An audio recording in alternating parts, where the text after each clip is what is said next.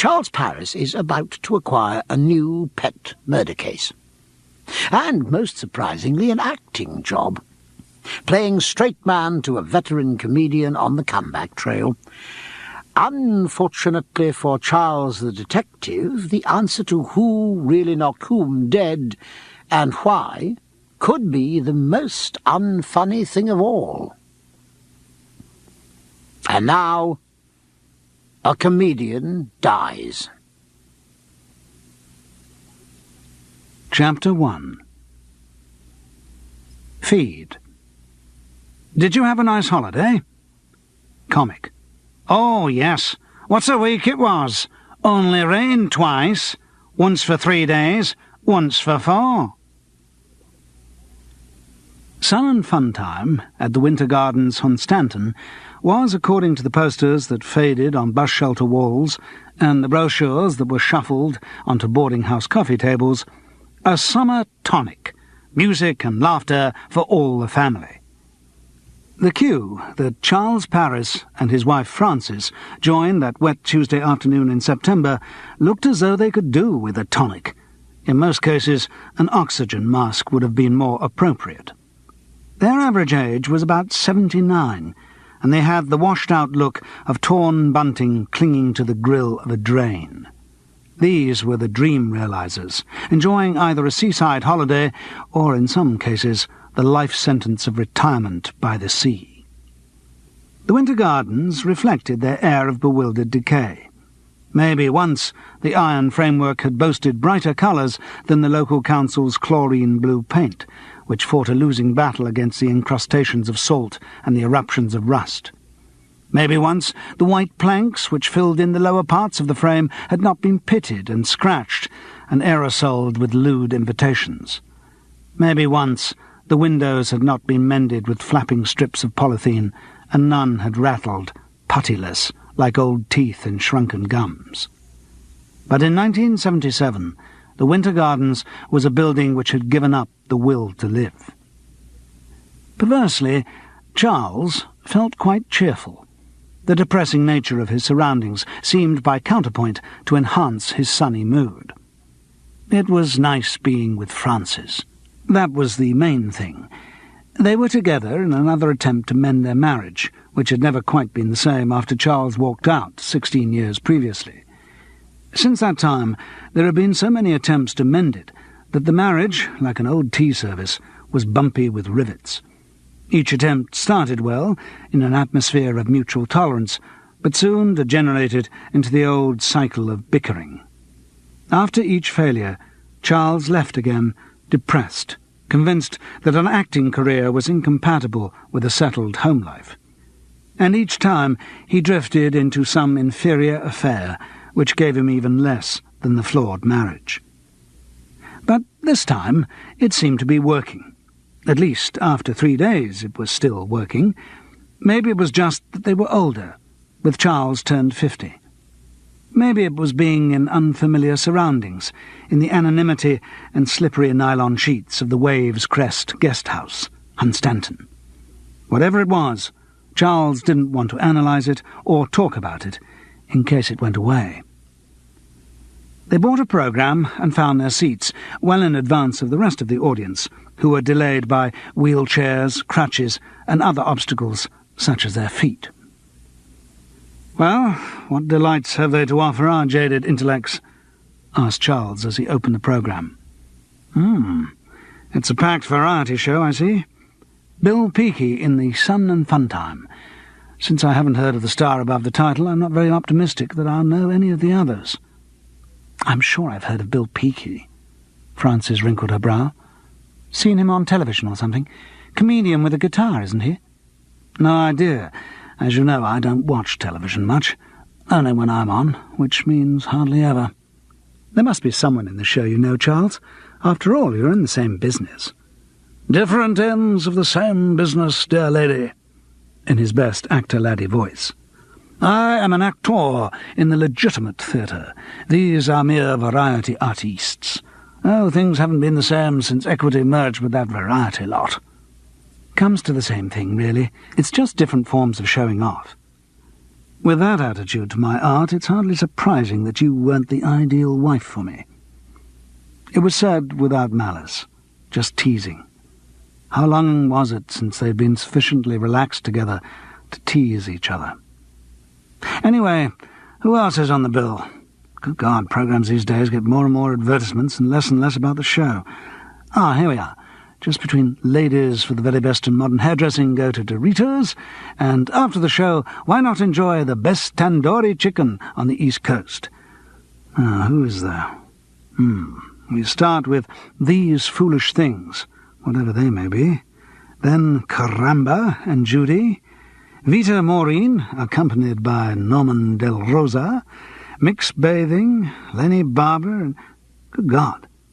That couldn't be Lenny Barber of Barber and Pole, could it? Of who? Oh, come on, Francis. Even with your limited knowledge of show business, you must remember Barber and Pole, all those radio shows after the war, and then telly, the Barber and Pole show. It was one of the first big variety shows on the box, in the 50s. You must remember. Oh, yes, I do. That's right, they had all those terrible catchphrases. Charles dropped into a gormless Lancastrian accent. "The pardon?" "Of course. Your party trick." "Yes, my one and only show business impersonation. Wilkie Pole of Barber and Pole. I used to do it all the time." "You can say that again, particularly when you were drunk." "It's all coming back. What was the other catchphrase Pole had? Oh, yes." Again the accent. "You're rushing me." I remember that one, too. God, it seems such a long time ago. It was. Why did they break up, Charles? Barber and Pole? Wilkie Pole died, right at the peak of their popularity, late 50s. Then I seem to remember they tried to launch Lenny Barber on his own, but it just didn't work. What's he done since then? Don't know. Kept reading about him in the papers in the early 60s. Bad publicity, mostly. Divorce, arrests for drunkenness, that sort of thing. All the symptoms of a successful career suddenly gone wrong. Then nothing. I suppose he's been on the bottle ever since. And who knows, maybe touring the clubs all that time, going lower and lower down the league. What a way to end up, though, if it is the same Lenny Barber, playing way down the bill to some jumped-up comic nobody's heard of. But everybody will have heard of him soon. Charles and Francis turned in surprise to the voice from the row behind. "Sorry to have been rubbernecking, Charles. I couldn't believe it was you." "Good heavens, Walter Proud. How are you?" Charles reached out, and the two men shook hands. You know Francis, don't you? My wife," he concluded with some surprise. "Of course I know Francis." The man leaned across and kissed her effusively, enveloping her in the fumes of a rather good lunch. From Frances' expression, she didn't share the recognition. Charles came to the rescue. "Walter's a television director at the BBC. I worked with him on—" "You're out of date, Charles. I left the Beeb last year. We didn't see eye to eye. I've gone over to the other side. Gone commercial." "What, you're part of the brain drain? On the staff of one of the—" No, freelance. I'm only on a 3-month contract at the moment as a producer, but if the project I'm on goes well, it's bound to lead to other things." "Sounds good. You enjoying it?" "Well, do you know Paul Royce?" The producer indicated a dark young man who was studying the programme by his side. "No, I don't. Hello, I'm Charles Paris." "Hi." "Paul's one of the brightest new writers I've come across for some time. Straight out of, where was it, Oxford?" "Cambridge." "Yes, and already been nominated for a UEF award for his first series. A radio thing, of course. Did you ever hear the Three-Legged Giraffe Show?" "The Two-Legged Giraffe Show," Paul Royce corrected testily. Charles said sorry, he didn't listen to the radio that much, and anyway, what the hell was Walter doing at a matinee of a summer show in Hunstanton? "Ah, Charles, well, that brings me back to where I interrupted you. We've come down to see Bill Peakey. The project on which I'm working is a 50-minute special with him. Bound to go to series. Should be very big. Paul here's going to be doing some of the writing for the show." "Not if Mr. Peakey thinks the same of the rest of my material as he did of the first batch I sent," Paul Royce interjected sourly. Proud was momentarily thrown. That remains to be seen, eh? But, Charles, have you really not heard of Bill Peaky? Afraid not. He came out of New Faces. Huh? The talent show that ATV do. He won the All Winners. I tell you, he's a very hot property. Going to be very big. We're going to see him after the show. Talk about our series. Music tinkled upwards from the pit. Most of the pensioners had been tucked into their seats. The show would be starting in a moment. Charles felt he should say something else and flicked through his mind for subjects. Oh, yes, domestic life. Angela and the girls well, Walter? Angela and I got divorced 2 years ago. Oh, I'm sorry. Best thing, probably. I still see the girls at weekends. Sometimes. Work and things permitting. Ah, glad to see you and Francis are still together, anyway. Oh, yes. Francis's hand found Charles's. He could feel it trembling with a suppressed giggle. The lights began to dim, and the noise from the pit grew louder. Walter leaned forward and hissed, "See you in the interval for a drink, eh? And maybe after the show we could go out for a meal or something." Charles remembered from their previous acquaintance that Walter suffered from the television man's terror of being alone, the need to surround himself with people, to buy company with interminable expense-account drinks, to extend every convivial evening as long as possible. He didn't take up the hint about a meal afterwards, but commented on the chances of an interval drink. "Likely to be tea, isn't it? Bars won't be open for a matinee, will they?" "Oh, no, they won't." Walter Proud leaned back in his seat. "No." He sounded deeply disappointed, and Charles identified the smell that he'd been conscious of since his conversation with the producer began. Neat gin. The curtain of the Winter Gardens Hunstanton went up to reveal These Foolish Things. They turned out to be a dance group of 4 boys and 4 girls. In fact, they were not just a dance group, but the latest in a long line of dance groups, all of which had been started by a choreographer called Chuck Sheba, known in the business as the Queen of Sheba. The first group he created was called The Young Things, who enjoyed reasonable success in television, cabaret and stage shows, until personnel changes and internal dissensions led to their disbanding and reforming as some of those things and a thing or two. This process of binary fission continued, so that these new amoeboid groups split again. Some of these things became the Thing Songs and the Best Thing. These Foolish Things, the group in Hunstanton, were born from the breakup of the Best Thing. But they retained the 3 trademarks which distinguished all Chuck Sheba's groups. Namely, they all bought their smiles from the same shop, they all mimed to taped singing, and they all did the same dance.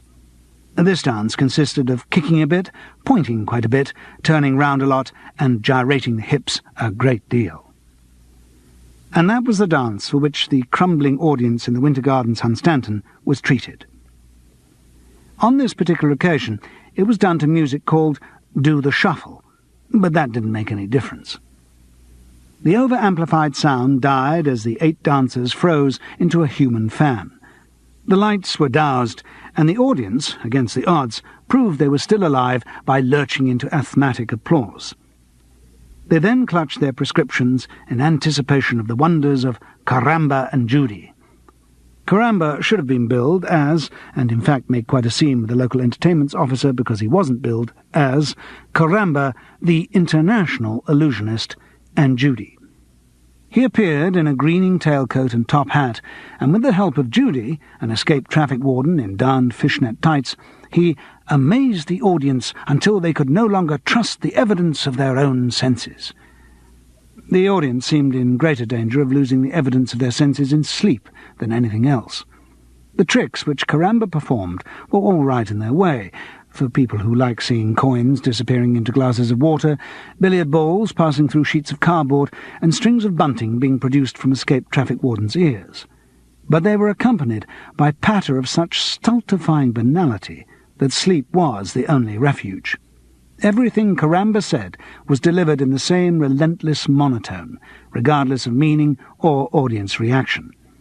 If he was truly, as his publicity claimed, the international illusionist, it must have been by virtue of his ability to be dull in many languages. His finale, a long-drawn-out allusion which apparently involved the burning of a £5 note reluctantly donated by a member of the audience, received the most diluted of applause. Charles strained in the darkness to read what delights would follow, but his effort was unnecessary, as the next act introduced itself. The curtain rose on a lady in a long, pale blue dress, cut high at the waist so as to push her bosom up into a mould like a soap dish. She was not over-endowed, and her bosom was spread thin, like a birthday cake run out of icing. The woman's face was the sort that went out with ration books, dating back to the days when wives were called Rita and Valerie, and everyone looked like Vera Lynn.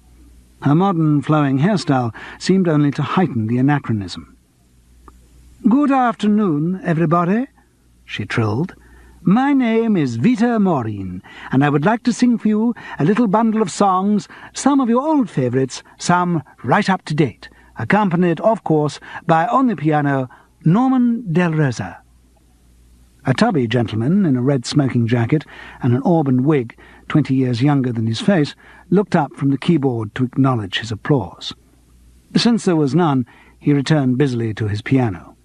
He played flashy chords loudly, without any music in front of him. Vita Maureen continued. "And first, in holiday mood, what could be more apt than that lovely number, On a Wonderful Day Like Today?"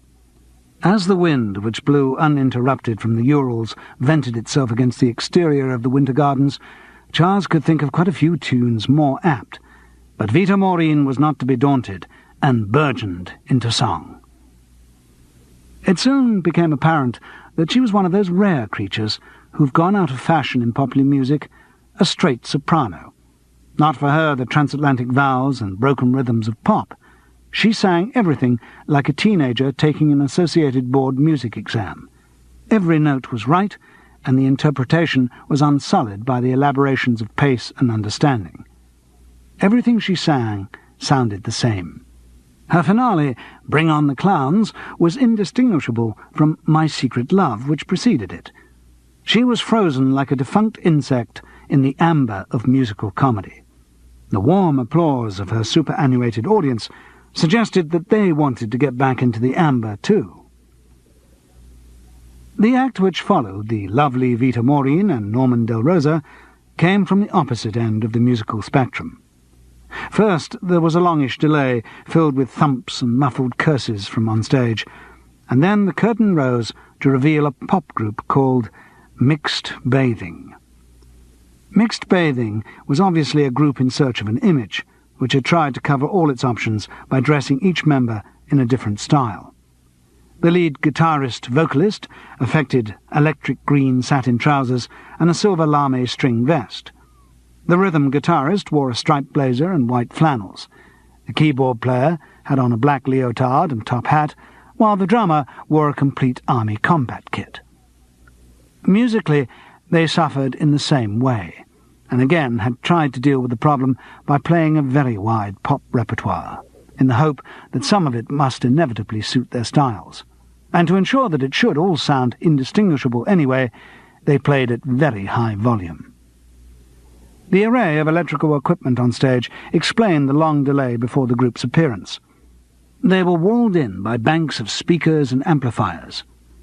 When they launched into their first number, Under the Moon of Love, those painted panes of glass in the Winter Gardens dome, hitherto undisturbed by the wind, joined their fellows in a cacophony of rattling.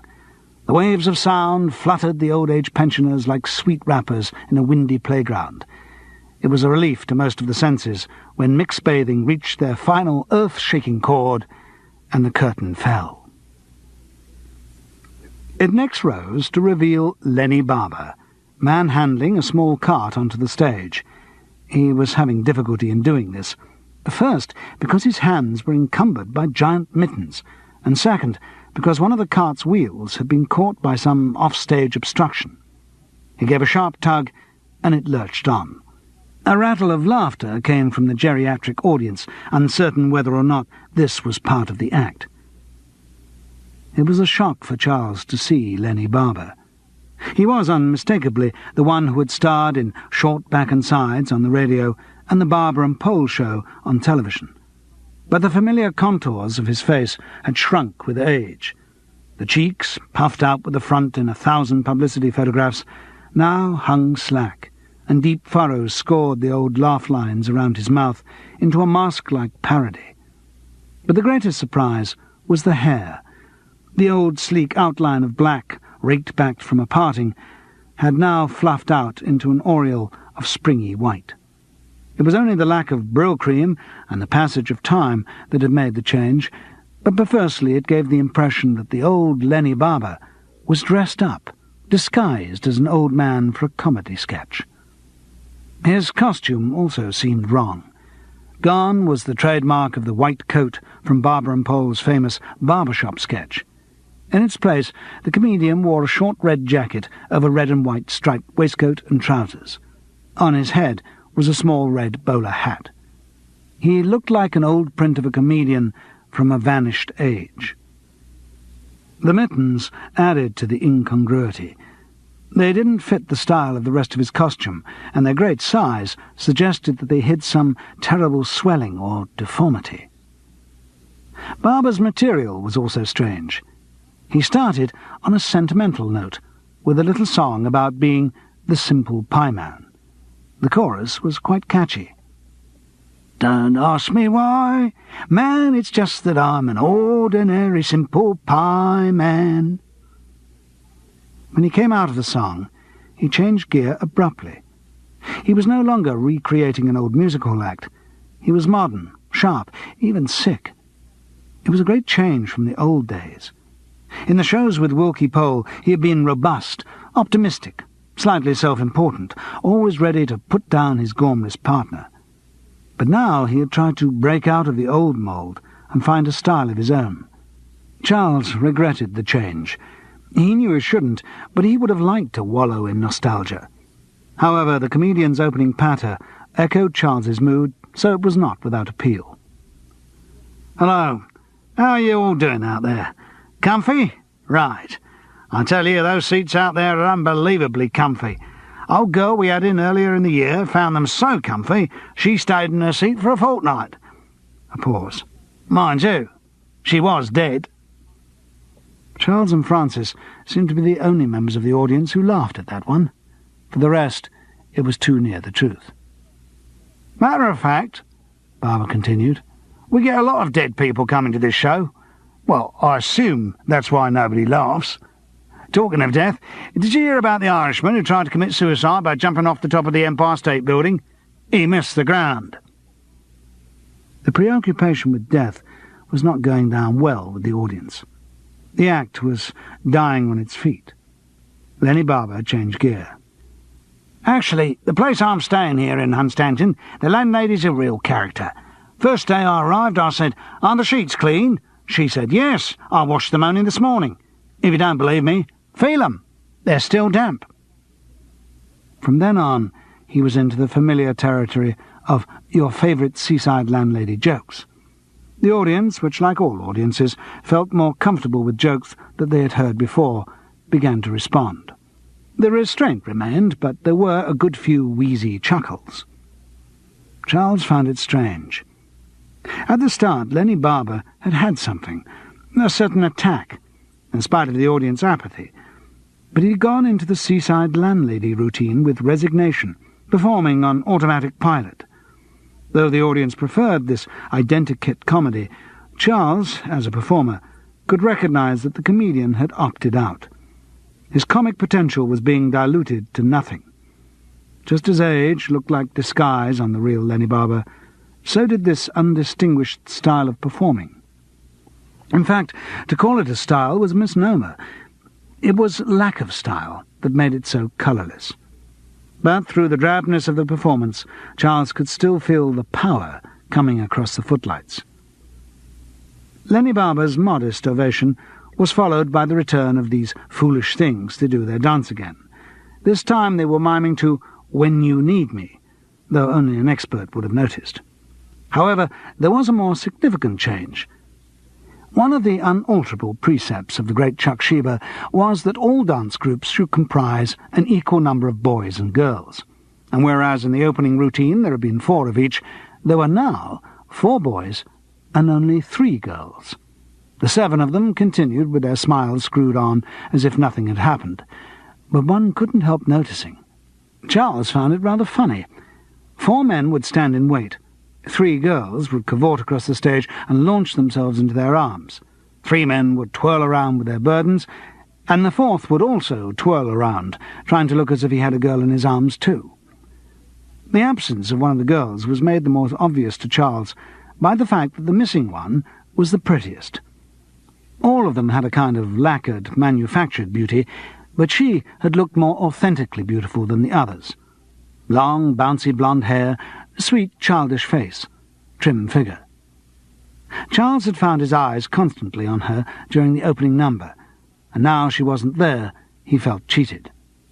Still, she didn't come back, and at the end of the dance the group spread out in another depleted fan. The curtain fell to a rattle of applause, and the lights came up for the interval.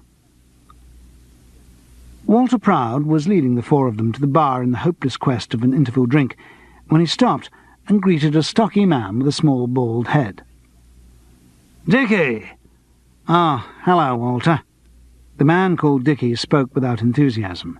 He didn't remove from his mouth the cigar, at the end of which 2 inches of ash hung precariously. Charles recognized Dickie Peck, one of the biggest agents in the business. They had met when Charles had been working with Peck's client, Christopher Milton, on the troubled pre-London tour of Lumpkin, a musical comedy based on She Stoops to Conquer.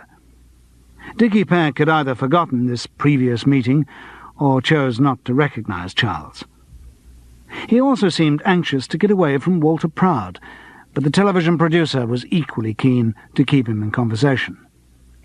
"What are you doing here, Dickie?" "Came down to see Bill Peakey." "About?" "About a project." The delivery was calculated to stop further inquiry. "Ah, I'm down here to see him too." "Really? If you'll excuse me." But Walter wasn't to be shaken off that easily. "Great act, isn't he, Bill Peakey? Really going to be very big. I mean, it's original, all that business with the guitar. And nobody else is doing that, except Billy Connolly, but he's too blue for the family audience. I like to think that the reason for Peakey's success is that he's up to date, marrying the old music hall comedian bit with a world of pop music that the kids understand. You know, they really identify when they see someone come on stage with an electric guitar, and yet he doesn't alienate the old audience either." Dickie Peck was plainly uninterested in Walter Proud's theories of comedy. "Sure. Well, I'm going round to—" At that point he was interrupted by the arrival of a thick-set young man in a sharp blue suit and a heavy gold identity bracelet, who spoke with the brash confidence of an East End street trader. "Hello, Mr. Peck, innit?" "Yes?" "I'm Miffy Turtle, Bill Peakey's personal manager. Actually, I also represent the group Mixed Bathing and Lenny Barber as well. But nice little package deal you've sorted out for yourself with this show," observed Dickie Peck shrewdly. Miffy Turtle accepted the compliment from a fellow agent with a tense little smile. "I heard you were out front this afternoon, Mr. Peck, and thought I should make myself known. Gather you'd like to meet the boy." "Yes." "Well, if you come round to the dressing room after the show, Billy'd be just delighted. I'm sure we'll be able to find a bottle of something. By the way, my name's Walter Proud. We met. I'm the television producer who—" Dickie Peck answered Miffy as if Walter had not spoken. "I have to get back to town rather quickly. There's a charity premiere tonight. I'd better have a word with Peakey now." Miffy Turtle was taken aback. Well, yes, I'm sure that'll be all right. Come on round, I'll show you the way." The 2 agents set off towards the pass door by the stage. "Oh, I think I'd better come along and see him now too. Come along, Paul."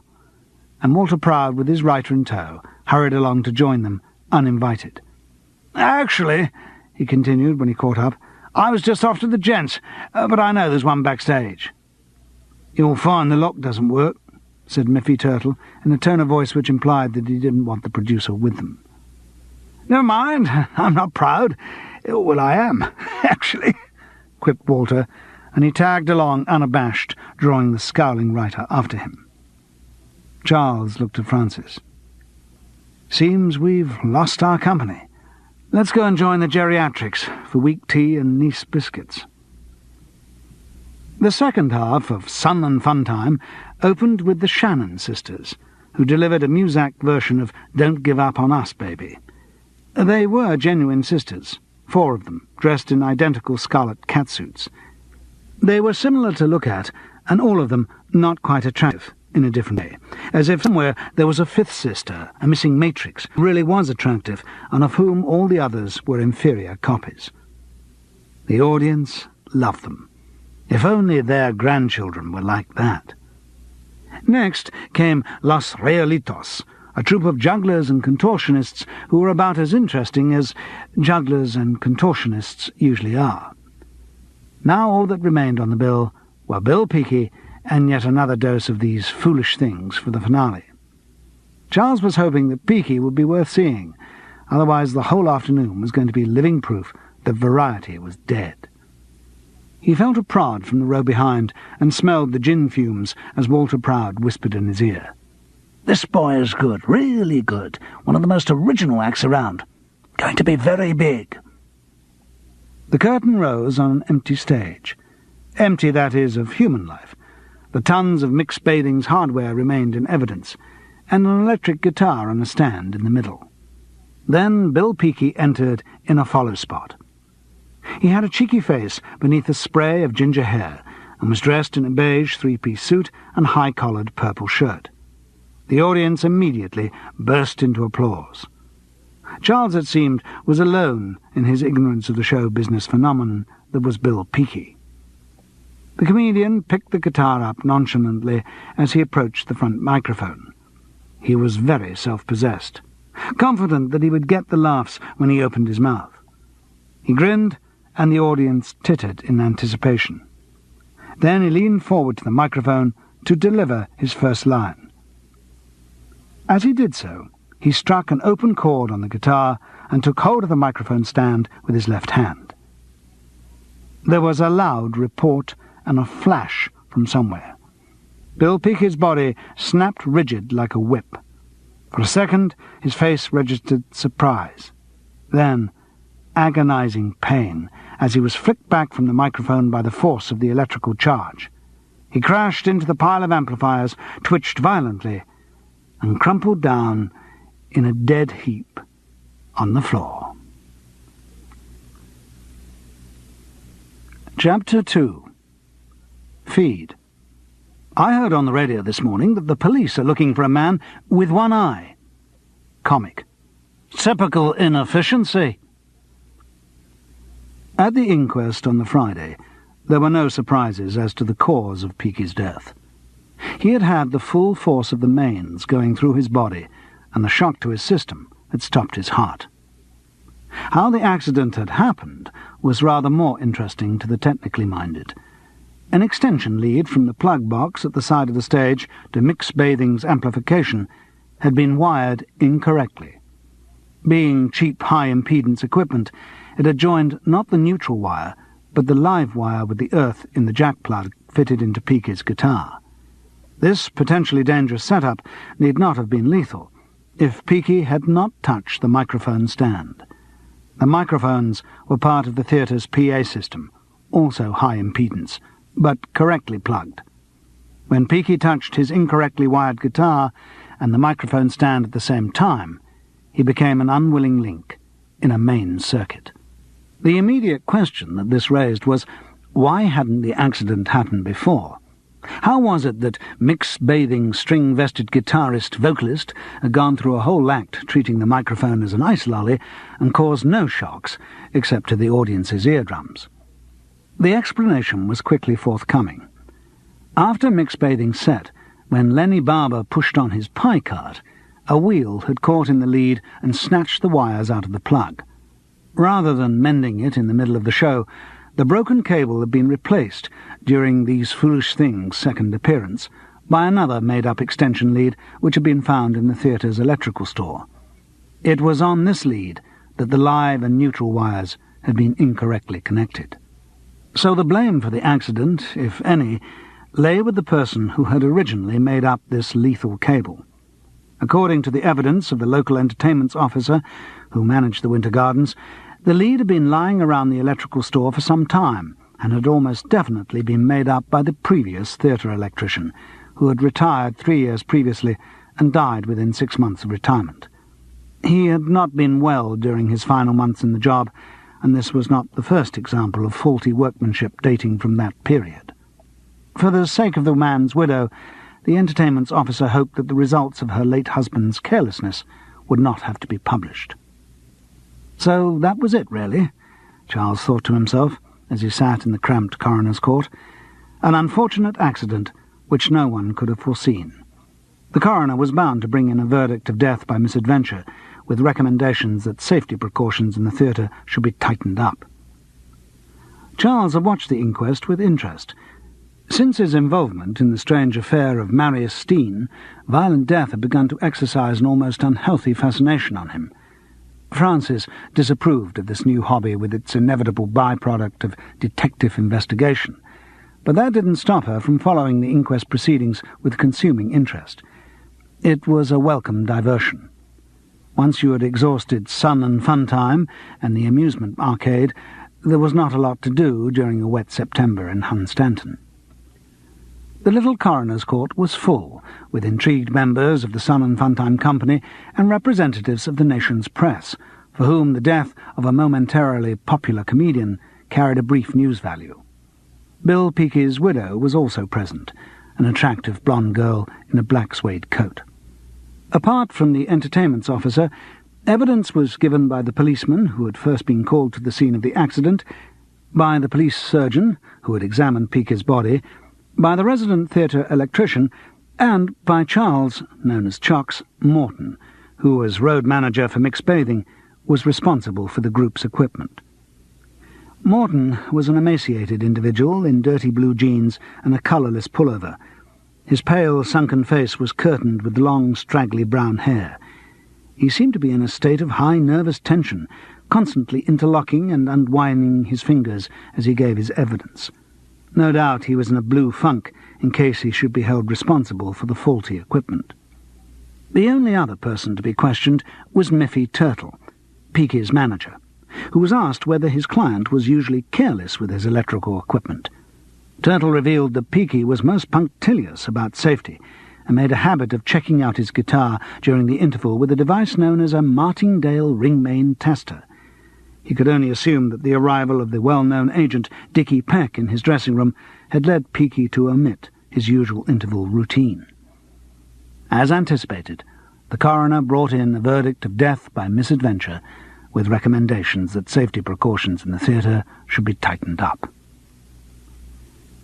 As Charles and Frances were leaving the coroner's court, they heard someone bustling to catch up with them through the crush. They turned to see the pianist Norman Del Rosa, auburn wig gleaming over a flushed face. "I'm so sorry," he said, "but it is Charles Paris, isn't it?" Charles admitted it was. Norman Del Rosa. We worked together on a pantomime in Worthing. Remember? Cinderella? You gave your Baron Hardup." "Oh, yes," Charles agreed vaguely. He remembered the pantomime, but he couldn't remember any Norman Del Rosa being involved in it. His face must have betrayed his ignorance. "Oh, you remember, Charles. You were with that little dancer, Jackie, who... I don't think you've met my wife, Frances," Charles interposed hastily. Jackie had been one of his early peccadillos, who, surprisingly, had turned up again in the Marius Steen case, and he did not particularly want Frances reminded of her. "I'm sorry, Norman. I really can't recall—" "Of course, the name. I was called Bobby Marquette then." "Ah, yes, it comes back. I'm so sorry. With the change of name and—" He just stopped himself from saying, "that frightful wig," and things, I just didn't make the connection." "Think nothing of it, dear boy. Delighted to see you." At that moment, they were joined by the lovely Vito Maureen, who, surprise, surprise, turned out to be Norman Del Rosa's wife.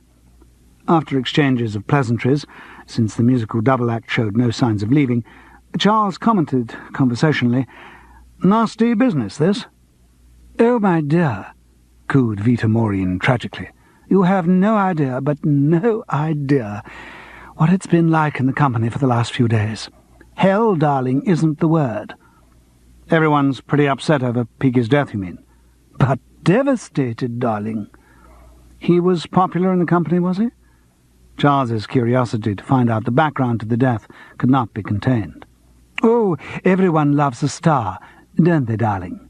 From his experience in the theatre, particularly from working with an egomaniac called Christopher Milton, Charles very much questioned the truth of this assertion. Norman Del Rosa also seemed to have misgivings. "Well, my love, I'm not sure that—" But his wife did not let him get into the flow of his objection. "It's really such a pleasure to meet you both," she interrupted. "Quite honestly, there are so few people of one's type in a place like this. You must come and have tea with us on Sunday. You will still be here, won't you?" And before Charles and Frances had time to marshal their excuses, they were committed to tea at 4 o'clock on Sunday at the Deverex Hotel. When they got back to the Waves Crest guest house, Charles found a message asking him to ring his agent. This was almost unprecedented. Maurice Skellen was the laziest agent in the business. Charles only stayed with him because he had no hopes of dramatic changes in his acting career, and because he was too soft to face the inevitable scene of severing their association. Besides, Maurice was quite amusing and a useful fund of theatrical gossip. He never got any of his clients' jobs, but he did keep them up to date with who was sleeping with who and how. Charles rang up about once a fortnight for his dose of backstage dirt. But for Maurice to ring him, that really was something. Charles could not completely bottle up a bubble of excitement as he dialed the familiar number on the Waves Crest payphone. As usual, Maurice went through his masquerade of pretending that the phone was being answered not by him, but by one of a horde of forelock-tugging underlings. Charles, however, knew that the agency was a one-man operation. "OK, Maurice, cut the pantomime. It's me, Charles. What gives?" "Oh, Charles, thank you for ringing back," said Maurice grandly, as if it were an everyday occurrence. "I've got you a telly." A telly? Good God, was it possible? Could rivers flow uphill? Had Maurice Skellen undergone a personality transplant and joined that small elite of agents who actually get work for their clients? Well, what is it? "It's an Alexander Harvey show," Maurice dropped casually. An Alexander Harvey show? Charles couldn't control the great surge of excitement he felt at the words. At last he was going to be recognized, not just as an adequate support player, but as a personality in his own right. Alexander Harvey hosted the most successful chat show in the country, which kept millions glued to their armchairs every Saturday night to watch the famous coruscate with wit in a spontaneous atmosphere of carefully rehearsed ad-libs. And now the Quicksilver repartee of Charles Paris was at last to be accorded its proper recognition. He was to be a guest on the Alexander Harvey show. "When is it, Maurice?" 3 weeks Saturday." Then the agent added maliciously, "Why, have you got something else big on?" "Ha ha. No, of course I haven't, because my bloody agent never puts me up for anything. Doesn't know any important casting directors, and is so in touch with the world of theatre that he thought the recent opening of Sophocles' Oedipus Rex was a world premiere. Now, Charles, that was a genuine mistake, and it's very hurtful when you dismiss my efforts in that cavalier manner. After all, I told you about the auditions for the modern dress look back in anger in Colchester, and I've just got you this telly." Charles apologised. "Yes, I'm being unfair. Sorry. How did the telly come about?" "Had a call from one of the Alexander Harvey researchers yesterday. Apparently they're doing some big nostalgia programme. It's the 40th anniversary of the Valve or something, and they're going to recreate some of the great radio and telly shows of the 40s and 50s. "But I wasn't in any of the great radio and telly shows of the 40s and 50s. "No, I know you weren't. But let me finish. Look, one of the things they want to recreate is one of the old Barbara and Pole routines. You remember them, Lenny Barbara and Wilkie Pole? Well, apparently a guy who was advising on the show, a producer called Walter Proud, don't know if you know him, well, he remembered that you used to do a very good impersonation of Wilkie Pole. Pole died incidentally. Don't know if you knew." Morris continued his explanation, and Charles felt a burning blush spread over his cheeks. To have thought that he was actually wanted for himself, not just as a convenient comedy feed. He tried to recall if he'd said anything to Morris that might indicate the way his thoughts had been turning. He decided he was probably safe. "I won't be expected to talk?" he asked with slight distaste, as if appearing on a chat show was his idea of personal hell. "Oh, good Lord, no. They'll have Lenny Barber on for a bit of a chat. All you have to do is play Pole in the little sketch at the end. Only one day's rehearsal, and the money's good." They went into some detail over the money. Charles, always amazed by the size of television fees, thought they should ask for a bit more, on principle. Morris was of the opinion that if any fuss were made, the casting director involved would say "thank you very much" and find someone else. Charles decided on reflection that Morris was probably right.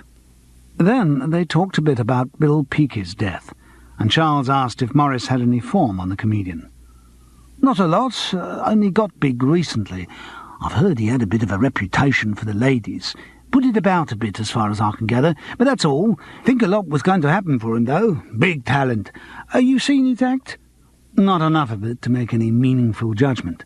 "He was a real live wire, I believe." "You can say that again." Tea in the lounge of the Deverex Hotel had probably not changed for 40 years. Charles kept feeling that he was back in rep, playing some antiquated thriller, in which the hostess, wearing a grey blouse and long tweed skirt, dispensed cold tea, while the chief suspect, a bounder in blazer and flannels, handed around plaster fairy cakes to the juvenile lead, an ingenue. He was maybe being a bit flattering to himself and Francis by casting them in the young roles, but Vita Maureen and Norman Del Rosa fitted their parts perfectly, even down to the costumes. And yet it wasn't a thriller. There was no crime. True, there had been a violent death, but that had been shown incontrovertibly to be an accident. Maybe something else would happen. Maybe Norman Del Rosa would step behind the sofa, cast his eyes down, and freeze with an expression of horror at the sight of an old dowager with a knife between her shoulder blades. Maybe Vita Maureen would open the cupboard to get out her Dundee cake and be transfixed by the sight of the undergardener's body swaying on a rope inside. So deeply was he immersed in his fantasy, it was quite a shock to find that the tea was hot and the fairy cakes soft enough to receive his teeth. "We always stay at the Deverex when we're in Hunstanton," Vita Maureen was saying. "They know us here, and I think the manager and his wife, charming couple, Bill and Geraldine, you must meet them, are more than a little stage-struck. I mean, most of their guests are, well, not to put too fine a point upon it, dull, and a lot of them tradespeople, so I think we're a breath of fresh air." "Yes," Charles nodded, feeling some sort of response was required. Vita Maureen continued telling of other hotels around the country where she and Norman had stayed. Charles's mind wandered. Frances was keeping up her social facade well, nodding and smiling encouragingly, as if what she was being told actually contained something of interest. He felt a twinge of irritation. Why did Frances suffer fools so gladly? He knew it was unreasonable to condemn her. He behaved just the same himself. But... Gloomily, he recognized the symptoms. Soon the honeymoon would be over again. He and Francis would niggle away at each other until there would be a major row over something minor. Then he would walk out again, and the cycle would restart. It was depressing. He'd felt really relaxed with her for the first few days, but since Bill Peaky's death, he was increasingly on edge. Bill Peaky, Lenny Barber. Comedians. Strange that Lenny Barber should be coming into his life again so soon. Coincidence. Vita Maureen's monologue continued. Well, in fact, it wasn't quite a monologue. Every now and then she would refer to Norman for confirmation of a date or the title of a show, and each time he supplied it, she would hurry on, hardly allowing him to finish his sentence. Charles felt desperately in need of a drink. Maybe he should have had a real skinful at lunchtime, so that he could doze, anaesthetised through this ritual of gentility. Maybe he did doze, Certainly it was with a shock that he realized they were discussing Peaky's death. "It doesn't do to speak ill of the dead," Vita Maureen was saying with discreet malice, "but I'm afraid certain people in the company will not have been wholly sorry to see him go." "Oh," said Charles, with the same intonation that he had greeted her other, less startling revelations. "I'm not one to spread gossip, but let's just say there was a certain young lady in the company with whom he was having a thing, or had been. I gather they broke it off, somewhat acrimoniously." She smiled apologetically. "The dressing-rooms of the Winter Gardens are disgustingly thin, aren't they, Norman?" "Oh, yes, my love. Of course, a lot of that goes on in the theatre. It's always a great relief to me that Norman and I work together. It means one doesn't notice other temptations. So much more satisfactory, isn't it, Norman?" She turned on her husband the sort of smile snakes reserve for rabbits. "Strange Bill Peaky dying like that, though, isn't it?" Charles mused. "I mean, if he was usually so careful to check his equipment every day, you'd think of all days he'd do it when a cable had been replaced." "But he did do it," said Norman Del Rosa ingenuously. Charles looked at him sharply. "What, you mean he did do it on the day he was killed?" The pianist blushed. No, I didn't mean that. I just meant that he always did. Every other day except that day. Maybe he didn't know the cable had been replaced. I remember there was a terrible accident when we were doing a summer season at Torquay." Vita Maureen swept the conversation on. But Charles was not deceived by Norman Del Rosa's cover-up. The man had seemed to know something, and the way he avoided Charles's eye confirmed the impression. An instinct for the untoward stirred within Charles. When he got Norman Del Rosa alone, he was going to ask what he really knew about Bill Peaky's death. The opportunity came surprisingly easy. Vita Maureen, who treated the Deverex Hotel as if it were their home, insisted on showing Francis around. Charles refused the guided tour, which made it difficult for Norman to avoid being left alone with him in the lounge. There was a silence. The pianist moved uneasily around the room, as if he knew the question was coming. "What did you mean, Norman?" "When?" "About Bill Peaky testing the equipment." "He always tested it. His manager said so at the inquest." "I'm talking about the day he died. Did he test it that day?" "Presumably not. How should I know?" The man looked desperately unhappy, as if he knew that his weak personality could not withstand even the mildest of interrogations. "I think you do know." No, it didn't take long. He broke immediately. "All right. He did test it." "With his ring main tester?" "Yes, he came down on stage at the beginning of the interval, like he always did, and tested out his gear." "And presumably it was all right?" "I don't know. If it wasn't, he would have said something about it, unless he was trying to commit suicide." "I don't know." "Why didn't you say anything at the inquest?" "Nobody asked me." Charles thought that pretty unlikely. The police were sure to have asked all of the company whether they had any information relevant to the accident. So what was Norman Del Rosa hiding? "Why were you on stage in the interval?" The question was asked very gently. I left some music on the piano." "Well, there's nothing wrong with that. You could have told the police that. But it's rather strange, because I saw the show, and you played throughout your spot without music."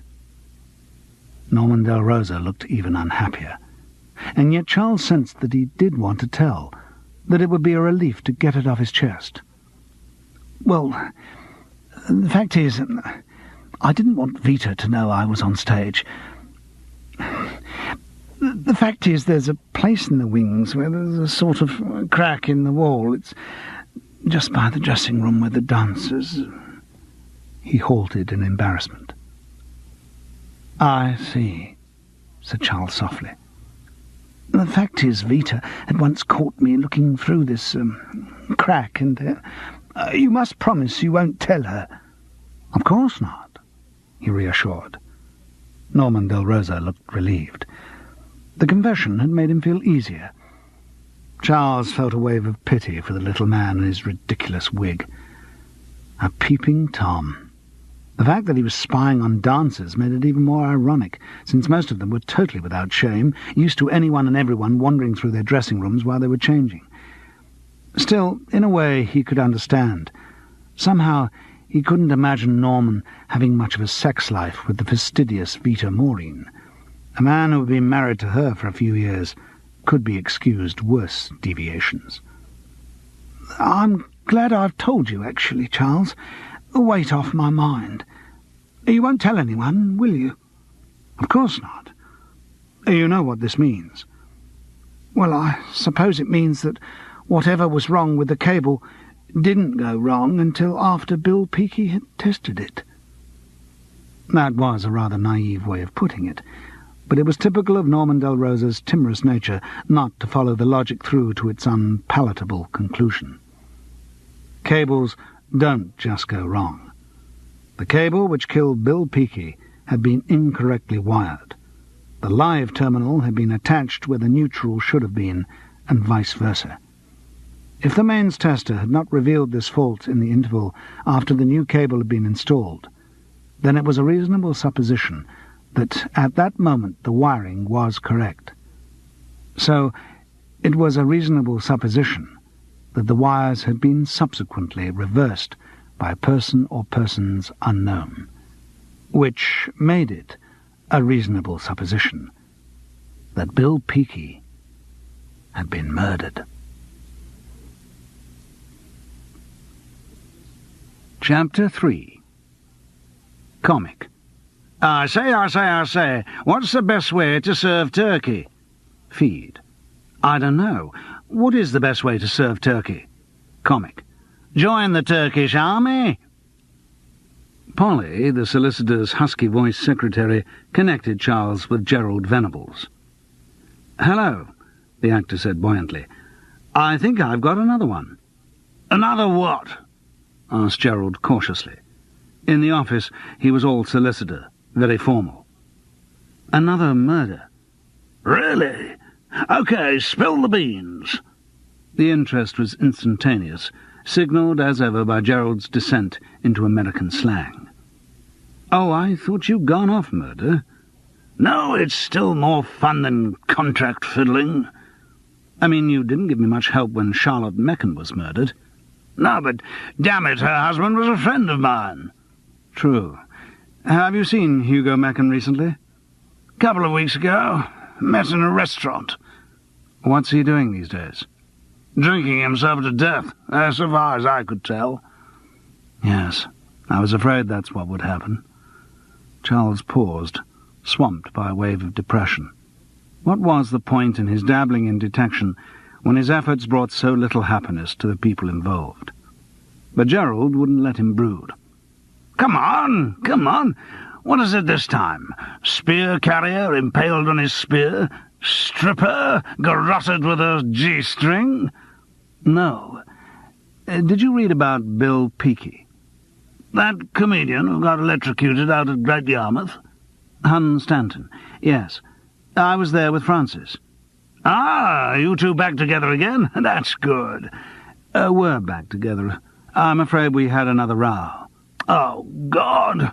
"Anyway," Charles changed the subject forcibly, "about Peakey." "What? You think his death may not have been all it seemed?" "It's possible." "But surely the inquest—" "The inquest may have been working on incomplete evidence." Briefly, Charles outlined Norman Del Rosa's revelation. "I see. Yes, it certainly does sound possible. Anything I can do?" "I'm sure there will be in time. For the moment, I just wondered if you have any background on Peakey." "No, nothing except what one reads in TV Times or a newspaper. He was one of those showbiz mushrooms who spring up overnight. One day nobody's heard of them, then they do a television and bang, everyone's talking about them. But I don't know anything about Peakey personally. Not really my end of the business, I'm afraid." "Nor mine, though it may be soon." "What do you mean?" Charles told Gerald about his booking on the Alexander Harvey show. "Oh, I remember. Wilkie Pole. That terrible character you always used to be doing at parties after we came down from Oxford." "Yes," into the accent. "Pardon? God, that takes me back. Look, Charles, give me a ticket for the show. I'd like to be in the audience." "What, to see me do my act?" "No, to see Alexander Harvey. He's a client. I did his divorce." "Divorce? I didn't think women were his thing." "He's not the first to have made a mistake. I think he still kicks with both feet, anyway." "Interesting. Is there any rehearsal for the show?" "Just the day before the recording. But Walter Proud's taking me out to lunch today to meet Lenny Barber." "I thought Walter was for the BBC. The Alexander Harvey show's the other side, isn't it?" "Yes, Walter's freelance now, sort of throwing ideas around to all the companies." "I see. Thought he was rather well placed at the BBC." "Yes, but he left. I don't know. Reading between the lines, I think there may have been some sort of row." Anyway, you'll get a better lunch on ITV expenses. Where's he taking you?" "Restaurant called Great Expectations." "I hope they're realised. Let me know when you get anywhere on the murder." Great Expectations had recently opened in that Notting Hill area which is so convenient for lunching from BBC Television Centre. It was a concept restaurant, themed wittily around the works of Dickens. A bust of the author greeted patrons outside the door, and inside the walls were covered with prints from his novels. The motif was carried through to the table mats and napkins. Menu and wine list were held in leather folders like first editions. The waiters and waitresses looked as though they'd escaped from the chorus of Oliver. This high camp had also invaded the food. Instead of being called sensible things like tomato soup or steak and kidney pie, the dishes rejoiced in such titles as Sary Gamp's Strengthening Broth or Mr. Pickwick's Noble Pudding. Beneath these fanciful names on the menu, just to make the whole exercise completely pointless, appeared translations of what the items really were. Charles arrived a little late to find Walter Proud and Lenny Barber already perusing their first editions. The producer introduced them perfunctorily, but the comedian seemed engrossed in choosing what he was going to eat. "Have a lot of trouble with the old guts," he confided to the world at large as he sipped a large whisky. "Hey, Walter, do you reckon this Martin Chuzzlewit would have garlic in it?" "I wouldn't think so. It says underneath it's toad in the hole, and I think all the food here is supposed to be traditional English." "Well, maybe I should try that." Lenny Barber didn't seem convinced. "How about a Tale of Two Cities?" offered Walter helpfully. "That's just 2 poached eggs on spinach." I'm never sure whether eggs help or hinder." "It's very plain, sort of Florentine." "That sounds foreign." So Lenny Barber didn't want any of it. Eventually he went back to the Martin Chuzzlewit, which the tassel-capped waiter assured him was wholly without foreign condiments, and a Sydney Carton, tomato soup to start with. Walter plumped for Fanny Square's pâté, followed by a Dombey and Son with a mixed green Little Dorrit. Charles was a bit more adventurous and ordered Quilp fritters and a rare Nicholas Nickleby. Walter consulted the wine list and ordered wine as if his life depended on it. Lenny Barber said he would keep drinking scotch and asked for another. Charles was interested in the comedian. He had that feeling, which even hardened actors cannot quash, of being in the presence of someone special, a celebrity. In spite of the downward spiral of his career, Lenny Barber had been, in his prime, one of the greatest comics in the land. His catchphrases had been on everyone's lips. Charles wanted to hear the man talk. He also wanted to hear the man talk about Hunstanton and Bill Peakey. Unwillingly, because he liked what he knew of the comedian, he had to admit that Barber was a prime suspect. Professional jealousy of a cocky upstart might have provided a motive for the crime, and Barber had been pulling the cart that broke the cable in the first place. Investigation would be necessary. He looked covertly at the comedian. The spray of white hair over the lined features was still a shock, but at close quarters the face seemed to have more of the impudence of the old barber. Another surprise was the hands. The strange mittens in Hunstanton were explained by heavy crepe bandages. Interesting. Those too must be investigated. But first, social conventions. "It's a great pleasure to meet you. I've been a fan of yours for many years." He hoped it didn't sound meaninglessly fulsome. Barber seemed to take it straight. "Surprising the number of people who say that they've always been fans. What happened to them when I needed fans? That's what I want to know. People forget pretty quickly." He spoke without bitterness, just acknowledging facts. "I don't think anyone who heard them or saw them will ever forget those Barber and Pole shows. The number of people I've heard saying they wish comedy programs were like that nowadays." "I've been available. The trouble is the public never want anyone to change. They like me with Wilkie, and so they should. It was a good act. But they've never been able to accept that that was only one style I could do. I mean, I've been developing as a comic all my life. Still am developing. And yet all the public wants is me back with Wilkie. When he died, they didn't want to know about me on my own." "It must have been quite a shock for you when he did die." "I don't know. We'd known for some months he was on the way out. Mind you, it certainly would have been a shock if I'd known the effect it would have on my career." "I meant personally." "Personally?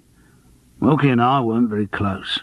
Obviously, we spent a lot of time together professionally, but we weren't bosom mates. Anyway, I've been thinking of splitting up with him for some time, so his death sort of decided that for me." "But why did you want to get out of the double act? It was enormously successful." "Oh, sure, but it was holding me back in my career. You see, Wilkie was a grand feed, but that's all he was. I was the funny one." The arrival of the first chapters of their meal gave Charles a moment in which to assess this claim. Though it sounded arrogant, there was a lot of truth in it. Lenny Barber had always been the funny one. It was his face that one remembered, ballooned out with indignation, twisted with deceit or crumpled with disappointment. Wilkie Pole had been a funny accent and a couple of catchphrases, but otherwise just a straight man. The ease with which Charles could imitate him and presumably step into his place showed the lack of strong identity. And yet Lenny Barber had needed him. His subsequent fall from popularity had shown that. Wilkie Pole had been nothing special in himself, and yet he had been the irreplaceable catalyst in the chemistry of a unique double act. Barber was having difficulty holding his soup spoon with his swaddled hands. Some of the red slopped onto his bandages. "Shit, looks like the stump's bleeding again." It gave Charles the perfect opportunity. "Well, what happened? Have you lost a finger or something?" "No, joking about the stump. I got burned. Bloody electric kettle in my digs at Hunstanton. It was faulty." Charles's heartbeat quickened. Faulty wiring could certainly give a burn, but would it be possible to get that kind of shock while sabotaging an amplified extension lead, as well as from a faulty kettle? "When did it happen?" he asked casually. "A Sunday. When was it? 2 weeks ago last Sunday." In other words, before Peaky's death. Charles realized the stupidity of his recent conjecture. Barber had had the bandages on when he did his act in the first half of Sun and Fun Time, and since the fatal fiddling with the cable had been done in the interval, that couldn't be how the comedian got burned. With this realization came another comforting thought. If Lenny Barber's hands were still so painful that he couldn't manage a soup spoon, it was impossible that he could have dismantled the plug and changed its wires 2 weeks previously. So unless the whole business with the burns was an act, Lenny Barber didn't kill Bill Peaky, and that could be confirmed in time by a look under the bandages. The germ of a further thought was also born. 2 comedians in the same show, both the victims of electrical accidents. Was there a connection? This chain of ideas didn't come to Charles immediately, but evolved while he continued to question the comedian about his relationship with Wilkie Pole. "How did the 2 of you get together?" He knew he sounded like a show business page reporter, but he wanted to get to know the comedian, and few performers can resist talking about themselves. Walter Proud didn't contribute to the conversation, but sat back complacently, as if he'd just introduced Gilbert to Sullivan. Met on the halls. We were both touring around in the early 30s, only in our teens. I was called Charlie Wobble then. My act was a few impressions and a patter routine. Wilkie was with a vocal harmony group called the Song Thrushes. Usual thing happened. I wanted to try out a new sketch, which was two-handed. He hadn't done anything like that, but said he'd have a go. Bilston Royal, I think the theatre was. Anyway, it went all right with the audience, and so a couple of years later, when I'd got some more double-act routines, I looked him up again, and we got together. 37 it was. He had responded in the style that Charles's show business reporter approach demanded. The story had been told many times before, but he was prepared to tell it again so long as no one expected him to get too excited about it. And then you toured the halls as a double act. Yeah, a good few years of that. And were you a success right from the start? Good God, no. We died the death. I tell you, you name any theatre in this country, and we've died there. There's no such thing as overnight success in this business. You're as good as your last show. Even when you've got a good act, it can suddenly all go wrong. The audience just stops laughing. No reason you can tell anyway. They just suddenly don't find it funny anymore, and you're back where you started. So you and Wilkie Pole just plugged away at it, doing the same act time and time again until the audience began to appreciate it? No, of course not. Blimey, where were you brought up? The Royal Academy of Bleeding Dramatic Art? A music hall act is not a play. You don't go on doing it the same until the audience likes it. You change it all the way, so that the audience likes it. Wilkie and I changed the act every night. Added little bits I thought of, tried new things out. That way we got to know what was going to work. I mean, take something like our barbershop routine. You wouldn't recognise that from the way we'd done it at first. By the time we got it good, we'd changed every line. We were only doing the stuff that worked. Mind you, an audience could still surprise you and give you nothing, but at least we knew we were in with a chance. That act took at least 5 years to get going, and we were still developing it while we was doing the radios and teleshows. Lenny Barber paused and poked rather suspiciously at his Martin Chuzzlewit, which had just arrived. Walter Proud took the opportunity to assert his entrepreneurial position. Actually, I wanted to talk about the barbershop sketch.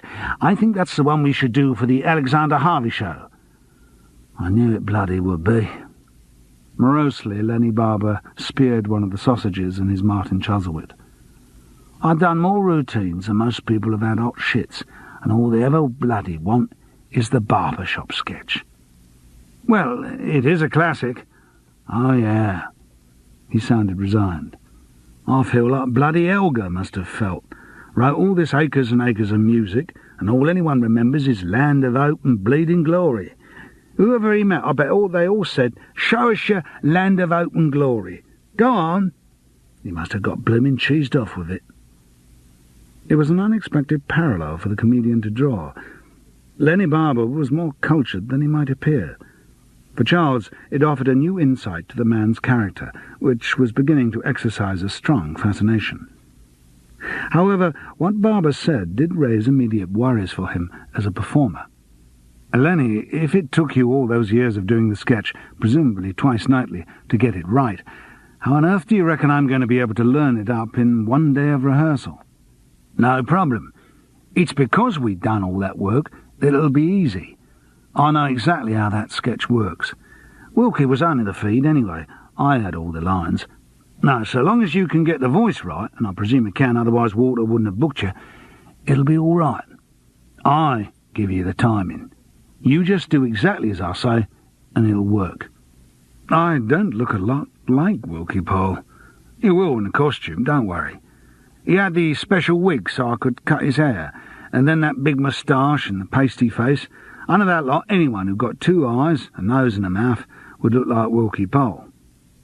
While not wholly flattering to his self-esteem as an actor, this was at least a comfort for the job in question.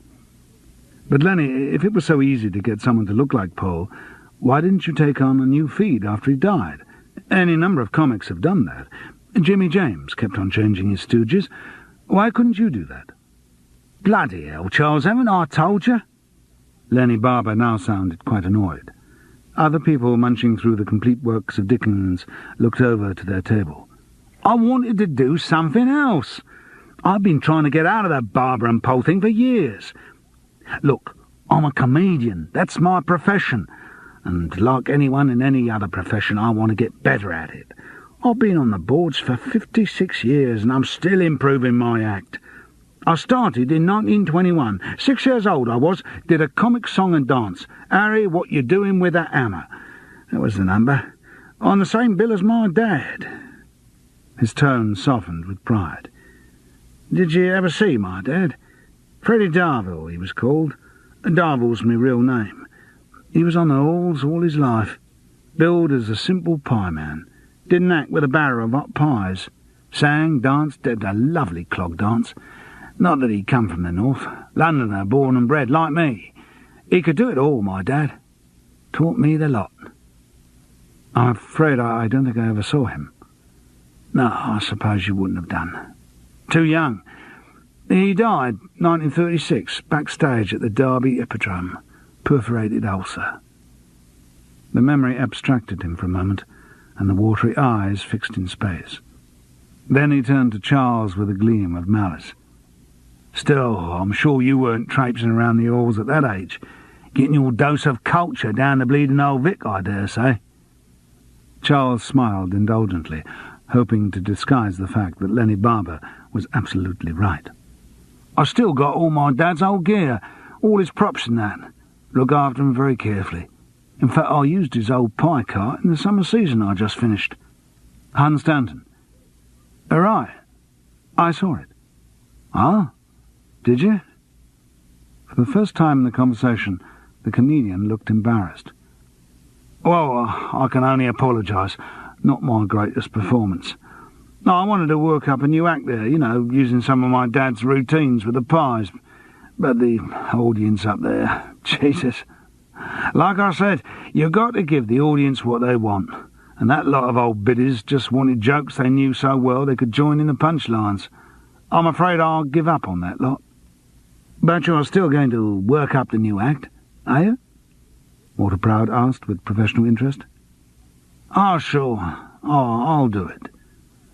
Because I'm still convinced that with the right sort of act, the right breaks, a timely telly show, you can make a very big comeback. Nostalgia's very big in the entertainment business. Thank you very much. The words were loaded with irony. If I make a comeback, it won't just be because of nostalgia's very big, whatever that means. It'll be because I'm a bloody good comic. I'm going to go on being a comic, and if it turns out that I'm what the audience wants suddenly, then I'm sure I'll be a rich and popular comic again. If that doesn't happen, it won't stop me working. But don't you get depressed when it's going badly? Asked Charles, prepared to identify with the reply. Of course you do, but it won't stop you doing it. It's my profession. Look, an estate agent doesn't stop estate agenting when a house sale falls through, and I don't stop being a comic when I get the bird. I get depressed, sure, but it just makes me determined to do it better. I'm not like that poor boy who used to do I Do Like to Be Beside the Seaside. What's his name? Mark Sheridan, that's right. He shot himself in Glasgow when the audience hadn't liked his act. Well, that's not my style. I just keep doing it. But surely you want to get back to the success you had in the 40s and 50s. Oh, sure I'd like to get back. I'm human. That was good. That was a peak. Money for a start. Being recognised in the street. Flash restaurants. Showbiz golf. Raw variety show. All the ballyhoo. But if it doesn't happen, I'll still be a comic. That's all I'm saying. I think it could happen again, said Walter Proud wisely, as if he was withholding some information on the subject. Charles knew from his experience of Walter's character that he wasn't. I don't think about it no more. Barber took a swig from his whisky glass.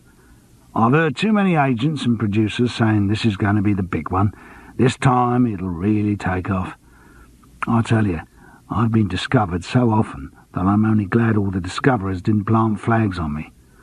OK, a comic has peaks and troughs. I've had my peaks. I'm lucky. A lot of comics never even had that. My dad never made it big. Always a great comic, but nobody remembers the name. And what's more, it didn't stop him working. The long exposition of his life seemed to have relaxed him. He joked over the choice of sweets before plumping for a little Nell.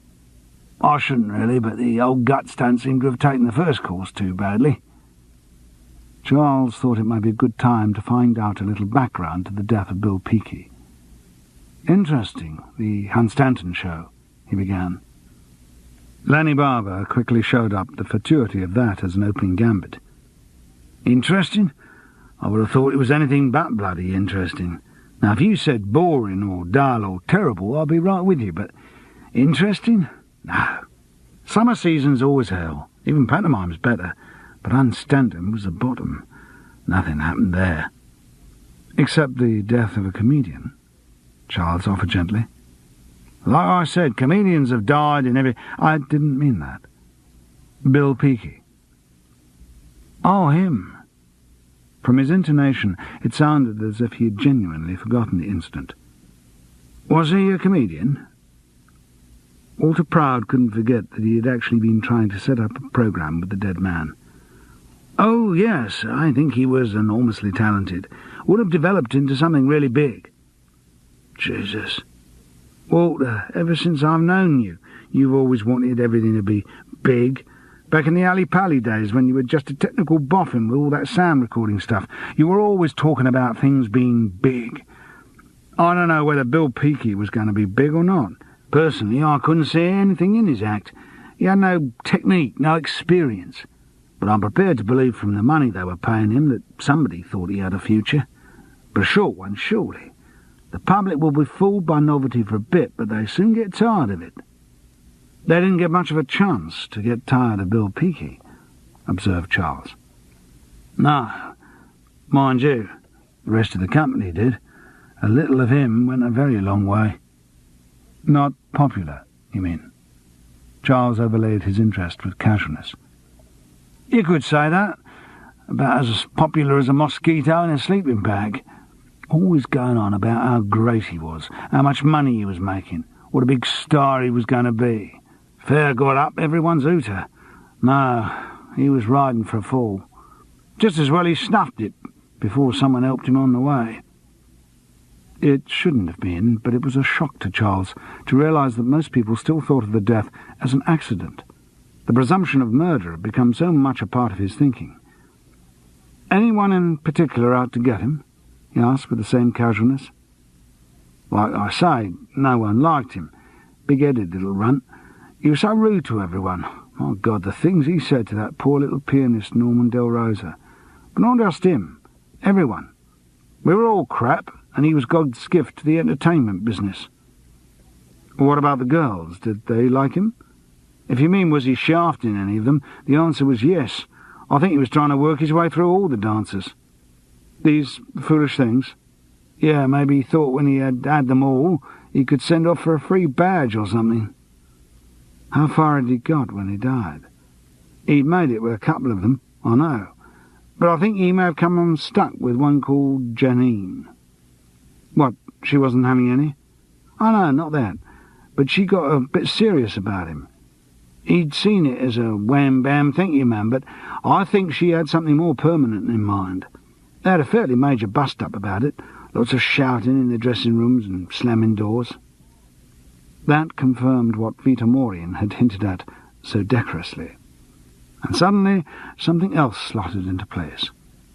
Charles thought back to the show in the Winter Gardens, Hunstanton, to the end of the first half, when these foolish things had mimed and danced to When You Need Me, when, contrary to all the teachings of Chuck Sheeber, the great choreographer, there had been 4 boys and only 3 girls. Charles reckoned he could put money on the name of the missing girl. In fact, to find the murderer of Bill Peakey, the first essential was to trace a foolish thing called Janine.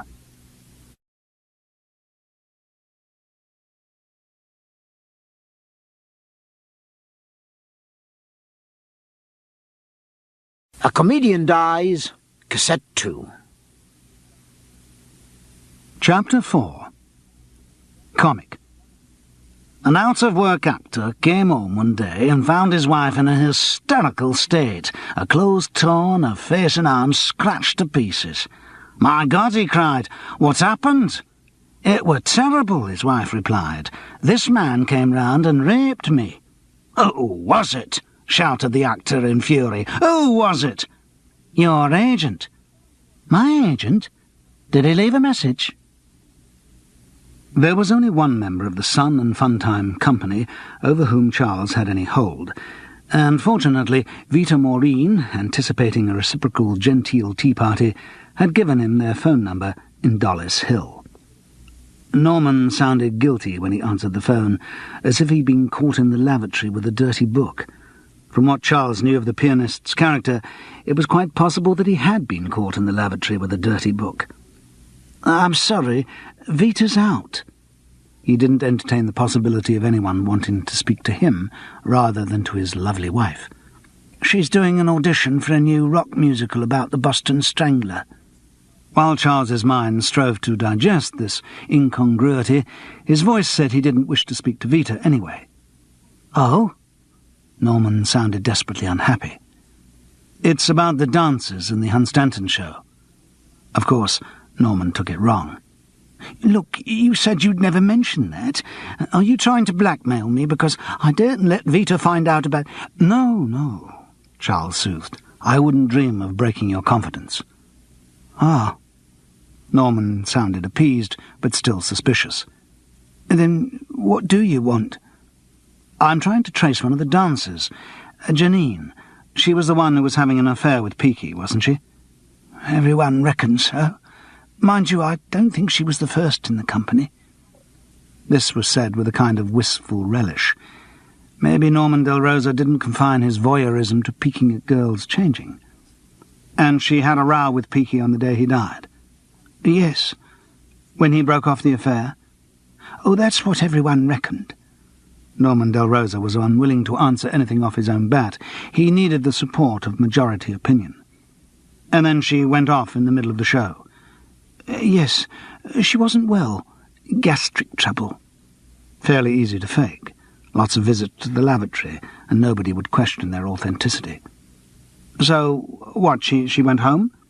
"Back to her digs, yes. Got a taxi, actually." Norman dropped his voice for the great daring of an opinion. "I think it could have been caused by the emotional upset." Charles agreed, but didn't say so. "Do you happen to remember when she got the taxi home? Straight after their opening number, or what?" "Well, she may have ordered it then. I don't think it arrived till the end of the interval." Giving her plenty of time to tamper with the amplifier extension. "Look, I want to get in touch with this Janine. Any idea where she lives?"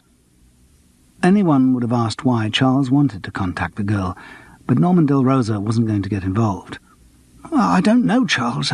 I mean, I know where she was staying in Hunstanton, but she'll have gone from there." "Well, give me the address anyway. She must have told the landlady where she lived." Norman gave the information, again making no concession to curiosity. Maybe he regarded this as the price of Charles's silence over his own sad little secret. "And if I don't get any joy there, do you know who the group's agent was?" Again Norman obliged. Then, with ill-disguised relief, he put the phone down. Janine's Hunstanton landlady had stepped straight out of your favourite seaside landlady jokes. As she fulminated down the phone, Charles visualised a McGill postcard figure, arms folded righteously beneath her enormous bosom, bottom thrust backwards with rectitude, body swathed in a print overall and curled hair scooped up into a red print handkerchief. Basically, she was offended by his call, and she let him know it. "I keep a respectable private hotel, and I don't give the addresses of my clients to any Tom, Dick and Harry who phones up out of the blue. I'll have you know I only allow in a very respectable type of client.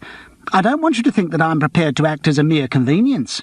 I don't set up assignations for girls who come and stay here. You ought to be ashamed at your age, chasing after young girls. She's not been here for weeks anyway. I know you dirty old men, pestering girls young enough to be your daughters. Well, I don't keep a licensed brothel, and I... Look, all I'm trying to do is to contact the girl to... Don't you come the heavy breather with me, my man. Oh, I know your sort. You think just because a girl's a dancer, because she's prepared for her art to show a little leg on stage, that... The pips went. Charles decided it wasn't worth putting in more money. He stood irresolute by the payphone on the landing of the Hereford Road house where he lived. One thing the affronted landlady had told him was that he needed a cover.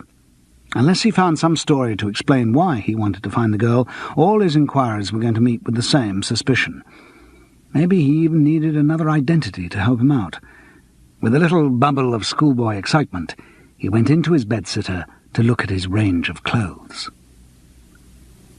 The man who walked into the office of All Talent Artistes in Berwick Street was wearing a trilby hat and a long beige mackintosh. The trilby dated from the days when men actually wore trilbies, and the raincoat Charles had bought at a jumble sale during one of his economy drives, and never worn because it was too big. He thought the image was not inappropriate to an insurance salesman.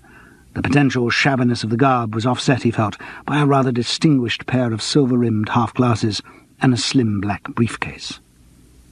The girl in the hard-boarded-off cupboard, which served as reception, was not impressed. She peered over her typewriter and the detritus of coffee cups, publicity photographs and handouts that littered her desk. "What do you want? If it's Danielle, French model, that's up 2 more floors." "No, I wanted to come here," said Charles, in the precise tones of an insurance salesman, innocent of any activities of French models other than modelling Parisian fashions. He had worked quite hard on the characterization. He was using the voice he had developed for the Fire Raisers in Newcastle. Had I not known it to be a good play, this production would not have convinced me of its merit. Hexam Courant. And if he ran out of motivation or vocabulary for his character, all he had to do was to focus his mind on his son-in-law, Miles Taylorson, who was a rising force in the insurance world and spent all of Charles' rare visits to his home trying to get his signature onto a policy. Charles produced his carefully prepared identification routine. "I'm from the Eagle Crown Insurance Company." He didn't give a name. There was always the danger he might forget it. "I'm trying to contact Miss Janine Bentley, whom I believe is a client of All Talent Artistes." Maybe the whom was a bit much. Still, the girl was not a discriminating audience. "Well, she doesn't live here. Why don't you try home?" "I have tried, but I had no success at the address where we previously had dealings." The girl still looked at him askance. "I'll go and tell Mr. Green you're here." She edged round her desk and through a door in the hardboard partition. Opposite Charles hung a publicity poster for These Foolish Things. As, when he had seen them on stage, he was struck that Janine Bentley was the prettiest one. She intrigued him. There was a quality of innocence in her face that seemed out of place in a murder investigation. The thinness of the hardboard which separated off Mr. Green's office meant that Charles could hear exactly how the agent's secretary described him. "There's a funny sort of bloke outside trying to contact Janine." "Oh, yeah? Who is he?" "Says he's from some insurance company." "Legit?" "Dunno. Looks a bit weird." Weird. It is the actor's lot to have his performances dissected by ill-informed critics. "You'd better show him in." The secretary came back into view and scuttled behind her desk as if Charles had rabies. "Mr. Green will see you, if you like to go in." Mr. Green was a thick-set man whose nose appeared to have been the victim of cosmetic surgery. The disparity between it and the rest of his heavy features made it almost impossible to conduct a conversation with him without staring transfixedly at the little button in the middle of his face. Out came the identification routine again. Green looked at him in silence for a moment, assessing. "I gather you're trying to contact Janine Bentley." "That is correct, yes." "Why?" Still on prepared ground. "A couple of years ago I sold Miss Bentley a life insurance policy, linked in fact to our property fund, which I must say is doing very well at the moment with the current upturn in property values. Well, there has recently been a slight change in our company's manner of dealing with our clients' investments, and I wanted to discuss the new options available with Miss Bentley." Pretty damn good, Charles thought to himself. Green still looked at him. Janine never struck me as the sort of girl to go in for life insurance. Oh, really? We are talking about the same Janine, aren't we? The one who dances with these foolish things. She obviously behaves very differently with different people. I mean, she went into the whole business of insurance with me in great detail. A very mature, responsible young lady. You wouldn't think it when you see her on stage, all flashing thighs and carefree bounce. But I find a lot of my clients are like that. Whatever they're like on the outside, sensible people do think about life insurance. I don't suppose you yourself might be interested in any of the schemes that our company offers?" he added diffidently. That was naughty. He shouldn't have got carried away. But fortunately, Green reacted just as Charles always did when Miles got onto his favourite subject. "I wouldn't, under normal circumstances, give anyone the address of one of my clients. You know, there are a lot of strange people about." The agent paused and appraised Charles.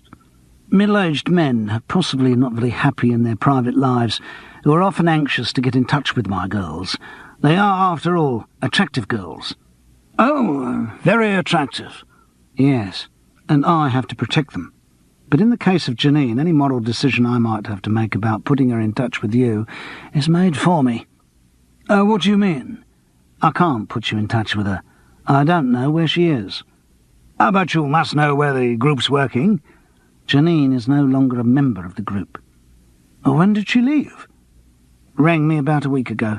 Said she had to get out for personal reasons. Bloody inconvenient for the group. They've just got a big telly-spectacular coming up, and I've got plenty on my plate without having to rush around auditioning new girls. Apart from anything else, all the ones I've seen so far have been terrible." "So Janine left just at the end of the Hunt Stanton booking?" "Exactly." "Or could you give me her home address so I can contact her there?" "Wouldn't do you a lot of good if I did. She moved out. Used to live in a flat with her boyfriend, but I gather they split up. Anyway, he's moved out too." "You don't know the boyfriend's name?" "No. I spoke to him once or twice on the phone, but never got his name. Janine kept her private life very private." "Oh, disappointing. A blind alley. Incidentally, Mr. Don't tell me your name, because I'm as unlikely to believe that as I am your phony cover as an insurance salesman. I find it rather strange that you know the foolish things have just been in Hunstanton." Charles smiled feebly. "Oh, I like to keep an interest in show business."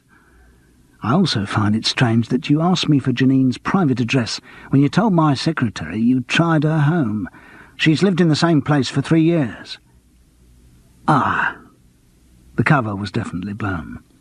"Maybe try the truth. See how that went down." "Look, in fact, I'm a kind of a private detective. Well, a heightened version of the truth. I'm investigating a crime, and I believe that Janine can help me with some information." It did sound melodramatic.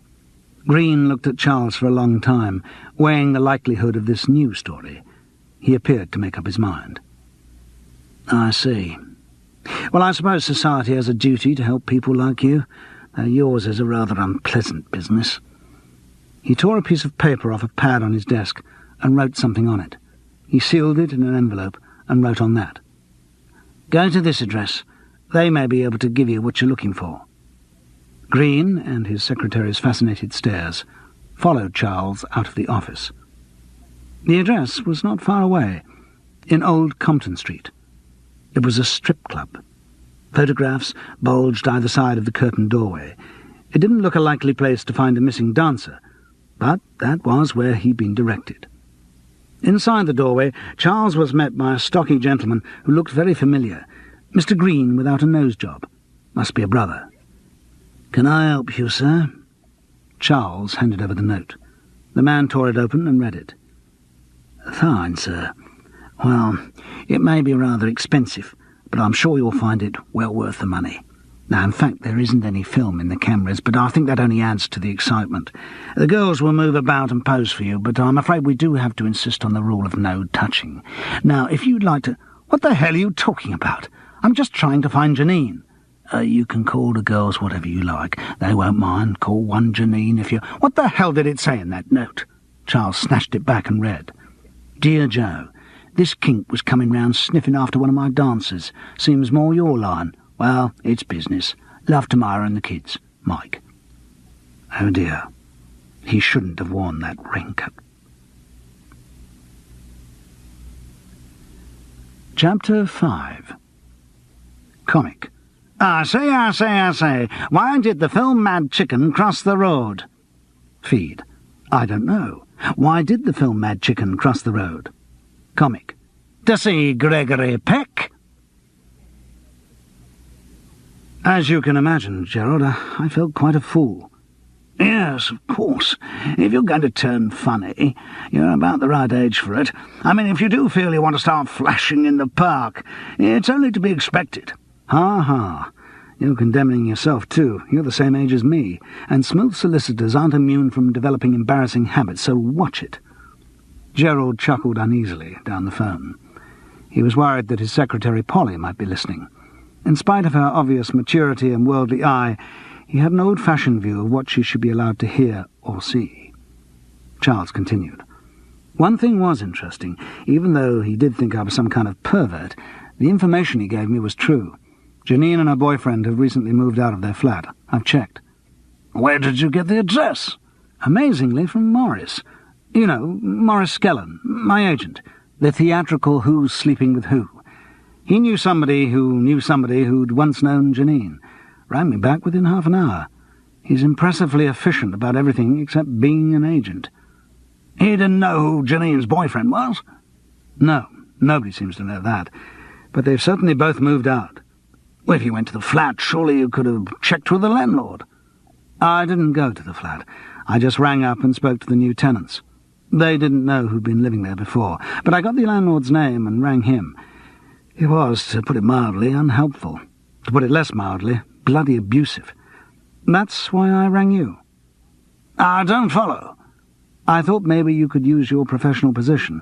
If you were to identify yourself and ask him, he'd probably tell you. I mean, solicitors carry weight, and not just from all those lunches they have at their clients' expense. Ha! You have a very puerile sense of humour, Charles. All right, I'll try and ring you back. Gerald fulfilled his promise within 10 minutes. I understand what you mean about downright abusive. He didn't tell you anything either. He told me all he knew, but it wasn't very helpful. He didn't even know Janine had been living there. Some bloke had a 5-year lease on the place, and it's been through a long sequence of sublets. You know, the lease passed on with a payment euphemistically known as fixtures and fittings. It used to be known as key money. Illegal, but pretty common, particularly since the Rent Act. It was on this subject of this practice that the landlord became downright abusive. So Janine's trail has gone cold? Yes, Charles. For the time being, she's disappeared. Right. Which must surely lend support to your theory that she killed Peaky. Yes, except since the inquest raised no suspicion of foul play, and she doesn't know that anyone disbelieves its findings, why does she need to disappear? See your point. What else could it mean, though? Well, if someone else murdered Peaky, and she found out, then she might know too much, and, I don't know, it's only conjecture, but the timing does seem odd. There must be some connection between Peaky's death and her disappearance. Sure thing, Buster. The main priority is still to find her, and to get as much background on the case as possible. I'll pump Lenny Barber some more. Oh, yes, of course, the show's tomorrow. How was the rehearsal? I don't really know. It's more like army drill than rehearsal. Barber gives me my timing by numbers. I say my line, you give it a count of 2, then you come in. In the middle of the speech, a count of 4, and at the end of the line, give 3 before you move your head. I think a computer could be programmed to do it instead of me, and probably better. Is the material funny? God knows. It seems pretty corny to me, but then I'm not an expert on comedy script. Also, rehearsing it this way would take the humour out of anything. See how the audience reacts tomorrow night. I'll be out front rooting for you, baby. And incidentally, anything else I can do for you on the investigation front, just let me know. The Alexander Harvey Show was pre-recorded some 4 hours before its late-night Saturday transmission, so that any major technical cock-ups or offences against public decency could be edited out. Like most chat shows, it kept its guests in a well-stocked hospitality room until such time as they were fed out like gladiators into the arena with Alexander Harvey. The theory was that a drink would relax the guest into his most sparkling form. The danger was that the guests could become relaxed to the point of incoherence and occasionally even fall off their swivel chairs. Charles was beginning to fear that this might be the case with Lenny Barber. The comedian had appropriated a whole bottle of whisky from the rather dishy researcher who was looking after them, and was working through it as if it were lemonade. Charles, who himself had a modest proficiency with a whisky bottle, was amazed at the speed with which it was going down. He was stinting himself for fear of forgetting the elaborate system of acting by numbers which he had just learned, but Lenny Barber seemed to be affected by no such inhibitions. "Bloody awful medium, television," the comedian mumbled disconsolately. "No atmosphere. You do everything a dozen times. Keep stopping and starting. You can't see the bloody audience, and they can't see you for all the cameras and sound booms and bloody people. So many people around just hanging around. Looks as if they're gathering for lynching." "Didn't you like it when you did the old Barber and Pole shows?" "It was different then. Less sophisticated. Less bloody cameras. You just did your act. Now it's all arty-farty. Still, you got to do it. Never turn up a telly. That's what people watch these days. Got to be seen if you're going to make it." "Yes, and of course that's where the money is," Charles contributed knowledgeably. "Not the real money. Sure, television's good. But the real money for a comedian's in cabaret. Those big cabaret joints. The clubs. They pay the comic all the door money, virtually. Make their dough on the drinks and the chicken in the basket. Yeah, if you want to clean up, get on to one of the major cabaret circuits. Mind you, you need to do the telly for them to book you. Bleeding vicious circle." Lenny Barber morosely refilled his whisky. His hands were no longer bandaged, no doubt as a concession to the television camera, but he held the glass and bottle gingerly. As he put the bottle down, Charles saw in his palm the bright pink of new skin, surrounded by yellowing flakes, which were all that remained of the blisters. Lenny Barber's burns were genuine, which, to Charles's mind, made it very unlikely that the old comedian could have killed Bill Peakey. I think we'll probably be going ahead in about 10 minutes, said the dishy researcher, and added for the 7th time, "So it'll just be about 10 minutes chat along the lines Alex suggested, and then straight into the sketch on the special set." "Fine. Point me in the right direction when the time comes," Barber mumbled slackly. "Are you sure you feel all right, Mr. Barber?" Her pretty little face looked anxious. Good heavens, was this show going to be a major disaster, to be talked about for weeks in the bar? Like all girls in their 20s in television, she took it terribly seriously, and she wasn't sure that she could cope with an incapably drunk guest. Oh dear, would Alex blame her? "I'm on top of the world." Barber's tones were even more slurred. "Oh, if you'll excuse me, I must just have a word with the producer." And she scuttled out all white rabbit. Charles, who had also been worried by the sudden deterioration in Barber's condition, was relieved to receive a wink. "Get 'em worried. They love it in television. Feel lost without an atmosphere of panic." Charles laughed. "She's a pretty little thing. Your type?" "My type?" "Your type of woman." "I haven't got a type of woman anymore. Just no interest in 'em. I've been through it all. Affairs, marriage, divorce, one-night stands, little dancers, big landladies, the lot. And now, I couldn't give a damn. It's as if all that bit of my life just doesn't exist." "But don't you miss it?" "Never give it a thought. I find getting older, lots of things that used to be important just don't matter anymore. I look back and I think, why the hell did I waste all my time with that?" "Yes," Charles mused. In a strange way, the moment seemed propitious to continue his inquiries into Bill Peakey's death. With no apologies for the change of subject, he started. "Lenny, you know you told me about Bill Peakey having an affair with one of the girls in Hunstanton?" "With 3 of them, yes." "But one in particular, Janine?" "Yes." "You've no idea where she is, have you? I want to contact her."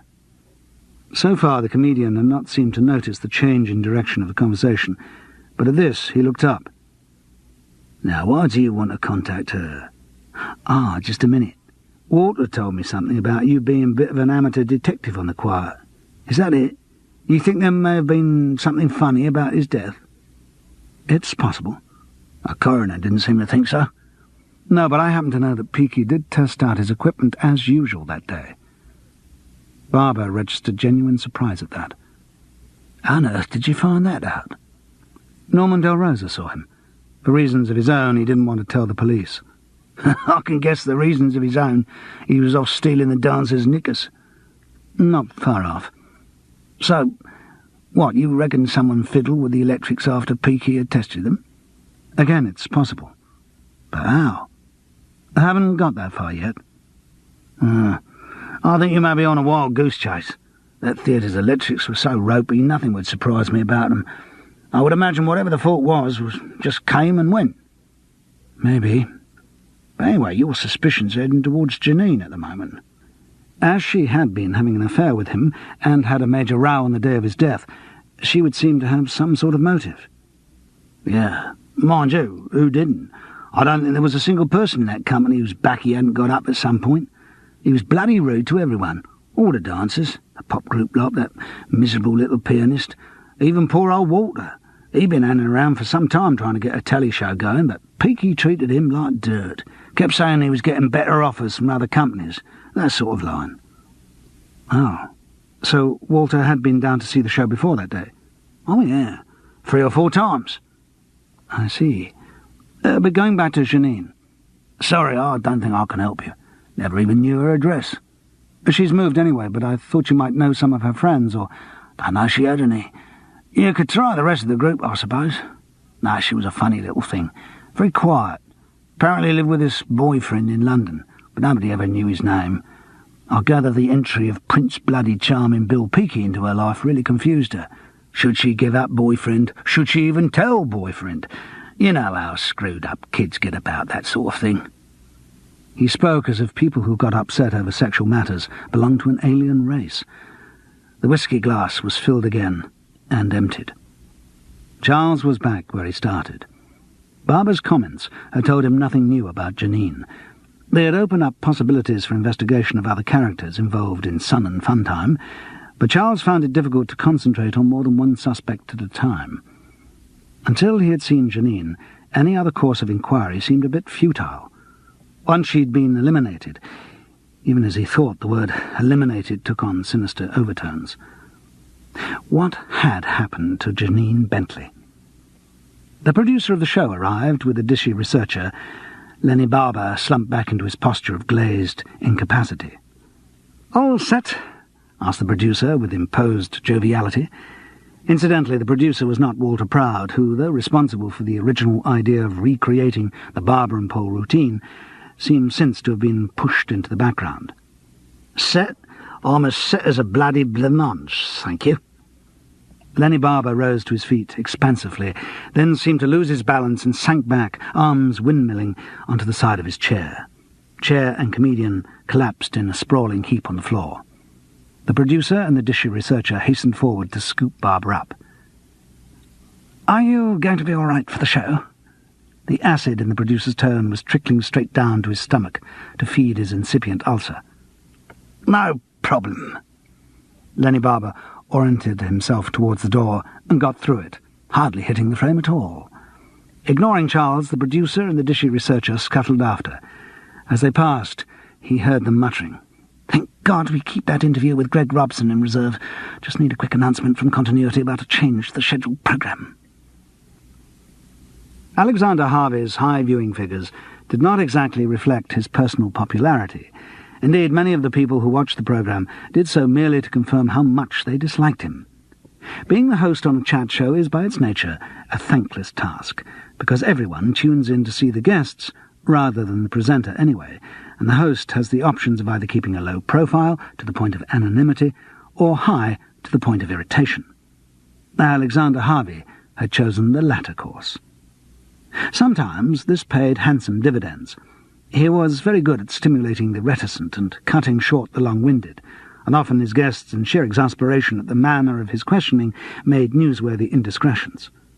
Also, he was clever, no one denied that, and was quick at picking up nuances or spotting potentially interesting new directions for the conversation.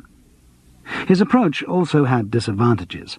Apart from the obvious one that the viewing public, who didn't basically like him, were constantly having their attention drawn back to him, he sometimes tended to cut short an interviewee too early into an anecdote and not allow his victims to pace the conversation to their own style. He was also very into the arts and considered his guests on a sliding scale of esoteric snobbery.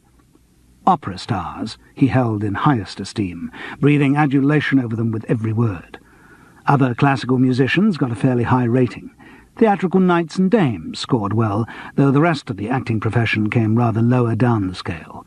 Authors and playwrights were okay, so long as they weren't too successful with the public. Popular singers had to have unexpected sidelines to rate anything other than contempt. And comedians? Well, comedians were there to be patronized with ill-disguised disgust. Though that was the basic outline of his scale of values, there were other variables which made predictions of his treatment of a guest difficult. For instance, Hollywood cast a special glow. Any performer, however terrible, who had appeared in some black-and-white B feature in the 40s and who could drop the names of a couple of superannuated directors immediately shot up the league. Being American also improved the credit rating, and being old was an enormous asset. The older the better. Old people gave Alexander Harvey the opportunity to show A, how good he was with old people, B, how well he, or in fact one of his researchers, had researched his guest's career, and C, how important Alexander was to have such venerable figures chatting to him in such a convivial manner. So, to receive optimum treatment on the Alexander Harvey show, a guest would be a 100-year-old American opera singer who had made a lot of Hollywood films in the course of a long and anecdote-littered career. Exactly where all this left Lenny Barber, Charles was not certain, but everything pointed to a patronizing roasting. The only plus point the comedian had on the Alexander Harvey scale was age, and he didn't really have that in sufficient quantity. Lenny Barber was only 62, and Alexander Harvey came into his own with octogenarians and nonagenarians. And, Charles discovered from the dishy researcher, Barber also suffered a big minus. He had been someone else's idea.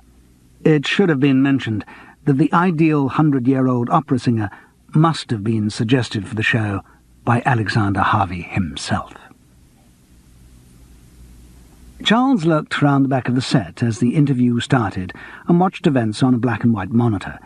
It was clear from his first words that Alexander Harvey was in a carving-up mood. His introduction was couched in a camp sneer. He gave exactly the sort of information that Barber would have hated. Whom you may remember from the 40s and 50s when he was very successful in the apprentice days of television. Unfortunately, with the death of Wilkie Pole, the act was over, and public taste seemed to change. However, we are delighted to say that he's still a working comedian, and it's a great privilege for me to welcome tonight Mr. Lenny Barber. From his vantage point, Charles could see both sides of Barber's entry. The reeling approach behind the flats, for the benefit of the producer's coronary and the dishy researcher's hot flushes, and the upright, dignified appearance on camera for the benefit of the viewing public. The studio audience's applause was surprisingly warm. In spite of the changes time had wrought, they still found Lenny Barber comfortingly familiar, like cups of Ovaltine and ration books and tram tickets and suspender belts, a link with a simpler time. But it was clear, as Alexander Harvey came in over the applause, that he was out for blood. Now, Lenny, you're a comedian. You have been one all your life. You must have thought a lot about the nature of comedy. So, tell me. He paused ingenuously. It was clever. He was going to get the comedian to talk about the nature of comedy, knowing that analysis of humour reduces intelligent people to incoherent wafflers and brilliant comedians to unfunny bores. This was an ideal start for the Alexander Harvey method. His victim was bound to go on at inordinate length until an incisive interruption from Harvey would point up his long-windedness. The question was poised delicately in the air. What makes a joke funny? An audience laughing at it, Lenny Barber replied immediately, and by doing so proved he had just made a joke. The audience laughed.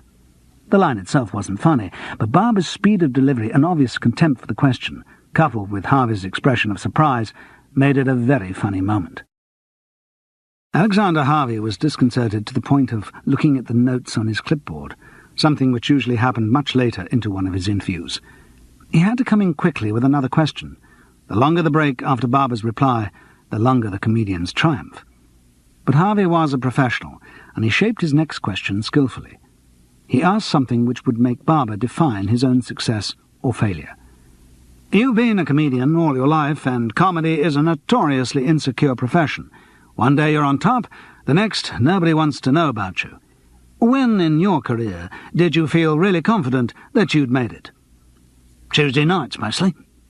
Again the response was perfectly timed, and the audience picked up the sexual innuendo instantly. Alexander Harvey's mouth hardened into a little line of petulance. These short answers may have been to the audience's taste, but they made it difficult for him to impose his own rhythm on the interview. He decided to slow the proceedings down and reassert control with a longer question. "One thing I must ask you. We hear constantly about the issues of censorship and permissiveness." He was trying to steer Barber into an area of serious discussion where the comedian would show himself up as trivial. "Now, the traditions of the music hall are very robust, even vulgar. I suppose I'm thinking of people like Mary Lloyd, Max Miller. When you were in the double act with Wilkie Pole, your material was very clean. But now that a lot of the taboos are down, and you're still working in the comedy field, how do you view sex?" "Through binoculars." Prompt again, right on cue. Alexander Harvey was being reduced to the level of a feed, and the more he tried to take control, the more he set himself up. He laughed insincerely and pressed on with his next question, as if this badinage was all very well, but not really what the public had switched on to see. "Now, Lenny, there's a cliché around that comedians are pretty pathetic people off stage. Some of them are pretty pathetic on stage." The audience roared again. "I mean that, as in the example of Pagliacci," hoping to show Barber up by abstruse reference, "clowns are essentially tragic figures. Do you subscribe to this view?" "I don't know. What's the subscription?" Laughter. "What I mean is that comedians yearn to be taken seriously. For instance, they're supposed to have aspirations towards the legitimate theatre. Do you want to play Hamlet?" "What at?" Laughter. "Very good. Perhaps we could move on to television. I mean, here you are, a comedian brought up through the tough school of the music hall, which is now dead, and here we are on today's medium, television. It has been said that music hall died and television was the box they put it in. Do you agree with that?" "What? People on television are dead?" Laughter. No, I'm sorry. I've been watching too many chat shows." Laughter and applause. "Yes, I'm sorry, I was trying to ask a serious question." Harvey sounded as piqued as the local favourite, beaten for the Women's Institute flower arranging trophy by a complete novice. "Let me try another tack. It always seems to me that it must be difficult for a comedian to have any dignity. Alexander Harvey paused for a second, apparently perplexed. He could see the floor manager beyond the circle of light, gesturing at him. The man was circling his hand in the accepted wind-up signal. Time to bring the chat to an end? What threw Alexander Harvey was that, though he had seen the signal any number of times, he had never actually seen it while he was talking. It was usually while some nonagenarian flautist was telling a rambling tale about Sir Thomas Beecham. But now it was being directed at him. His confusion came with the realization that he was the one who was being boring, that he was the one whom the director was no doubt vilifying in the control room. He stumbled in his sentence, and then picked up momentum with an edge of bitchiness. Marty Feldman once said that comedy was an unnatural act. Would you agree? Would I agree to an unnatural act? Is that a proposition? Asked Lenny Barber, coolly and perfectly. The audience erupted into laughter and applause. Barber's riposte had struck a chord in all of them. Not only had it been rude to a man whom at bottom they hated, it had also reflected their own suspicions about his sexual identity. Alexander Harvey, a fixedly indulgent smile on his face, hastily gestured at his guest to make it look as if he was cueing the applause rather than letting it arise spontaneously. But the gesture was too late. There was no doubt that at the end of the contest, Lenny Barber had won by a knockout. Alexander Harvey linked ungraciously into the sketch, but he could no longer do any harm.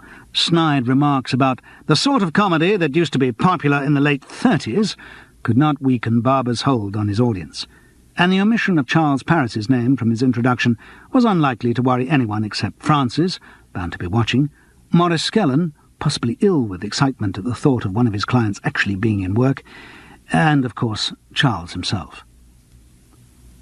After the interview, the sketch could not fail. The script was really pretty limp stuff, containing every old barbershop joke that ever groaned into life, but audiences like old jokes, and Lenny Barber was the hero of the hour. Apart from that, he rose above his material. Charles, as he went through his automation acting routine, "Pardon?" 1, 2, 3. "Pardon?" found his respect for the comedian soaring. Lenny Barber was right. He did know how comedy worked. The setup of the sketch was simple. Barber, in a hastily assumed white coat, was the barber. Wilkie Pole was a gormless North Country youth who was about to meet his girl and wanted a quick haircut and shave. "So's I look me best, like, for me little girlie." 1, 2, bashful simper. Barber, having offered him haircuts, hair brushes, hair combs, hair oil, hair tonic, hair restorer. Sounds like a German picnic, doesn't it? Sat him in the chair and proceeded to hack away at the special wig on his head, keeping up a running stream of gags the while. When the wig was reduced to a haystack, he started on the shaving. He kept cutting his client's chin. "Only a little nick, sir," and putting pieces of paper on the cuts. Pole left the shop with his face a mass of confetti and his hair in shreds. The jokes were equally simple. For example, Barber would be stropping his razor. "Always get it very sharp, sir. Got to be sharp. I test my razors by seeing if they can cut through a single hair. A single hair." He suddenly whips out a prop hair, H-A-R-E, out of his coat and slashed at it with the razor, which has no effect. "Not sharp enough," he continues stropping. Or again, Barber. "And now for the lather. Only the finest shaving brush is used. Genuine ivory stem. Do you realise an elephant gave his life just so that you could look elegant for your girlie? Ooh! Not to mention the badger." "The badger?" Barber, pushing the shaving brush into his mouth. "I told you not to mention the badger. And then, of course, there's the shaving soap. I have a variety of shaving soaps. How would you like your shaving soap?" Pole. "Oh, I'd like it scented." Barber. "No, it's much easier if you take it with you. But what you really need is my very own special soap. It's a mixture of silver paint and sulphuric acid, and it has 2 advantages. First, it means you can see your face and your chin, so you don't need a mirror, and second, you get some amazing dimples. And third, it makes the lather go farther." This last line was greeted by an enormous round of applause. It was one of the old Barber and Pole catchphrases. That, along with "It helps the soap to cope," "Only a little nick, sir," and "Pardon," were all the trademarks of the double act, and the audience clung to them like religion in an age of uncertainty. They responded ecstatically. Even the hardware of a television studio failed to ruin the atmosphere. Because the moves and action of the sketch were so fixed, it had been possible to make the camera script very simple. The whole 6 minutes ran without break, and no retakes were required. There was no doubt about it. The show had been an enormous success. Charles stood by the bar at the back of the scrum of television people getting drinks. He felt strange and needed the reassurance of a large bells. It was such a long time since he had felt that kind of warmth from an audience. Such a long time since he had appeared in anything more than modestly successful. To his annoyance, he felt rather emotional. It was a moving experience to feel the response of a wildly enthusiastic audience. It cut through all his layers of cynicism and left him exposed like a stage-struck teenager. "Drink, drink, old boy. Really terrific show. There's the beginning of something here, or the old nose for success has got its sinuses blocked." Walter Proud's venomous arm was flung around his shoulders. "Sid! Sid!" the producer waved at the barman. "What's it to be, Charles?" "A large bells, please." Oh, of course. Should have remembered. That's a large bell, said, and my usual, a large gin... The barman's attention was elsewhere. Look, I think I was first. Excuse me, Charles, I must just... Walter dived into the melee. Not bad. Thank you. Charles turned to see Lenny Barber behind him, and took the brusque words as a great compliment. The comedian was not given to sycophancy. I'm very grateful to you for all your help, Lenny. As I said, it's a completely new field for me. I found it fascinating. And may I say how marvellous I thought you were with Alexander Harvey. And in the sketch, really great. Oh dear, is there nothing that one performer can say to another that doesn't sound insincere? He's nothing, that Harvey. After you've played a second house in Liverpool. The subject of their conversation approached with a smile sculpted onto his face and a hand outstretched. Lovely show. Delighted with it. I hope I set them all up for you all right, he added jocularly, as if his discomfiture had been part of a subtle master plan. Lenny Barber looked at Alexander Harvey seriously before replying. Then, as if he'd thought it out in some detail, he said, You weren't that good, actually, lad.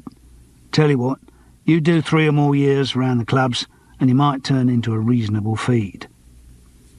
A visible effort of will kept the smile in place on the face of the country's most popular chat show host.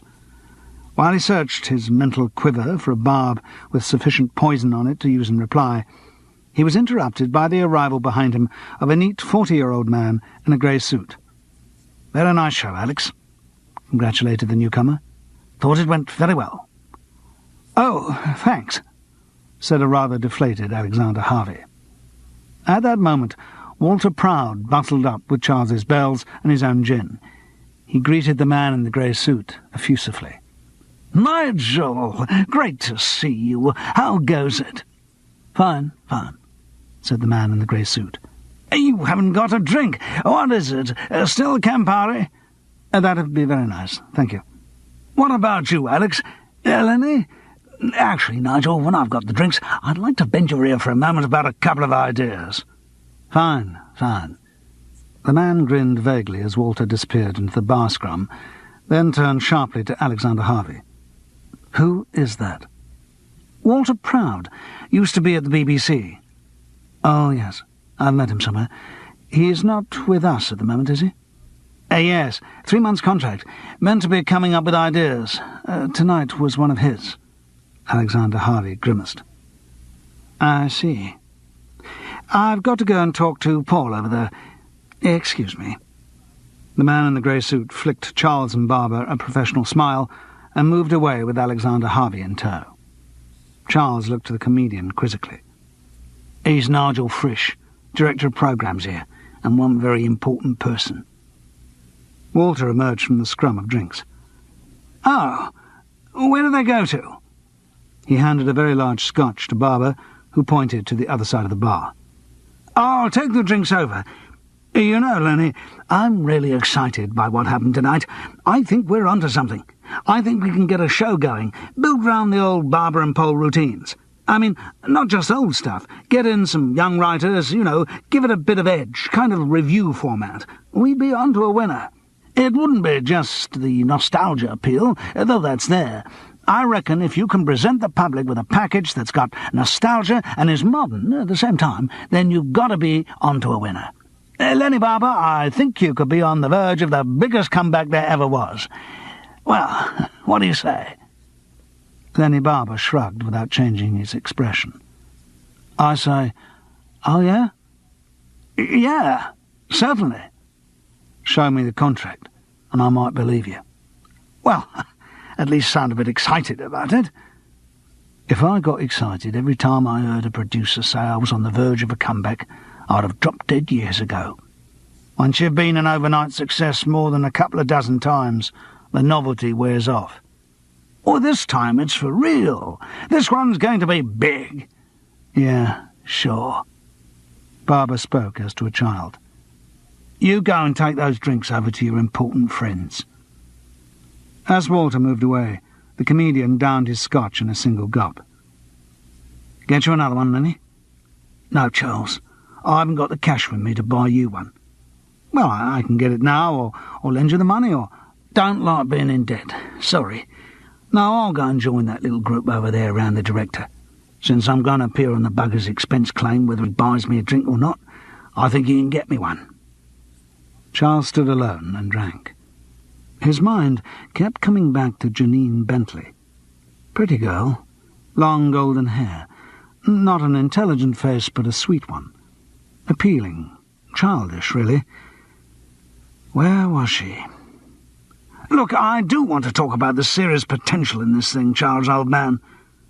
It was Walter back again. Nigel Frisch and Alexander Harvey had only required him as a waiter for their drinks, and had not volunteered to include him in their conversation. Charles's mind was not on serious potential. Walter, you know that show at Hunstanton? Yes. You saw it a few times together? Yes. Walter looked at him blankly. Did you meet one of the dancers called Janine? The producer's look changed from blankness to slight suspicion. Yes, I met her. Apparently she was having an affair with Bill Peakey. Yes, or he was with her, whichever way you like to put it. Or so what? Do you disapprove? No, it's just... I don't know, they're supposed to have had a quarrel on the afternoon he died. Yes, somebody mentioned that. She was serious about him. He wasn't about her.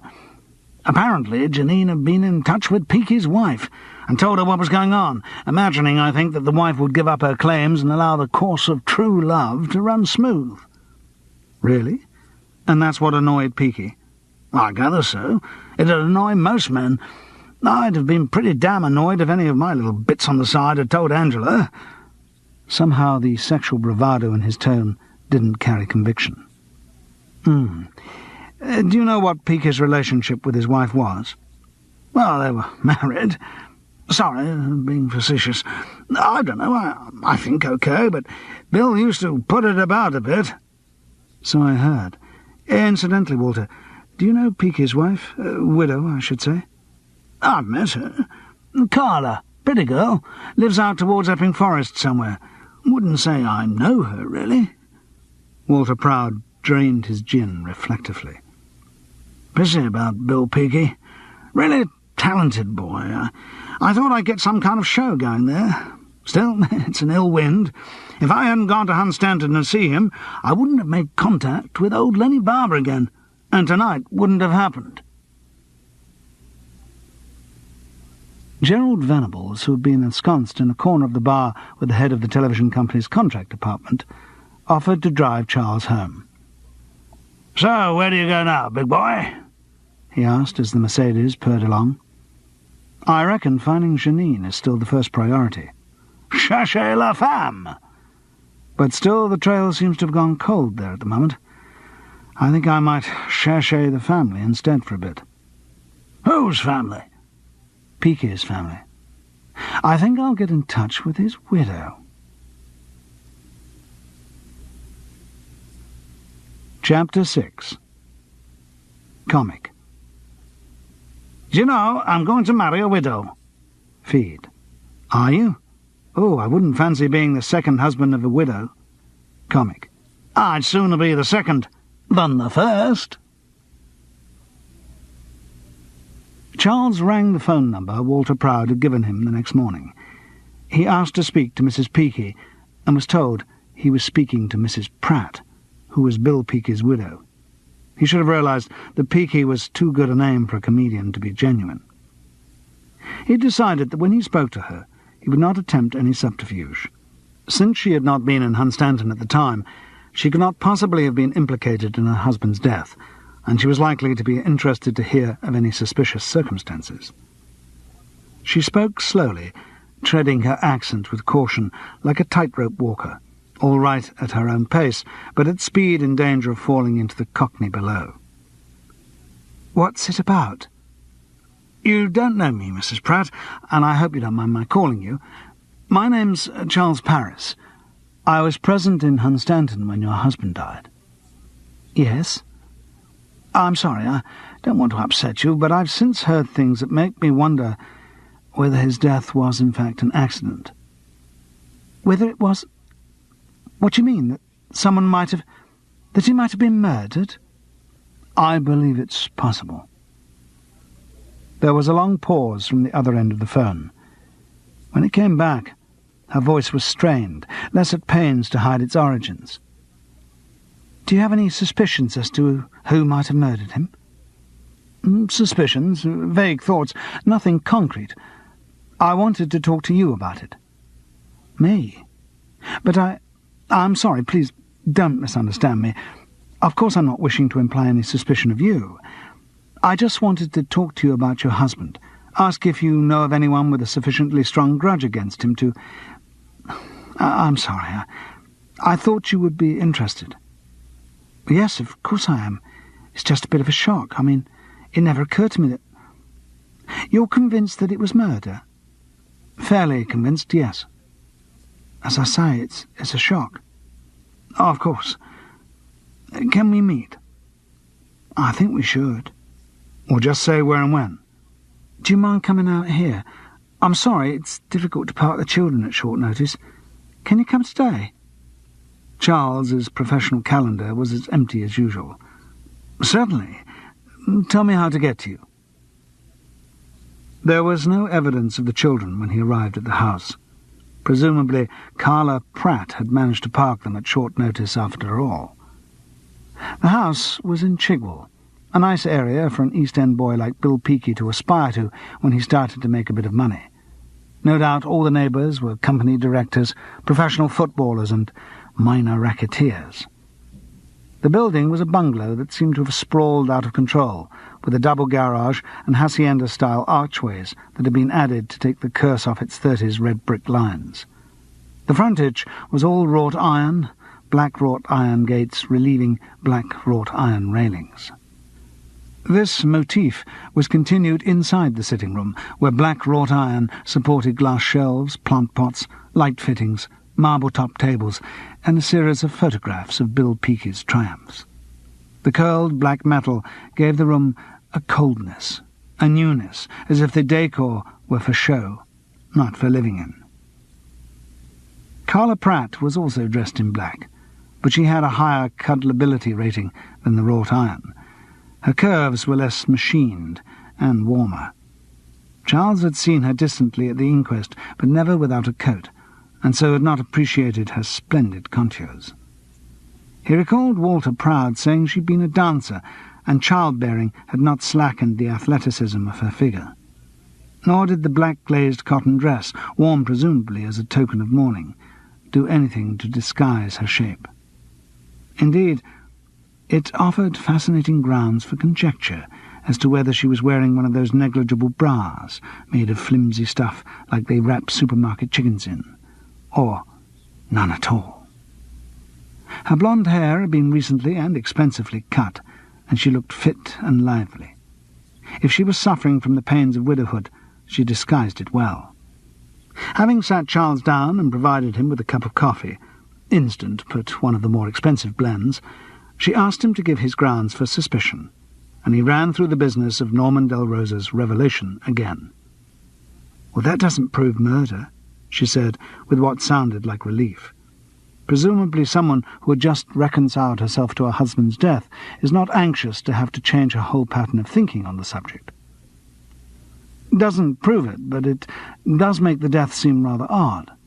The particular electrical setup which caused it would have been bound to show up on the ring main tester." "So you think someone fiddled with the wires after Bill tested it?" "That would seem a logical conclusion." She seemed to be waiting for him in some way, waiting for him to come to the point. Maybe she still feared that he was building up to an accusation. "But why? Why should anyone do that?" "One of my best reasons for wanting to see you was the hope that you might be able to answer that question. The old, 'Did your husband have any enemies?' routine." "I see. Let me think." It didn't take her long. "No, I don't think so." "You mean everyone liked him?" "Yes." She looked directly at Charles, as if daring him to challenge her assertion. He had no intention of challenging it, but it seemed odd. This certainly did not tally with what everyone else had said about Peaky. Still, Carla was his widow.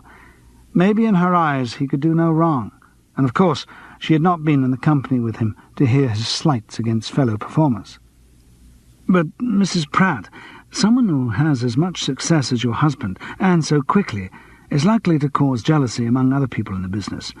Didn't you ever hear of that sort of thing? Not in Bill's case, no. She said it with great determination. Difficult to tell whether or not she was protesting too much. Feeling that maybe she had not made her point, she added, "He was a wonderful man." Charles lowered his eyes and regretted that he'd never had the pleasure of meeting the young comedian. "So you can't imagine anyone wanting to get him out of the way?" "No. No one except a maniac or something like that. Why should anyone in their right mind want to destroy our lives? Leave the two boys without their dad? Leave me a widow? It's madness." She didn't look particularly ruffled as she delivered this speech, but it could have come from genuine feeling. Emotion is revealed in many ways. Charles felt an indefinable suspicion as to her sincerity, but decided that he was being hypersensitive. "I agree it is madness, Mrs. Pratt, but if it were murder, would you mind my investigating it?" "How do you mean?" "I mean, do you want me to find out all I can about the circumstances, or would you rather I forgot all about it?" "No. If there is some possibility that he was murdered, I'd have to know. I mean, if I said forget it, it'd sound like I didn't care." "Only to me. No one else would know." "That's true." She vacillated. "But no, we've got to find out. I loved him. I've got to know." Her final avowal again sounded pedestrian, but maybe that was as emotional as she ever got. Still, she had given Charles a cue, and he was obliged to pick it up. "You say you loved him. You mean it was a happy marriage?" "Of course," she snapped. "I'm sorry to ask you this, but I've talked to other members of the Hunstanton Company, and they've suggested that perhaps your husband was not always completely faithful." He was fully prepared to get his face slapped for that, but her reply was surprisingly mild. "He was away a lot. I suppose in the nature of things he must have met other girls, had the occasional fling. I never asked. At least he had the decency to keep that sort of thing away from his own doorstep." "He never talked about any girlfriends?" "No. We had a good marriage." Her persistence on this point was again unsettling. If the marriage was that good, if she'd been so desolated by her husband's death, how could she be so cool and collected, and even sexy, yes, definitely sexy, so soon afterwards? "And you never met any of his girlfriends?" "Never. He wouldn't humiliate me. It was a good marriage," she insisted. "Yes, of course. So the name Janine Bentley doesn't mean anything to you?" She shook her head. Charles elaborated. "Janine Bentley is a dancer. She was in the Hunstanton Company. Backstage gossip said she was having an affair with your husband just before he died. Backstage gossip also said they had a serious row on the afternoon of his death." "What? And you think she might have murdered him out of spite?" Carla asked with wonderment. Charles shrugged. "It's a theory. I'd certainly like to talk to her. Unfortunately, she's disappeared.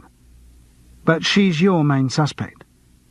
"I wouldn't say that, but she seems to have had more motive than anyone else, also opportunity.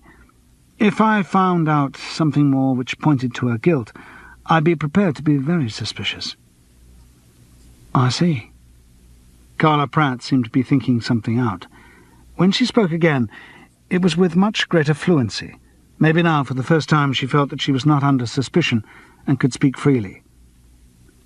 "I think I have heard of her." "From Bill?" "In a way. I heard a rumour that she was very serious about him, talking about marriage, expecting him to divorce you, that sort of thing." "Bill would have never divorced me." "You sound almost as if you wish he had." The wistfulness of its tone had given her remark that flavour, but she bridled strongly at the suggestion. "Certainly not. You got me all wrong if you think that. All I ever wanted was to go on being with Bill. It was a very good marriage." "Yes, I'm sorry. I was being facetious. Going back to Janine, the rumours I heard suggested that the row she had with your husband on the afternoon of his death was caused by her threat to tell you about their relationship." Carla Pratt was silent for a long time with this. When she did speak, for the first time in their conversation, her voice was a little unsteady with emotion. "You seem to know so much. I might as well tell you." Charles made a sympathetic grunt, unwilling to break her new confidential mood with words. "She did tell me. She rang up here, about a week before Bill died. She said they were having this affair, and they wanted to get married, and I ought to know." "What did you say?" "I didn't believe her. I mean, I believed Bill was having a bit of fun with her. He liked girls, but nothing serious, no. So after she'd spoken, I rang him and asked. He admitted to the affair, but he said she got it all out of proportion. Apparently she was very mixed up, strange kid, a bit unbalanced, so Bill said. Certainly she sounded it when she talked to me." "And what did she say?" "She talked about men. Other men she'd known, how they'd all been bastards until she met Bill. Apparently she'd had some long affair with this guy in a rock group, trailing round the country, following his tours. That had turned sour. She sounded sort of manic, if that's the word." As Carla Pratt talked, her posh accent was eroded, and the Cockney showed through. "Did she make any threats against Bill, or indeed against you?" "No. If she had, I dare say I'd have thought about it when he died and put two and two together." The last words came out as "together." "You don't have any further contact with her?" "Not at all. She was really weird on the phone, sort of spooky, like people in those exorcism films." "And you've no idea where she is now? As I say, she's disappeared." "Haven't a clue. Never even met her. I only spoke to her the once. And now I come to think of it, after I come off the phone from talking to her, I felt really frightened."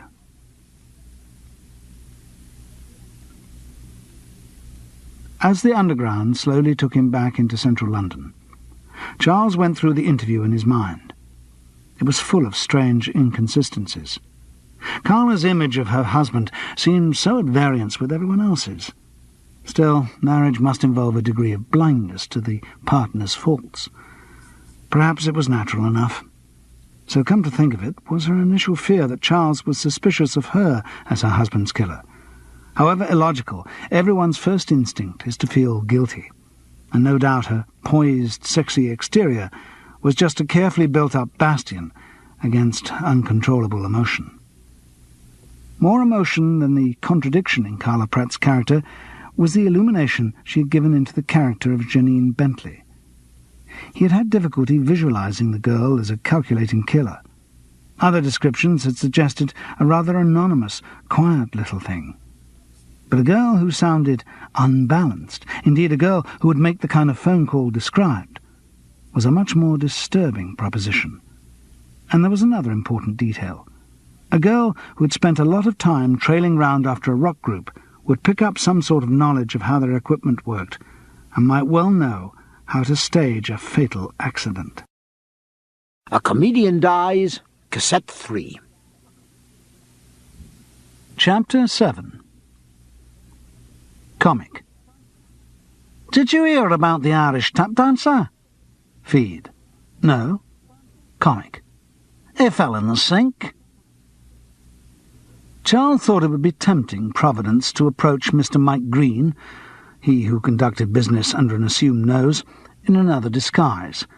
The raincoat debacle had dealt a blow to his faith in his protean abilities.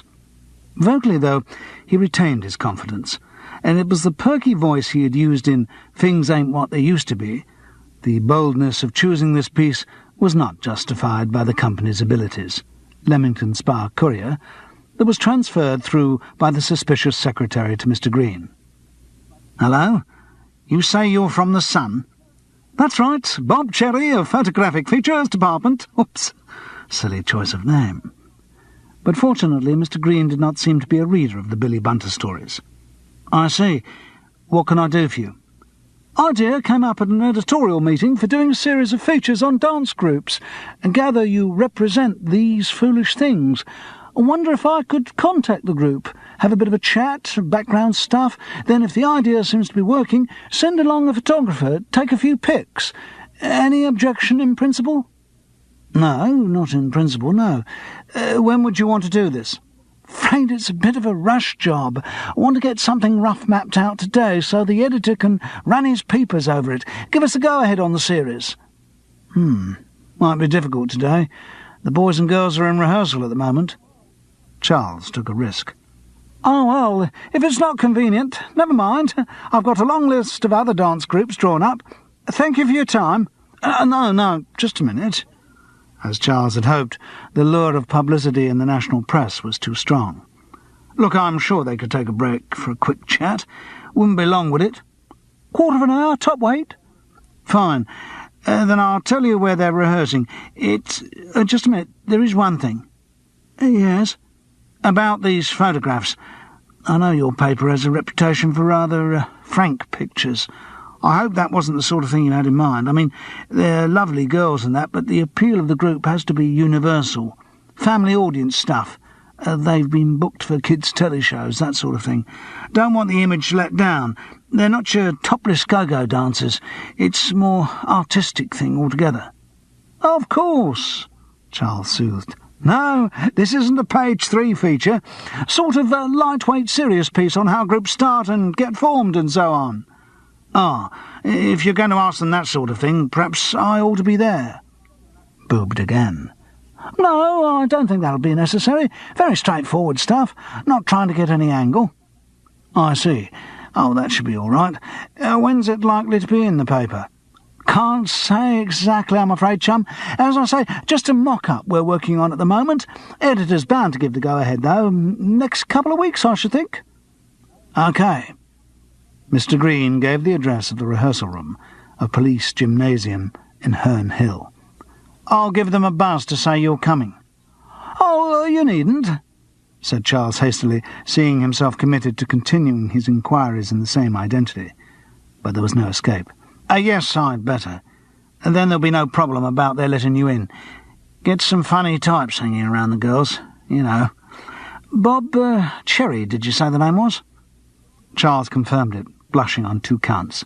First for the choice of name, and second for the reference to funny types hanging around the girls. Right, well, thank you very much for the help, Mr. Green. My pleasure. And by the way, if you ever are looking for girls for the more adult sort of feature you do, I might be able to put you in touch with a very useful agency for the less inhibited sort of mode. Touting for more work for Brother Joe's end of the business, Charles reflected, as he rang off. He was a bit worried about approaching the group in his new identity, particularly on police premises, but his fears were unfounded. Mr. Green's call had prepared the ground well, and the dancers' vanity that someone from the press was interested in them precluded any doubts about his authenticity. They gathered round at one end of the gymnasium, the girls sitting on low benches with their legs stretched out on the floor, and the boys in sculpted poses with hands on hips.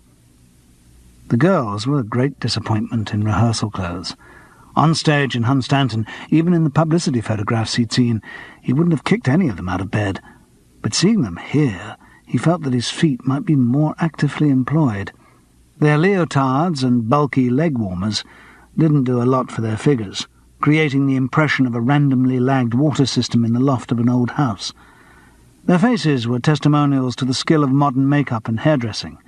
With the paint scoured off and hair swept back into rubber bands, they looked like peeled grapes. In spite of his long experience of the Jekyll and Hyde propensities of actresses, Charles still found it a shock. Interviewing them was not difficult. Like most performers, they needed little prompting to talk about themselves. The difficulty, Charles found, was in pretending to be interested in their anecdotes of early promise and not rushing on to the questions he really wanted to ask. But after 8 histories of stage school, ballet lessons, studio dance training and unsuccessful attempts at acting in musicals, he managed to ask how long they had all been together.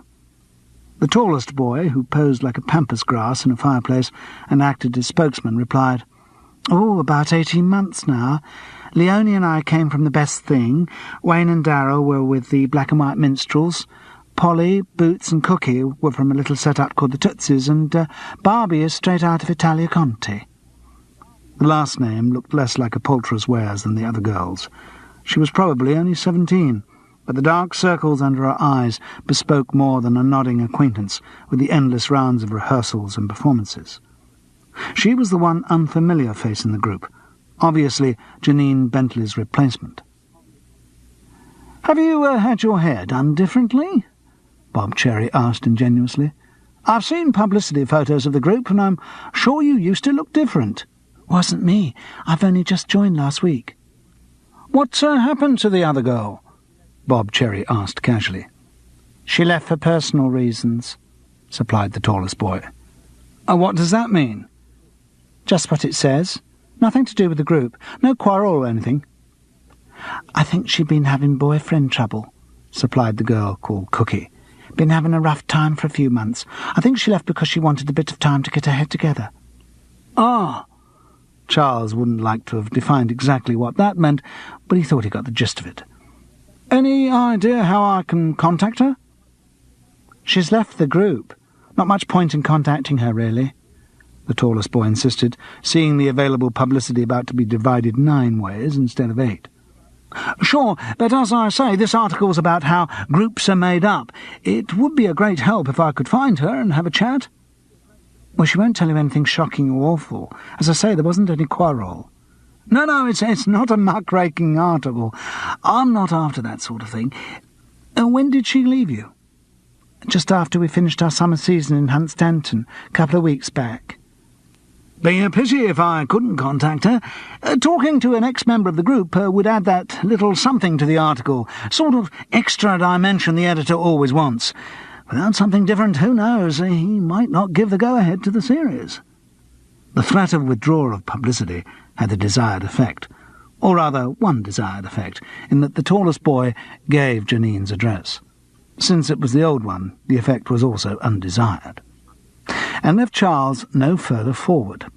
He puzzled as to how he could continue his questioning about Janine and remain in character.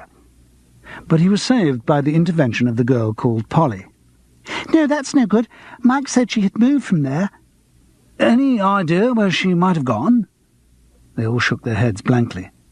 "You mentioned a boyfriend. Maybe I could trace her through him." "None of us ever met him. She kept herself to herself. I think it must have been one of those very tight, neurotic sort of relationships, just the two of them in the flat. They never seemed to go out together." So you have no other possible contact for her?" They all shook their heads again. Then the girl called Cookie said, "I did once meet her mother. We were doing a date down in Croydon and had a free afternoon, so Janine suggested we went and had a cup of tea with her mum." "Do you remember the address?" "Yes, but I don't think she'd have gone there now. I got the impression they'd had a row of some sort. I think it was about the boyfriend. Janine only once mentioned him to me, said her mother didn't like him, and if it came to a choice between her mother and her man, it'd have to be the man." "She didn't say his name?" "No." "Well, could you give me her mother's address? It might be a great help." "I don't think she'd be there if they didn't get on."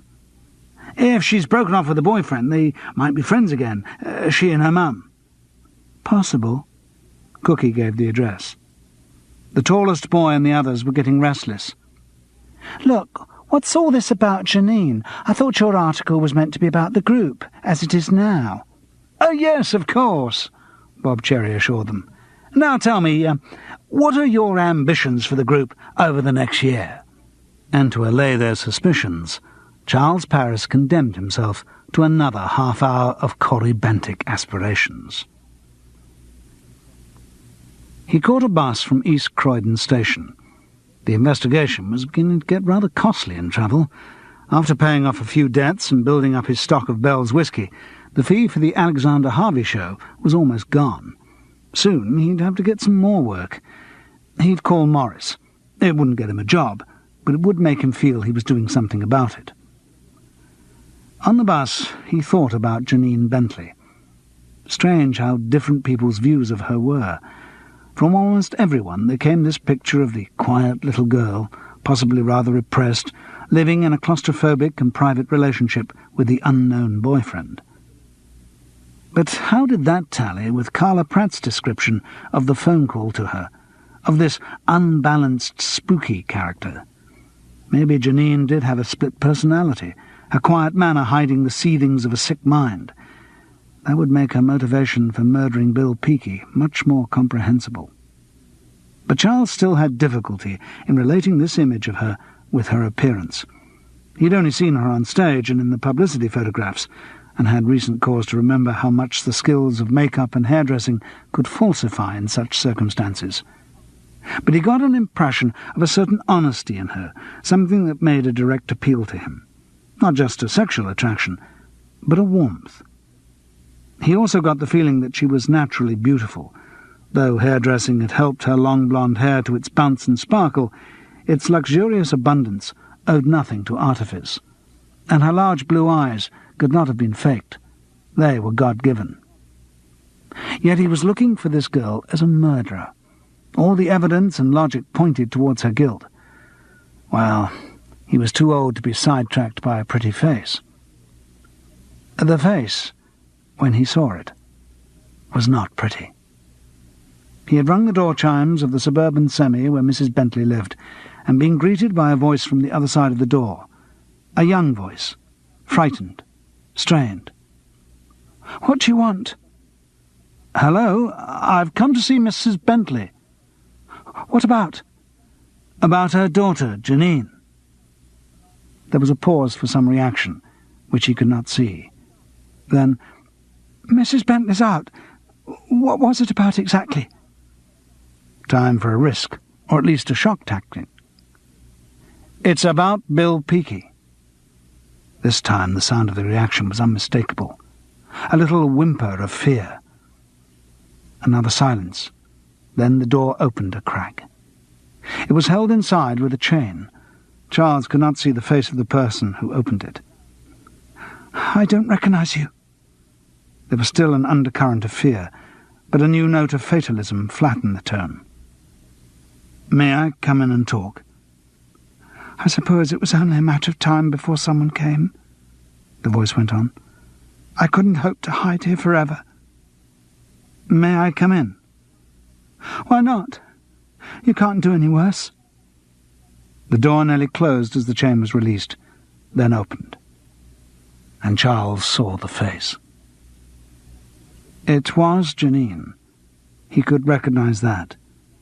But it was a distorted Janine, almost a cartoon version. One cheek bulged sideways, pulling the face out of true.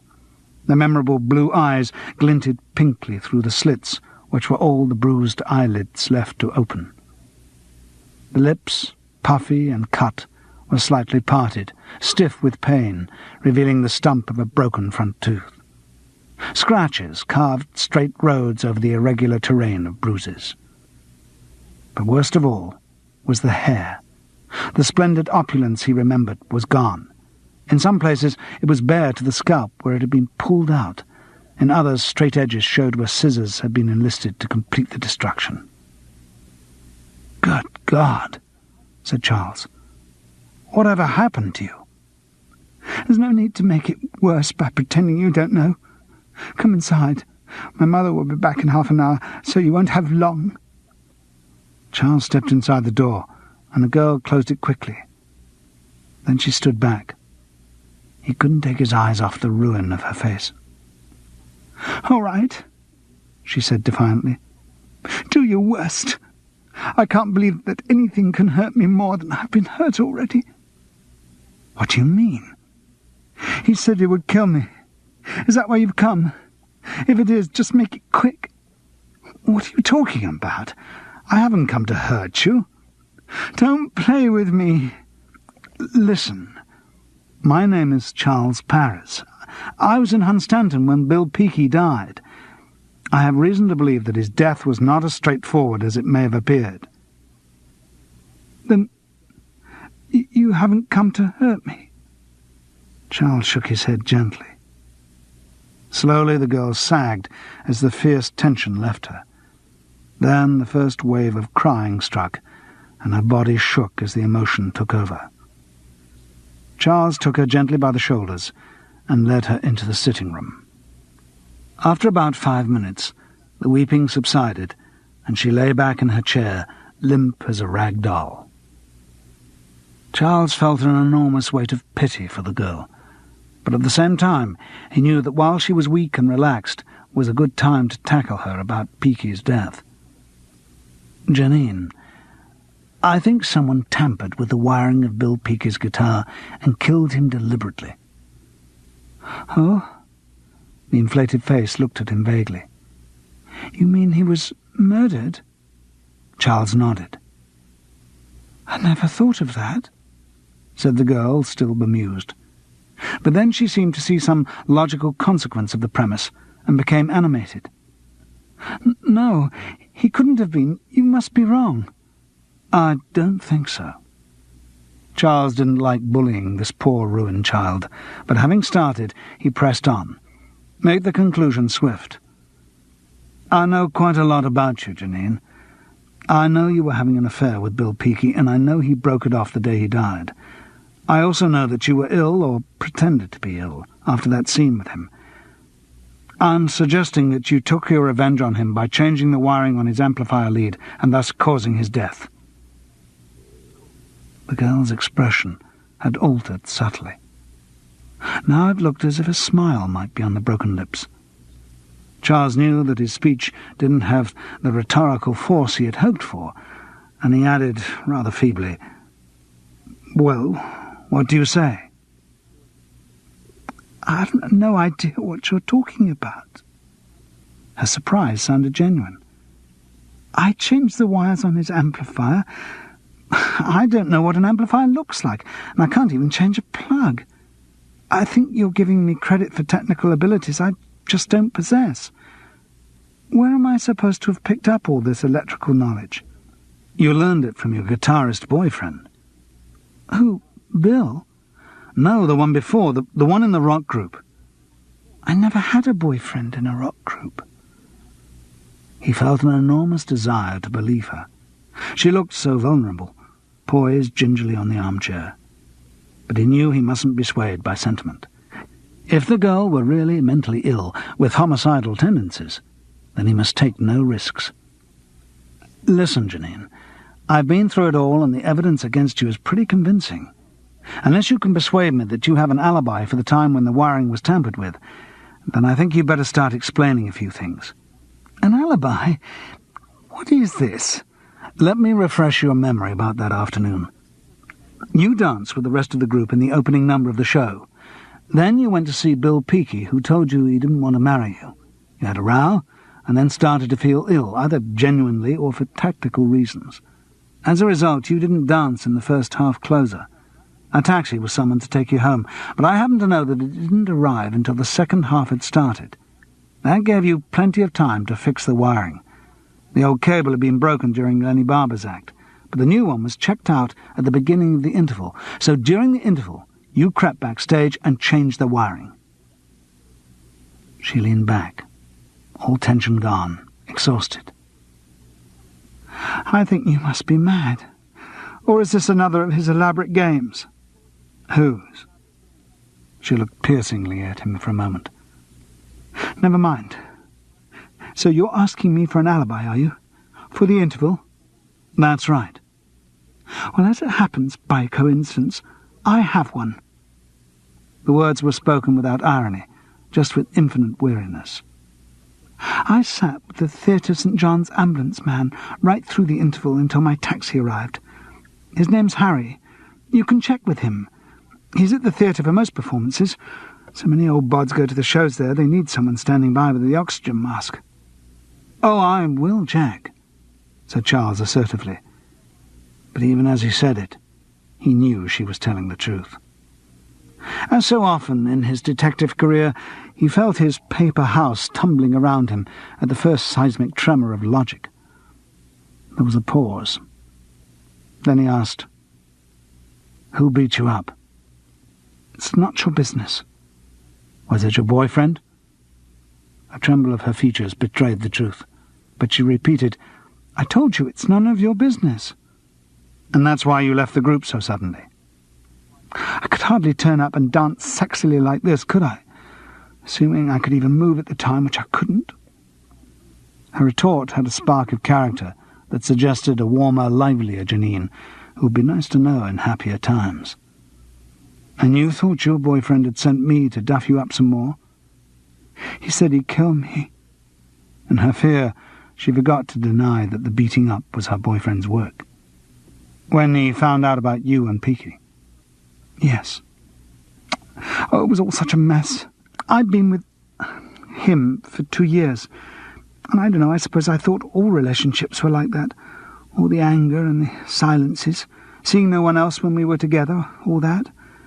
Then when I met Bill, he was nice to me, sort of jolly, didn't seem to take life seriously, and I thought it'd work." Poor kid.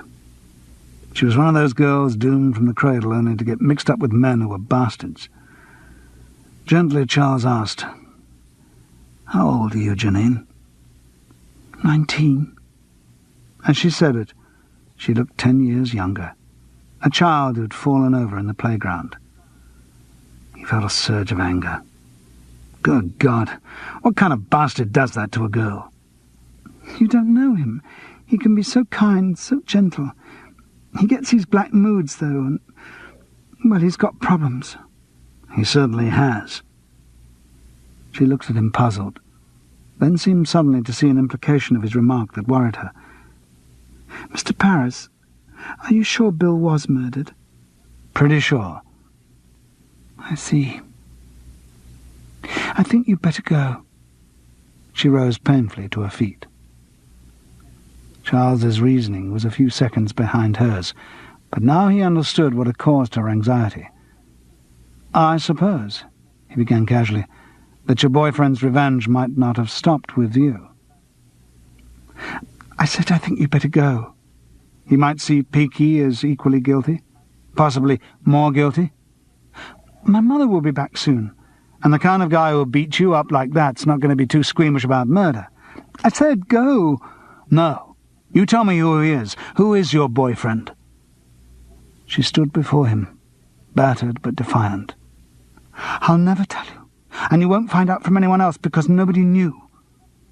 The second part of her assertion he doubted. If they had lived together for 2 years, even in the anonymous world of London flatland, someone must have seen them together. But the first part he accepted. She wouldn't tell him. In spite of her injuries, she had an indomitable will, and Charles was feeling so depressed by the waste of her beauty that he couldn't bring himself to try to bully it out of her. He left. On the bus back to East Croydon Station, his mind worked slowly and logically through all she had said, and its conclusions were encouraging. Although Janine had not told him her boyfriend's name, she had narrowed down the possibilities dramatically. Her sudden change of mood and subsequent shielding of his identity had shown that she believed in her boyfriend's guilt, which meant that he must have had the opportunity to commit the crime, which meant he must have been down at Hunstanton on the relevant afternoon, and must have been backstage during the interval. There couldn't be anyone in the company. There was no way that he wouldn't have found out about the affair between Janine and Peaky when it started. Anyway, her boyfriend was reported never to have gone on tour with her. Charles thought back. 4 people had gone backstage at the interval: Dickie Peck, Miffy Turtle, Paul Royce, and Walter Proud. Dickie Peck Charles discounted as having nothing to do with the case. For rather unprofessional reasons, as it happened, he'd once suspected Peck in another case and been proved wrong. Miffy Turtle and Paul Royce Charles knew little about, but anyway his thoughts leaped past them as a new suspicion took hold of him. Walter Proud had divorced his wife a year before. How many middle-aged men before him had chucked up their settled life for a last fling with a young girl? Walter Proud used to be moody, and was now drinking heavily. In a drunken fit he would be capable of acts of violence. What was more, Walter Proud had started life as a sound technician. He understood the mysteries of electrics and wiring. From every point of view, he seemed to be the likeliest person to have murdered Bill Peakey. Chapter 8. Comic. An agent's trying to sell one of his acts to a nightclub owner. You've got to see this girl. She's got an amazing body. Her vital statistics are 75, 23, 36. And what an act! What does she do? Asked the owner. Dance? No, she just crawls onto the stage and tries to stand up. Fate seemed to have read his thoughts, and when Charles got back to his Hereford Road home, he found a note scrawled by a Swedish girl from one of the other bedsitters that Moritz Skålen had phoned, and when he rang Morris Skellen, he was given a message to contact Walter Proud at the television company which made the Alexander Harvey show. Fate seemed to be setting up a confrontation. After a bit of trouble with the switchboard, who didn't appear to have heard of Walter Proud, Charles got through. He found his prospective murderer in a buoyant mood. "I've pulled it off, old boy." "What?" "A pilot of a show with Lenny Barber. Nigel Fish saw the interview with Alex, and he thinks we may be onto a winner. May have just judged the nostalgia cycle right. So it's all systems go." "When does it happen? The year after next?" asked Charles, familiar with television scheduling. "No, it's a real rush job. In the studio in 6 weeks." "Phew. The studio date was reserved for a special with Bill Peakey." "What? The thing you were seeing him about?" Yes. Walter brushed the idea aside and pressed on. "But it's really great news, isn't it? I mean, it won't just be recreating barber and pole routines, though there'll be a bit of that. Lots of new material. Really make it a kind of sketch show with variety acts, of course. Pop singer guesting, maybe. A few dancers." "These foolish things?" Charles threw in to see if the name prompted any betraying reaction. It didn't. "Shouldn't think so. Should be one of the bigger names. Well, what do you say? Great, isn't it?" "Yes, certainly," said Charles with guarded enthusiasm. Guarded because, though it was possible that Walter was ringing to say that after his initial successes in the role of Wilkie Pole he would play the part again in the new show, Charles had been in the business too long to make that assumption. It was just as likely that Walter was ringing to tell him, "Thank you very much, thought you were super, love, but I'm afraid the part's going to the Dagenham Girl Pipers." Fortunately, this uncertainty was settled by the producer's next words. "Of course you must come back and do your poll, but it won't be just the two of you. We're going to open it out quite a lot, bring in a few other younger character boys and girls for the sketches. I think it's going to be very big. Look, as I say, the pilot's in the studio in 6 weeks, so we'll want you available for filming from about the 3rd of next month. I've checked availability with Morris, and he didn't seem to think there was a lot in the book, unless it was something you'd set up and not told him about." Well, at such moments, Charles was always tempted to play hard to get, mumble mysteriously about talk of a film, possibly of a teleseries, and so on. Nobly he restrained himself. "No, that should be fine." "OK, well, I'll put the booking through and my casting director will be in touch with Morris. Listen, as it's such a rush job, I want to get talking about it as soon as possible. Now, Lenny Barber's doing his act at a club this week, a booking he got after the Alexander Harvey show, the Leaky Bucket in Sutton. I don't know if you know it." "No." "Well, I was thinking of going, sort of, to see what kind of a nightclub act he's doing these days, talk through some ideas for the show. Also get a couple of writers along who I think could be the right combination for the show, Steve Clinton and Paul Royce. Do you know them?" "I've met Paul Royce. Never heard of Steve Clinton."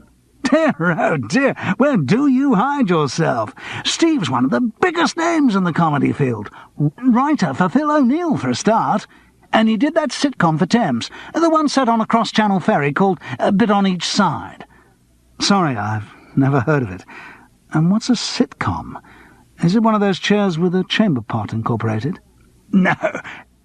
You're having me on, Charles. Sitcom, situation comedy. Anyway, do you fancy joining us for the trip? Lenny's on about 11, so it could be a late night. I'm meeting up with the boys and their agent, Virginia Malt, in the bar here at about 9, so as we can have a few drinks and then get a car down. It could be a good evening." Beneath the big-time image, there was a lonely appeal in Walter's voice. "Sounds interesting. I'd like to come." "Great! It'll continue your education. Don't you worry, Charles. We'll soon have you understanding how comedy works."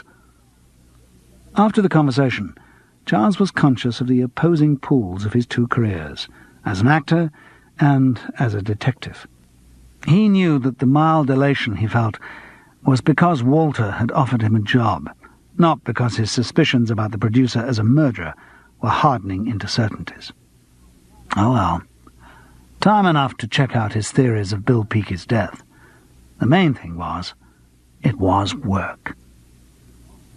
The Leaky Bucket in Sutton was one of those little clubs which closes and reopens every 6 months or so under a different name. Its existence was based on the fallacy that people in the London suburbs won't make the effort to go up to town and want a night spot on their doorstep. A relay of new owners and managers discovered for themselves the falsity of this premise in their own time, with their own money. In its recent incarnations, it had been the Horseshoe, a drinking club, Kickers, a discotheque, the Closet, a gay club, much to the fury of the local residents, the Safety Pin, a punk rock club, and the 39 Steps, a club with an emphasis on vodka and Russian cuisine. This last venture had only survived a fortnight, which was short even by the standards of the premises. But now a new owner of unfailing and unjustified optimism had reopened it as a cabaret club, with a resident live group for dancing and the best of the world's entertainers, to quote from the club's literature, for entertainment. The people of Sutton greeted the new incarnation with the same apathy they had lavished on its previous manifestations, and the new owner started to lose money in exactly the same way as his predecessors.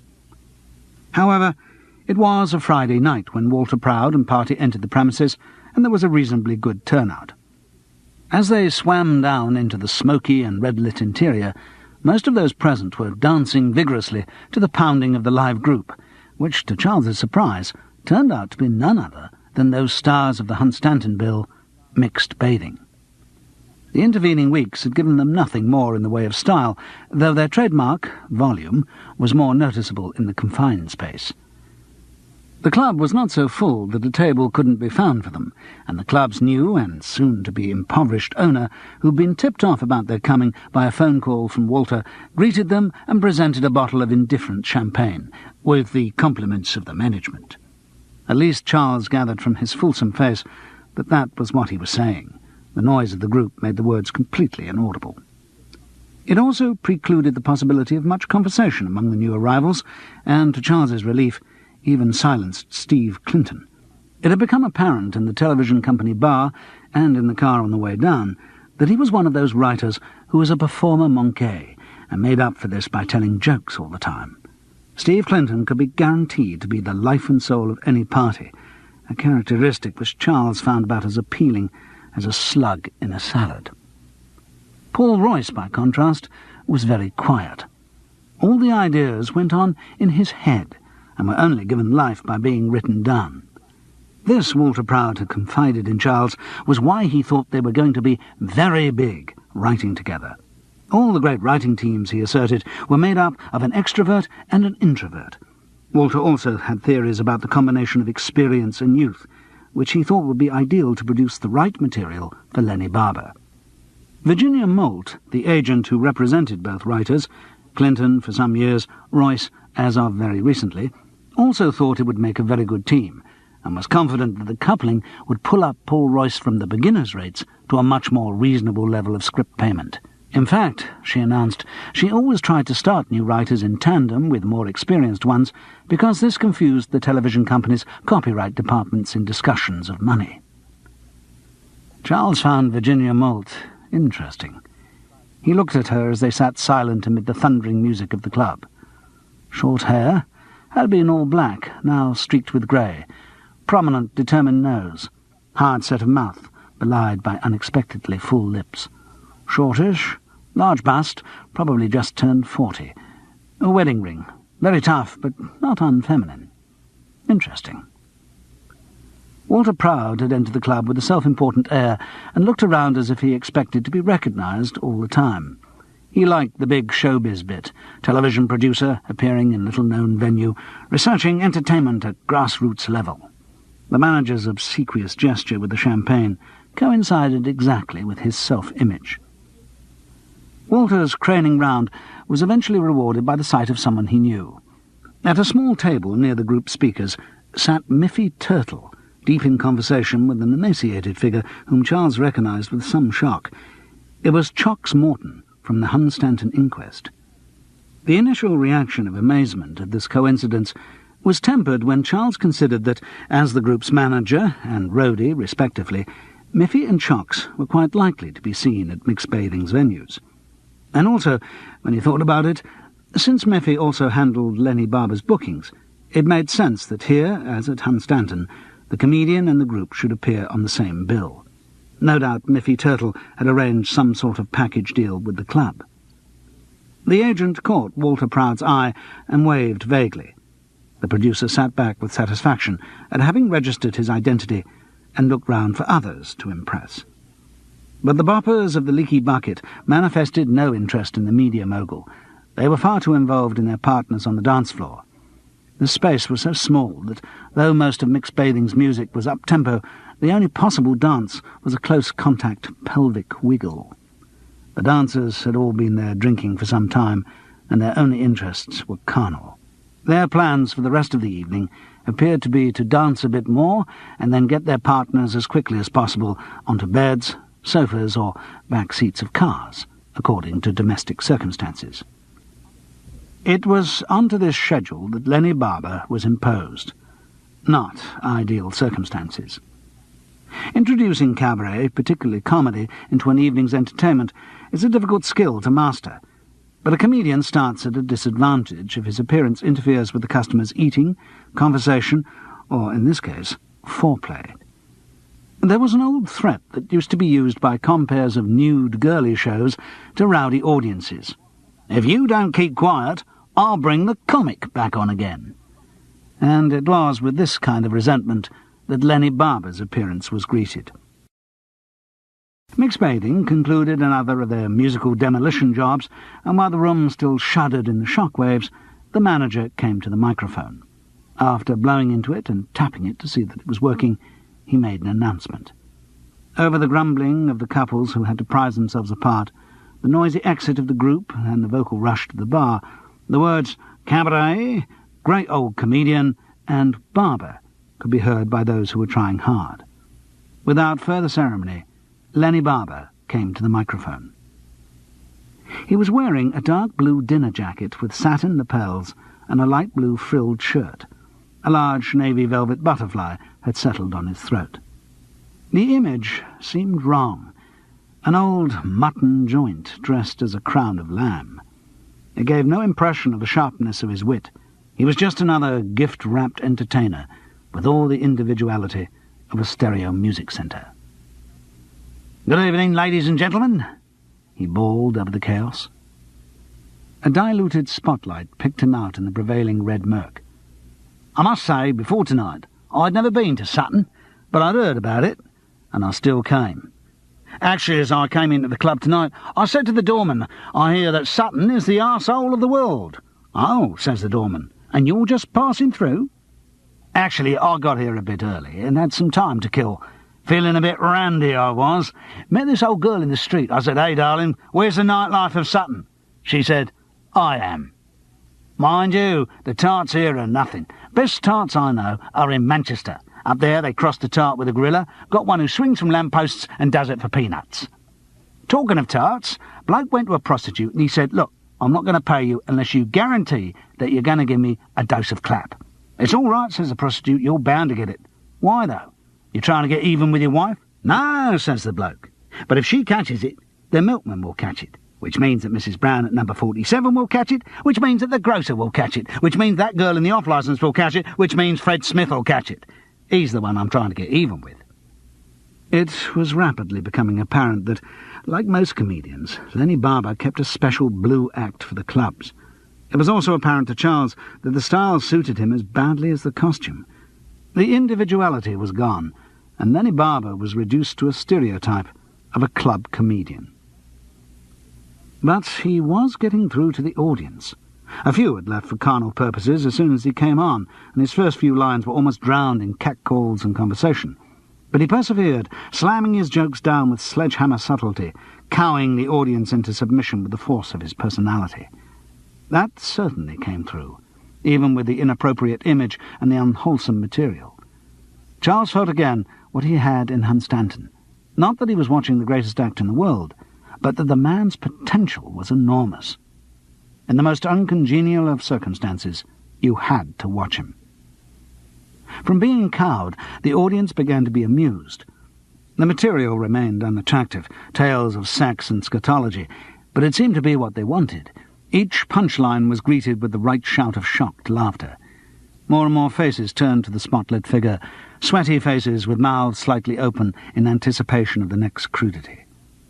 And as he won the audience, Lenny Barber began to woo them, to force them to his rhythm rather than bending himself to theirs. He slowed down, stopped pile-driving his jokes, started to use silence and work with his face. Now that he had their attention, he let the audience see his full range of expression. His eyes popped lasciviously in the character of young men, fluttered with false sophistication for tarts, bleared rheumily as impotent dodderers, and closed in obscene ecstasy for images of consummation. But as his spell began to work, he started to dilute his material. Now that the audience were watching him, it no longer needed the hook of dirty words. His jokes became more whimsical, more attractive. Charles began to relax. He was in the presence of a master. Soon all the props of stereotype would be dropped, and they would be watching the real Lenny Barber. But the act never reached that point. In one of the pauses that the comedian was now daring to leave longer and longer, there was a harsh commotion from the bar. Voices were raised in anger. There was a sound of breaking glass. Charles turned with the rest of the audience to see thrashing figures in the gloom. From the shimmer of their garments, they seemed to be members of mixed bathing. Only two were actually fighting, while the rest of the group struggled to prize them apart. There was a grunt, a curtailed scream, and a guttural sound. As the overhead lights were switched on with a sudden blinking intensity, Charles saw the silver-vested vocalist-guitarist back away from the drummer, who held a broken bottle. The vocalist turned to show the waterfall of blood that was his face, before he toppled forward onto the floor. Chapter 9. Feed. Do you talk to your wife while you're making love? Comic. Only if she telephones. Mixed Bathing's vocalist was not seriously hurt, in the sense that there was no damage to anything except his looks. He would go round for the rest of his life marked like a hockey ball, and maybe he would have less success with pop-crazed teenage girls. But he was not seriously hurt. The police had been called, and after taking brief statements from some of those present, they left with the drummer. The vocalist went off in an ambulance. Apparently the antagonism between them had been of long standing, brought to a head by an argument over a girl. Most of the club's clientele had left by the time the police arrived. Certainly there was no hope of recapturing the evening's atmosphere, either the mounting eroticism of the dancing or the spell created by Lenny Barber. Anyway, it was after 12 when the fight happened, and the club closed at 1. But people lingered, and the manager didn't take a lot of persuading to keep the bar open for Walter Proud's party. Miffy Turtle, Chox Morton, and a couple of the members of Mixed Bathing. Everyone needed a drink after the shock. "Trouble was," said Mixed Bathing's rhythm guitarist, "they didn't agree about the music neither. Nick always said we wanted really to get into punk in a big way, and Phil thought we ought to appeal to a more teeny-bopper bubblegum market." Charles didn't know which of the fighters was which, but he felt it only appropriate that Nick, the punkophile, must be the drummer with the broken bottle. "Yeah," Mixed Bathing's keyboard player agreed gloomily. "Like, from the start, I've always thought we ought to have been a funkier sound anyway, more kind of laid back, less up front. Know what I mean?" Disconcertingly, Charles found that this remark seemed to be addressed to him. Sort of," he offered hopefully. Still, now Nick and Phil split, that's really screwed the whole scene. Been a heavy trip last few months anyway. Guess we'll all just get back to our musical roots now. How do you mean? Asked Charles, intrigued in spite of himself. Well, like I'm really into good old 50s R&B. Wiggy, he indicated the rhythm guitarist. Country's really his scene. You know, I guess we'll get it together in our own ways. Go back to basics. From the top, no hassles. Know what I mean? This time Charles felt that to nod or agree that he did know what the keyboard player meant would be dishonest, so he said nothing. But you mean it's the end of the road for the group? Chuck Morton's voice was small and anxious. He sat nervously forward on his stool, impossibly thin, fingering his glass of Coke. Gotta be, hasn't it, Chucks? I mean, I don't reckon we could have stuck together long anyway. The vibes were getting really heavy. But after this... Yeah, mixed bathing's finished. Miffy Turtle spoke with authority and a kind of realistic gloom. No more mixed bathing. Boys will be taken down to the baths with their costumes on Monday, and the girls will be taken down on Tuesday, which means the gym master will have his hands full. Steve Clinton laughed immoderately at his innuendo. To give everyone else their due, they ignored him. But what about tomorrow night at the club? The manager asked Miffy. I mean, the group's booked in to the end of the week. Well, come on, use your loaf. They won't be here, will they? One of them will be in the bleeding hospital, and the other will be in the bleeding nick. You'll have to make do with records for the kids to bob to. Be a darn sight cheaper. The manager spoke with venom, festered by an old grievance. Look, if you want a decent group to come to a hole like this, you have to bloody pay for it. We ain't bloody amateurs. You'll be in breach of contract if the group doesn't turn up tomorrow. Stuff it, Mr. DeMille. There's bugger all you can do about it. Miffy spoke with impressive force, and the manager was silenced. Hear about the Irish rapist who tied the girls' legs together?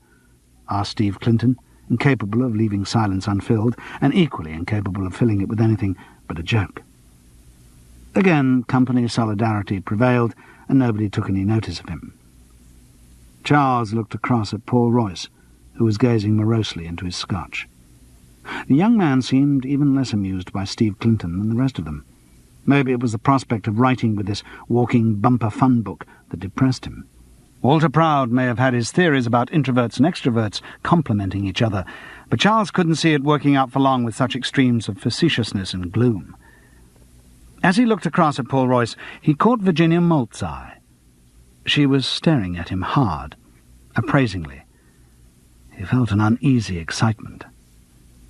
Walter Proud sat next to her. Charles shifted his gaze to the producer. The gin was getting through, and as it relaxed the face, Charles could see the sagging contours of age and sadness. Walter was determined to be jovial, to put across the showbiz image of indestructibility. But brashness could not hide the fear of aging and of dying, the fear that could drive a man into the apparently rejuvenating arms of a young girl, and that could turn him to violence if she rejected him. Charles could identify uncomfortably closely with Walter. He'd known the blindness of sexual anger, the jealousy of a younger man's irretrievable advantage. If he had been in love with Janine, and if he'd been aced out by a cocky young comedian, he would not like to have predicted how he might have behaved. Lenny Barber emerged from the cupboard that served as a dressing room, drink store, laundry room, lavatory, and manager's office. He got a bottle of scotch and a glass from the bar and joined the wide circle of drinkers. He poured a big tumblerful and downed it. "Going all right tonight, Lenny, before the fight?" Miffy Turtle observed. Barber shrugged wryly. "Audience was rubbish." "But you was getting them round, Lenny." "Act coming together very nicely." "Very nicely," Walter echoed with the indulgence of the big impresario. "All very promising. Of course, the IBA wouldn't wear any of that material on telly, but the life is there, and that's what matters. Now, when this telly show gets away, it's going to be very big indeed," as the actress said to the bishop. Nobody reacted to Steve Clinton's reflex line. "What telly show's this?" asked Miffy Turtle, unnaturally quiet. Got a pilot away for Lenny. And Charles here, following the success on the old Alexander Harvey show. Very exciting prospect. Going to be very big. How long have you known? I only got the definite go-ahead today. Something fell through, so the studio date was suddenly available. I rang Lenny and Charles. Of course, I should have rung you, Miffy, as Lenny's agent, but too bloody right you should have rung me. Yes, I am his agent, and don't you forget it. I'm not going to fart around getting him bookings in smelly little holes like this and then miss out on the big ones. Well, no one's suggesting that, Miffy. I was going to ring them tomorrow. Ah, yes. It's always bleeding tomorrow, isn't it? Miffy, don't be bloody daft. Lenny Barber spoke with dignity and authority. No one was trying to keep you in the dark about anything. And no one had better bloody tribe. I'm not going to lose all my bloody artists just when they start to take off. Of course you're not, Miffy. Calm down. All right, looks like you lost one of your acts tonight, so I can see you're sore. But mixed bathing wouldn't have stuck together more than a couple of months anyway. You could see the split coming, couldn't you? Oh, sure, Lenny, sure. Miffy Turtle's anger had subsided. I was just thinking, you used to be with the big agents when it was all happening for you. If it's all happening over again, maybe the big boys will start sniffing again. If they do, I'll tell them what they can sniff, said Lenny Barber coarsely. That load of shits didn't come near me when I was down on my luck. I don't give a damn about them. Anyway, Miffy, this is only one television program. Not a big deal. It is a big deal, objected Walter, offended. Nah, it'll probably come to nothing. Nothing to get excited about. Like they used to say to the would-be comics at auditions, it's okay, but don't give up your day job. Now, don't play it down, Lenny, Walter protested. This show's going to put you right back on the map. Yeah, but whereabouts? Walter ignored the cynicism and started being a producer. Actually, I want to talk about a few details on the show. First thing we've got to do is to get a script together. Can't really talk about that now, but maybe we could fix up a meeting tomorrow. No, that's Saturday. Monday, to talk about what we're going to do. Okay for you, Lenny? Paul? Steve? In the words of the abacus, you can count on me. Steve Clinton guffawed alone at his wit. But more than that, we've got to think positive on the show. Think big. We've got to say, this show is going to be the biggest comedy sensation of the year, and Lenny Barber is going to be the biggest star. Walter Proud was beginning to enjoy the Hollywood Backstage movie in which he had cast himself. So what it means is, Lenny, you've got to be seen around a bit. Right sort of places. I mean, for instance, next Wednesday there's this UEF awards lunch. The television company's got a table, and you've got to be seen there, Lenny. With Charles here. What's UEF? Asked Charles. United Entertainments Federation. Big do, being televised. We'll meet a lot of important people there and get a chance to let them know the show's happening. Got to think PR, you know. Lenny Barber grimaced.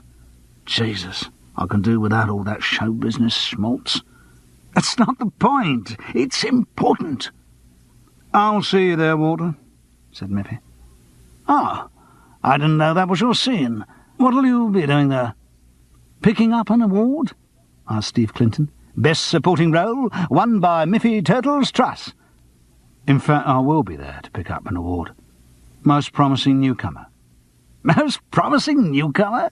You? No. Bill Peakey.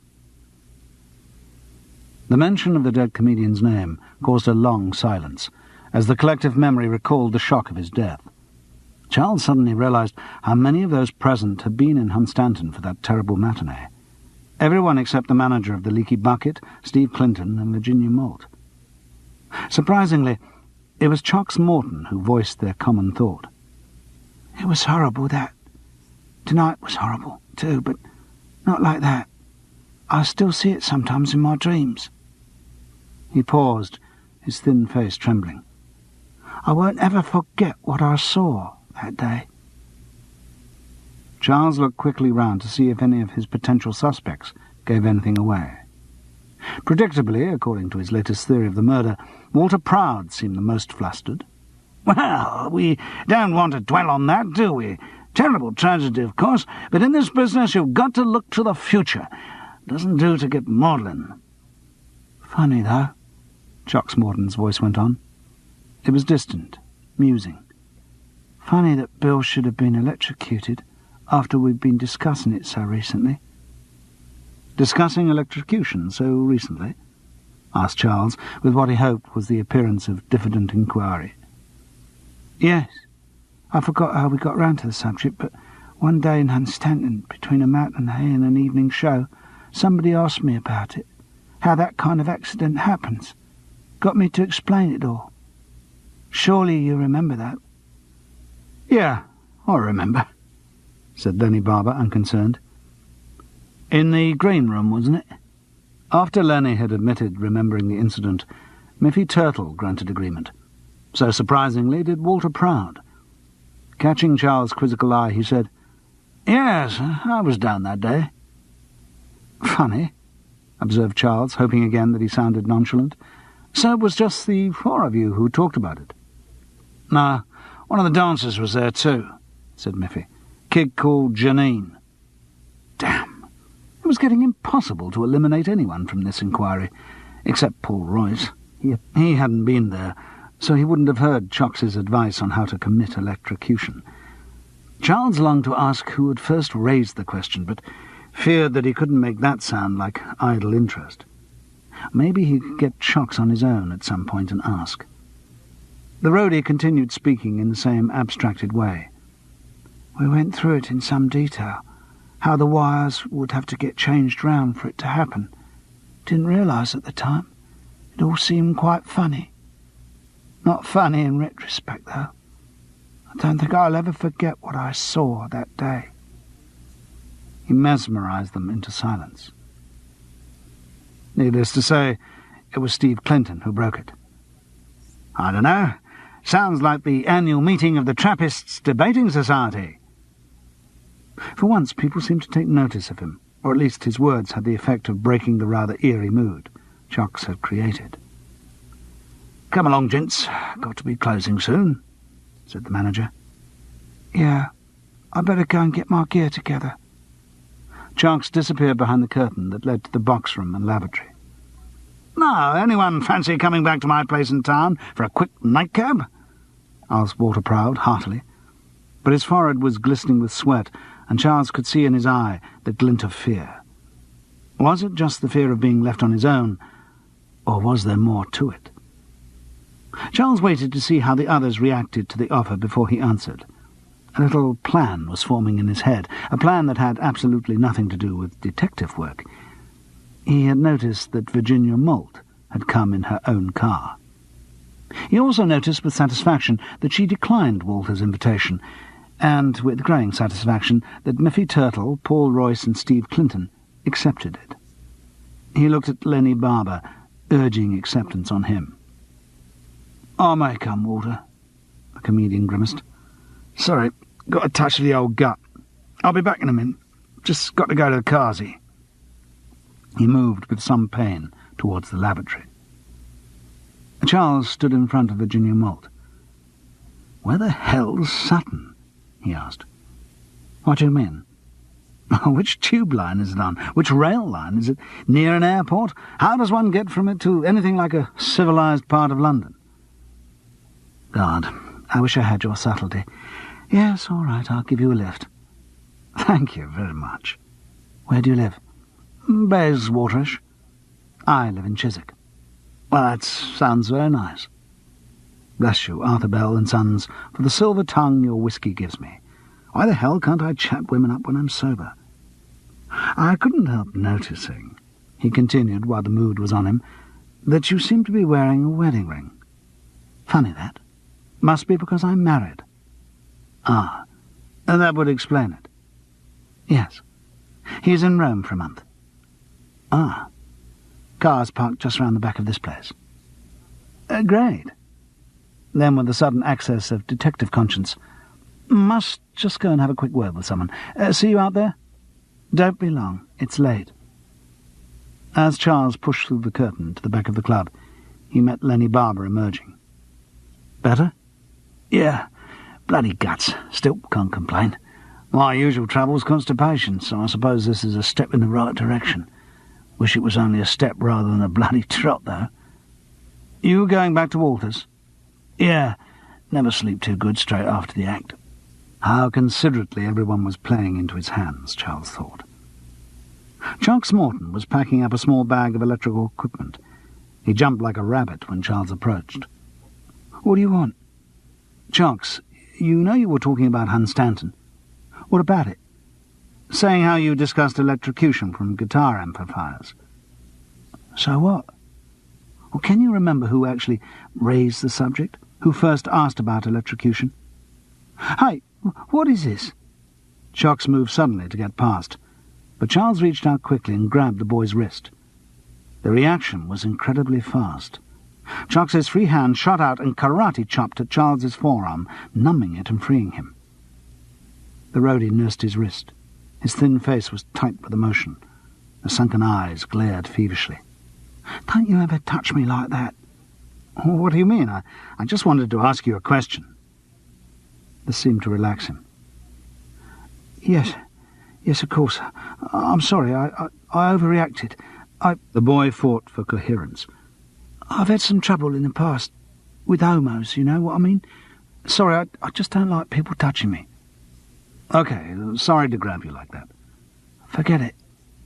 The roadie turned to leave. All I want you to tell me is who raised the subject of people being killed by electrocution from guitar amplifiers. Chunks looked back at Charles, a small smile twisting his thin lips. I can't remember, he said, and left. Virginia Malt's cottage in Chiswick was neat and Victorian, like a set for one of those turn-of-the-century television series that sell so well abroad. The bedroom was the largest room, though that didn't say much. By the time the bed had been fitted in, there wasn't a lot of space for anything else, which meant there was little point in standing around. Charles flopped onto the bed. Virginia moved to the pile of wafer-thin stereo equipment stacked like filing trays on a walnut table. Do you like music while you work? If it's good enough for the British Forces Network in Germany, it's good enough for me, replied Charles, remembering the regular announcement on the famous radio program. Virginia slammed in a cassette and started to strip off. There were speakers either side of the headboard, and the stereo was so good that Elton John was virtually in bed with him. Virginia lay beside him, naked except for a silver whistle charm on a chain round her neck. That, with her large breasts and tightly prominent bottom, made her look like a gym mistress, and somehow Charles felt he was going to be put through his circuit training. He reached over to her shoulder and crushed the duly satisfying breasts against his chest. "Hey, there's no hurry," she said. "Weekend. You are hungry. Eat when I can.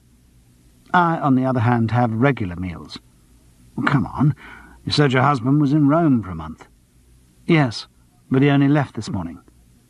"Ah. What do you do it for? Other men?" Fatuous question. "Just fun, you mean?" "That, and he's meeting his mistress in Rome." "Oh. He's a film producer. She's in the movie. That's part of the reason. Also, I suppose there's time passing." "Cram as much experience in while you can." "Guess so. Dear God, you're a fat lot of good. When I want to go to bed with a memento mori, I'll look for a skeleton. Tonight what I had in mind was a real live man." "Oh, of course. Apologies for the maudlin tone of the conversation. Let's start again." A pause. "Nice music." "Yes, nice music. From my brand-new stereo setup. Very superior. And tax-deductible. Bought on the advice of one of my writers." "I didn't know writers were stereo buffs." "This one is. Very deeply into it. Actually, I think he's rather contemptuous of the stuff he recommended for me. He builds his own equipment. That's what the real experts do. Oh, yes, what he doesn't know about plugs and transistors and amplifiers and leads isn't worth knowing. I went round to his flat once. Only once. He didn't like people visiting. But I was curious. And God, the great mound of hi-fi gear he'd got. Didn't know how his girlfriend put up with it, except she wasn't around much. Off touring. Dancer or something." During this long, musing speech, Charles had found himself listening with mounting excitement. He could hardly find his voice to ask, "Which one of your writers are you talking about?" He knew the answer before she spoke. "Paul Royce." You say his girlfriend was a dancer? Yes, with one of these pop-modern lots. Not that I met her. He never brought her anywhere. I think they've broken up now, anyway. Did he ever mention her name? Again, Virginia didn't have to say Janine before Charles's thoughts started on a cruster run of their own. Charles, I seem to be losing your interest again. Oh, I'm sorry, I was miles away.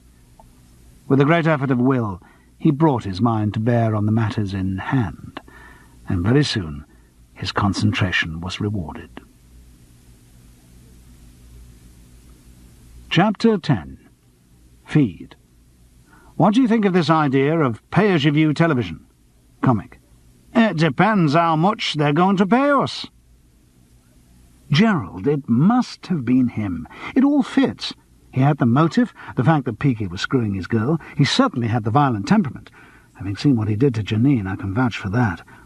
He had the opportunity. He went backstage during the interval that day in Hunstanton, and most important, he had the technical knowledge to commit the crime.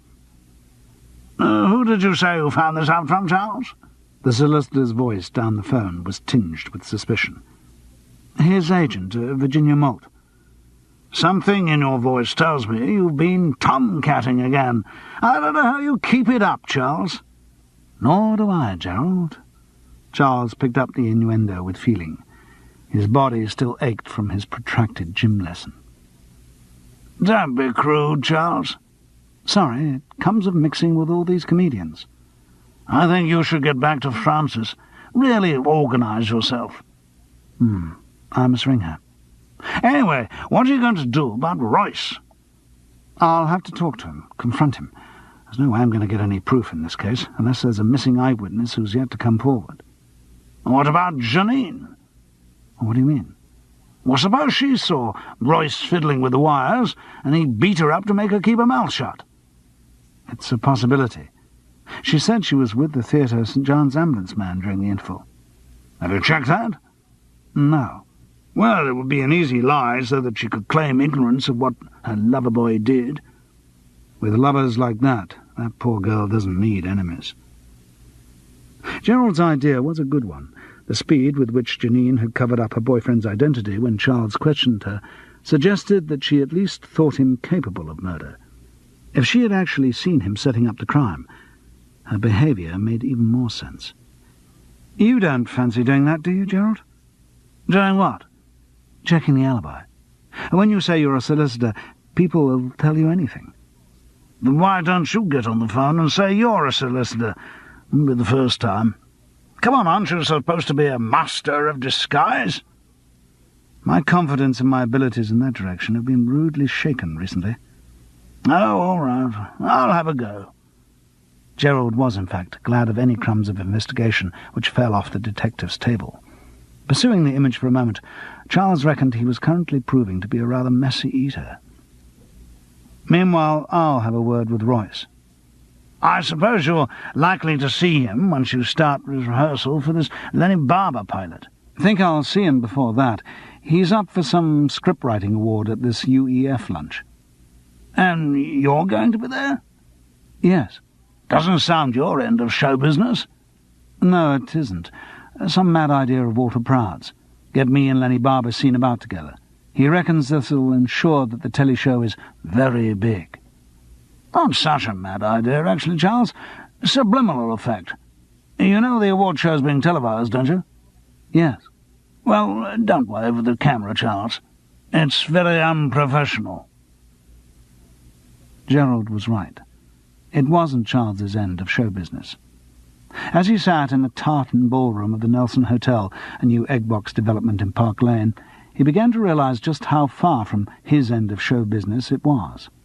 For a start, there was wearing a suit, a penance which Charles avoided whenever possible, and in this fathering of glittering trendies, he was awkwardly aware of the age of his suit, which was due for a comeback when the nostalgia boom reached 1962. Then there was the company. Charles felt he had had rather a lot of sitting and drinking too much with Walter Proud recently. To make things even more awkward, there seemed to be an atmosphere between Walter and the television company executives who occupied the rest of the table. Nigel Frisch was pointedly ignoring the producer, lavishing his attention on an actor and actress who had been nominated for awards for their parts in a soap opera about Edwardian vets. Charles wondered how Walter had managed to get the tickets for the event, since his presence seemed so much resented. Lenny Barber, who might have cheered up the proceedings, was morose. He brooded darkly on his digestion.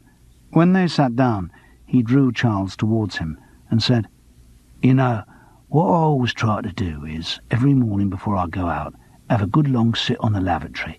Just wait till something happens. Just wait, before I leave the house.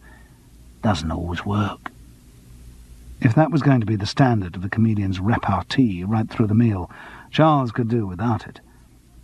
The only person he did want to see was Paul Royce, but because he was up for a radio award, the writer was over on the BBC table, so there was no chance of making contact until the whole grisly affair was over.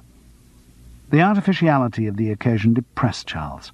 Nobody was there for anything but self-advertisement, and yet all felt obliged to lavish greetings and insincere compliments on each other. Even the mild excitement of finding out who had actually won the awards, small gold-plated sculptures of escaped chair springs, was diffused by the fact that everyone present seemed to know the winners in advance, and those who didn't could work it out from the seating plan. The winners were placed at the ends of the tables nearest the stage, so that they could rise in simulated consternation and not be lost by the cameras. The food was in keeping with the artificiality of the occasion. The Nelsons specialised in what is euphemistically known as international cuisine. The soup looked like soup, the meat was meat shape, and the vegetables were vegetable shape. In fact, it had all the qualities of real food, except taste. The televising didn't start until the actual handing out of the awards began, so there was a certain amount of moving about during the meal. At one point, Dickie Peck, with his trademark of drooping cigar ash, came over to Charles's table. Walter Proud's vigorous wave was rewarded by a vague nod before the agent turned to Nigel Frisch. "How's it going, Nigel? Want to talk to you about this new series idea for Christopher Milton." "Lovely. Right with you. Let's make it lunch at Wheeler's. Can you do tomorrow?" "No. Friday any good?" Frisch shook his head. "Have to be next week, Tuesday." The agreement was reached. "By the way, Nigel, who's getting the most promising?" "Bill Peakey, posthumous." "Oh, of course, I'd forgotten. Funny, he was going to join my stable." "Really?" "Yes, I saw him the afternoon he died, and we agreed it. Hunstanton, of all places. There was a wasted trip." Dickie Peck seemed unaware of the fact that 3 other people at the table had also been in Hunstanton on that occasion. "I suppose his widow picks the thing up. Oh, yes, there she is." Charles looked in the direction Dickie Peck indicated, and saw Carla at the end of one of the tables near the stage, deep in conversation with Miffy Turtle. She wore a beautifully cut black dress, and Miffy's instinctive flashiness was subdued into a charcoal grey suit. They made an attractive couple. Charles couldn't help visualizing other circumstances in which Bill Peakey collected his own award. For Carla's sake, he had an obligation to find out who had killed her husband. The increase in the number of worried-looking men with headphones and the lumbering approach of cameras and lights indicated that the televised part of the proceedings was about to start. Rather than missing Paul Royce in the confusion of everyone's departure, Charles hurried across to the BBC table. "Paul, I wonder, could we have a quick word after the ceremony? Something I want to ask you about." The morose young writer looked at him cynically. "You might at least wait till you get the script before you start rewriting it." "No, it's nothing to do with the show. Something else." Paul Royce looked at him sharply. "Okay. I'll hang about. We could have a drink or something." "Sure," said Royce, and Charles could feel the boy's eyes following him back to his seat.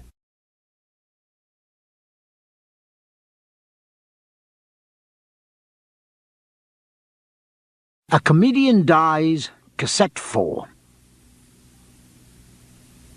The awards ceremony was compared by a well-loved television personality who earned enormous amounts of money by asking grown-up people childish questions and rewarding them with consumer durables in the shape of freezers, music centres, kitchen units and cars.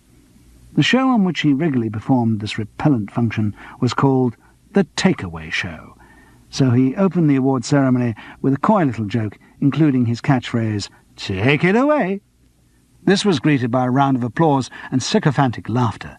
The well-loved television personality then said how very, very honoured he was to be asked to compare the show, and how very, very delighted he was to see so many popular and well-loved faces in the audience. At this point, the camera scanned round and picked out one or two of the faces which were more popular and better loved than the others. To Charles's embarrassment, he saw a camera with a red light on it trained on him and Lenny Barber.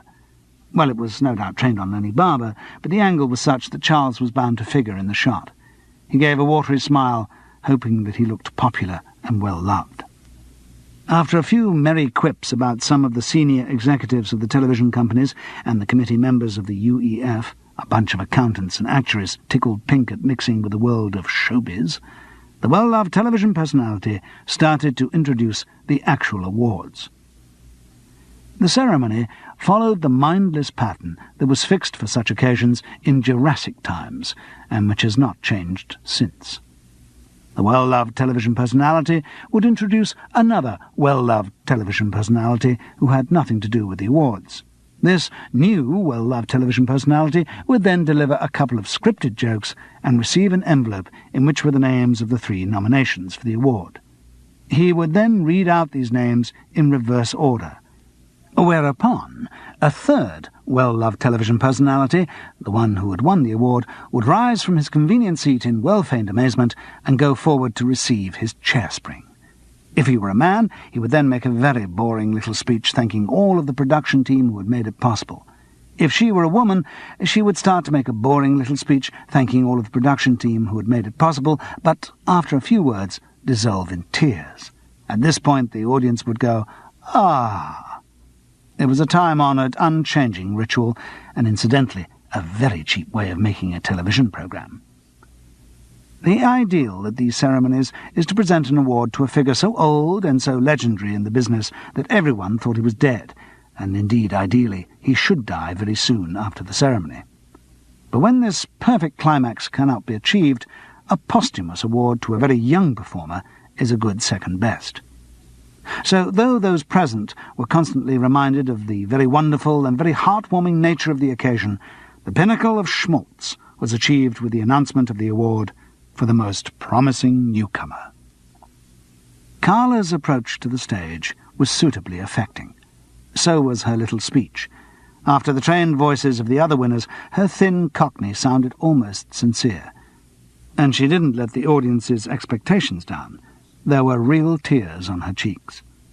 Charles still found it artificial, not because he didn't believe in Carla's feelings, but because the whole setup seemed an insult to genuine emotion.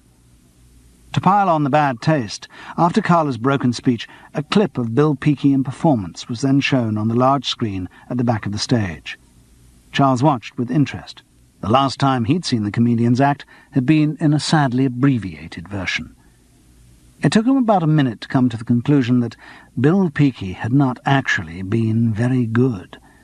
There was a freshness of attack in the performance and some clever business with the guitar, but otherwise it was run-of-the-mill stuff. The well-loved television personality's mixed metaphor about one of the brightest flames that the entertainment firmament has seen this century, so sadly extinguished so soon. Good God, who wrote his stuff? Was just another example of showbiz hyperbole. Having formed his own opinion of the late comedian's merits, Charles looked around to see what effect the clip was having on the potential murder suspects. Walter Proud was gazing at the screen with a proper maudlin awe. Lenny Barber, bored and slightly irritated, was modelling the inside of his bread roll into a dachshund. Miffy Turtle, helping Carla back to her seat in the subdued lighting, was not looking at the screen. But on Paul Royce, the effect was profound. The boy sat forward rigid in his seat.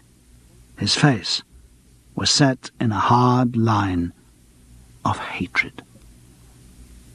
When the last award had caused its studied surprise, and the last drop of sentiment had been wrung from the occasion, and the television recording had been cleared, presumably if there turned out to be anything wrong with it, the whole process would have to be repeated, and everyone be surprised all over again, the crowd of very wonderful people started to disperse.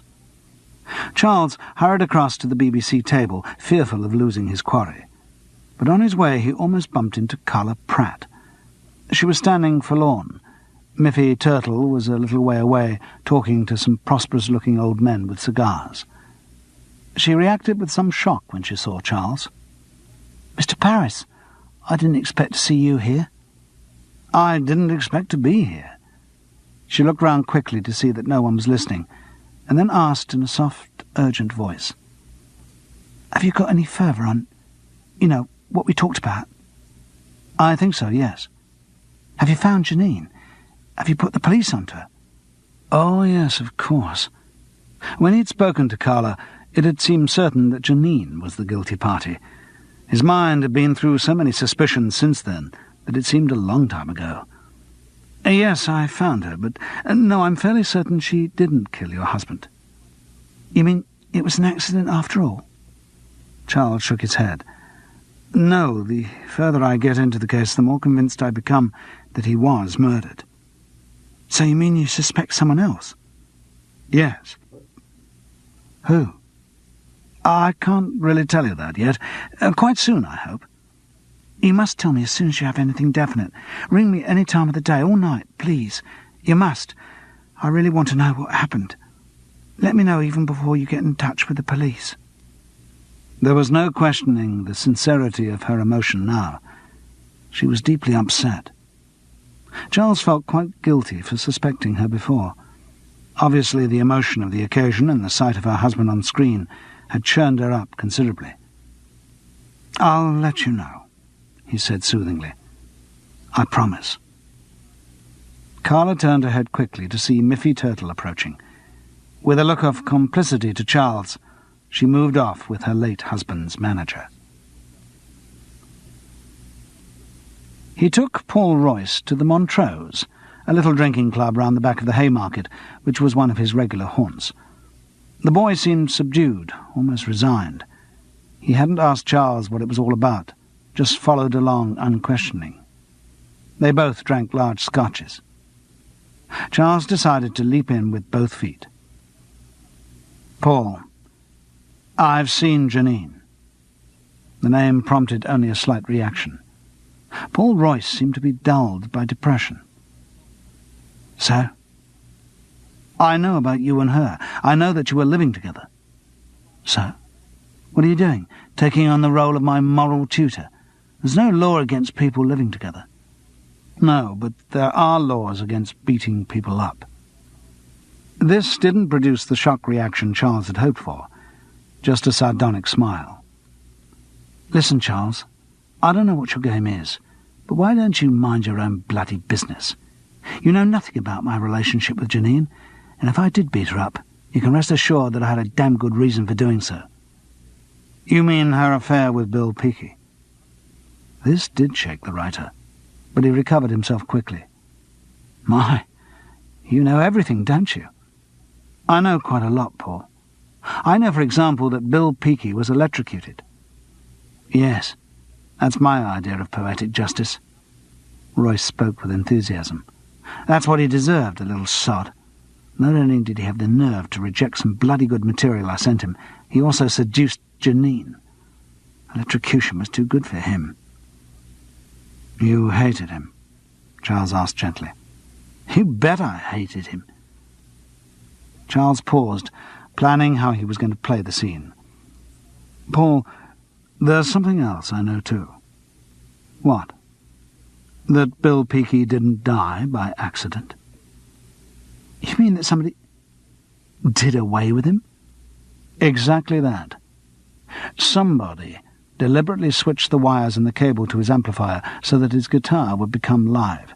Somebody who hated him very much did that. And he did it during the interval of the show that afternoon." Paul Royce looked at Charles blankly. It was impossible to gauge what thoughts lived behind the writer's sleepy, depressive eyes. Charles pressed home his advantage. "I also know, Paul, that you're a hi-fi expert and would have had no difficulty in altering the wiring. I know you went backstage at the interval that day in Hunstanton. You've just told me how much you hated Peakey, and having seen what you did to Janine, I don't find it difficult to believe that you're capable of killing." There was a long silence before Paul Royce spoke. When he did, his voice was soft, almost amused. "I see. So that's it. Well, I never did. And I mean that literally too. I never did. Sure, I hated Peaky. I was delighted that he was killed. I don't make any pretense about that, but no, I didn't kill him." He mused for a moment. "Funny, it never occurred to me that he might have been murdered. I thought his death was just serendipity, divine intervention to show that, in spite of the bad press he tends to get these days, God still has a sense of justice. However, since you think I murdered him, I'd better produce my alibi, had I not? Yes, I went backstage that afternoon in Hunstanton. I went backstage with Walter Proud, Dickie Peck, and Miffy Turtle. Dear God, sounds like the Seven Dwarfs. We got to Bill Peaky's dressing room, and he wasn't there. Miffy and Walter went off to find him. I stayed in the dressing room with Dickie Peck, failing to find any subject in which we were both interested. In fact, failing to find any conversation at all. I wasn't out of his sight, though, for the whole interval. You can check, if you like." "I will," asserted Charles vehemently, but the vehemence was reaction against the toppling of yet another of his house of cards. Paul Royce was an unpleasant young man. He had treated Janine Bentley unforgivably. But he had not killed Bill Peaky. A new thought suddenly came rushing into the vacuum. "Tell me, when Peaky came into the dressing room, weren't Walter and Miffy with him?" "No. Walter came back a few minutes later. He'd been to the lavatory. Miffy didn't come back. I got the impression he was rather, pardon the pun, miffed at the presence of Dickie Peck." "I see. Yes, he was Peaky's manager, just when his client was about to hit the big time. The big boys started to move in." Paul Royce finished the sentence for him. He rose to his feet and spoke with heavy sarcasm. "Well, this has been delightful. Next time you want to accuse me of murder, don't hesitate to get in touch. I'm afraid I must be going now. If I get into the habit of drinking whiskey all afternoon, I'm going to end up as a debauched, middle-aged incompetent." There was no mistaking the barb in that parting shot, but Charles's mind was too full to take much notice of the unpleasant young man's departure. Unfortunately, it wasn't constructively full, just clogged with conflicting theories and unformed suspicions. Out of the confusion, only one image was clear. Carla's face, racked with genuine pain. "Do let me know." Maybe another talk to the victim's widow would clear his mind about the murder. Chapter 11. Comic. "I dreamt about your wife last night." Feed. "Did you?" Comic. "No, she wouldn't let me." When he got back to Hereford Road, Charles rang Carla's number. It was engaged. He tried again 10 minutes later, with the same result. He kept trying at 10-minute intervals for over an hour. Either she was having a very long phone call, or something was wrong. He dialed the operator and asked for the line to be checked. They rang him back and said that the phone was not in use, but appeared to have been left off the hook. Charles started to feel a little quickening of anxiety. He had seen too much of violence and its effects over the last few days. He decided to go out to Chigwell to check that all was well. It was still a hell of a long way, and the evening tubes and buses were interminably slow. As Charles joggled about in them, he tried to focus his mind on his suspicions. But names and details tangled infuriatingly like a board game, little hopeful ladders of logic counteracted by long snakes of conflicting evidence. His only constant impression was one of slight dread. It was after 9 o'clock when he reached the wrought-iron gates of the Peaky's bungalow.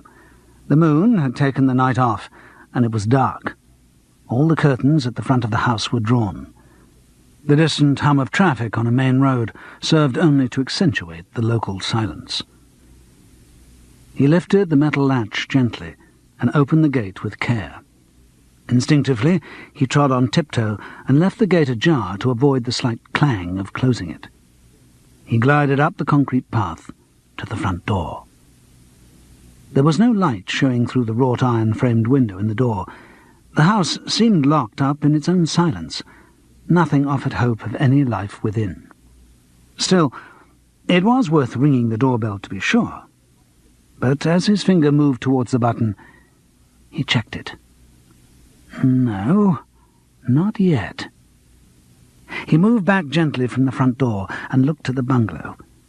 Yes, there was a slight blur of light on the lawn to the left-hand side. Still slowly, with his weight poised on the balls of his feet, he moved round to its source. The shaft of light came from a thin triangle at the bottom of imperfectly closed curtains. Breathing shallowly, Charles moved towards the window. He peered through.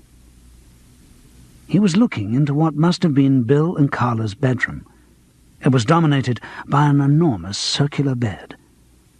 But it was what he saw on the bed that snatched his breath away in shock. Two naked bodies writhed in the paroxysms of love. Carla's face was turned to the window, her eyes closed, the mouth open, gasping with pleasure. The man's face was hidden, buried in her shoulder. Their bodies arched and snapped together as they climaxed. Then they subsided, panting. After the moment, the man drew away from her. Charles saw the chunky gold identity bracelet on the wrist, and when the mystery lover swung his legs round to sit on the bed, he could see the man's face clearly. It was Miffy Turtle. Chapter 12. Comic. Two girls talking. One says to the other, "Are you going out with your boyfriend tonight, or are you going to sit in and watch television?" "Doesn't make a lot of odds, really," says her friend. "Either way, I get a lot of interference." The unfamiliar experience of being in work meant that Charles couldn't immediately pursue his detective investigations, but he gave him time to collect his ideas. He decided against confronting the post-coital couple in Chigwell until he'd had a clearer idea of what to confront them with. But what he'd seen turned on its head everything he had hitherto thought about the case. As he walked from Annerley Station to the RNVR Drill Hall, Wilberforce Street, where the rehearsals for the new Barber and Pole show were being held, he tried to piece together a new version of Bill Peaky's murder. The important change from all the previous versions was that Miffy Turtle was now cast in the role of villain. With that alteration to the dramatis personae, a lot of previously indigestible details were liquidized and made palatable. Charles started from the assumption that the affair between Miffy and Carla had been going on for some time. It was possible that the agent had been cashing in on the widow's loneliness the previous evening, but the logic was stronger for a relationship which had started while Peaky was alive. And Charles could now define an impression he had received at the awards ceremony of a relaxed closeness between the couple. An affair of long standing also gave Miffy an excellent motive for wanting Peaky out of the way. Nor was that the only reason for him to kill his client. There was something else that Charles should have deduced in Hunstanton, but he had only realised when Dickie Peck mentioned it at the awards luncheon. The London agent's sole purpose in going to Hunstanton was to sign up the rising comedy star, and by doing that, he was going to ace out the manager who had struggled up with his client from obscurity.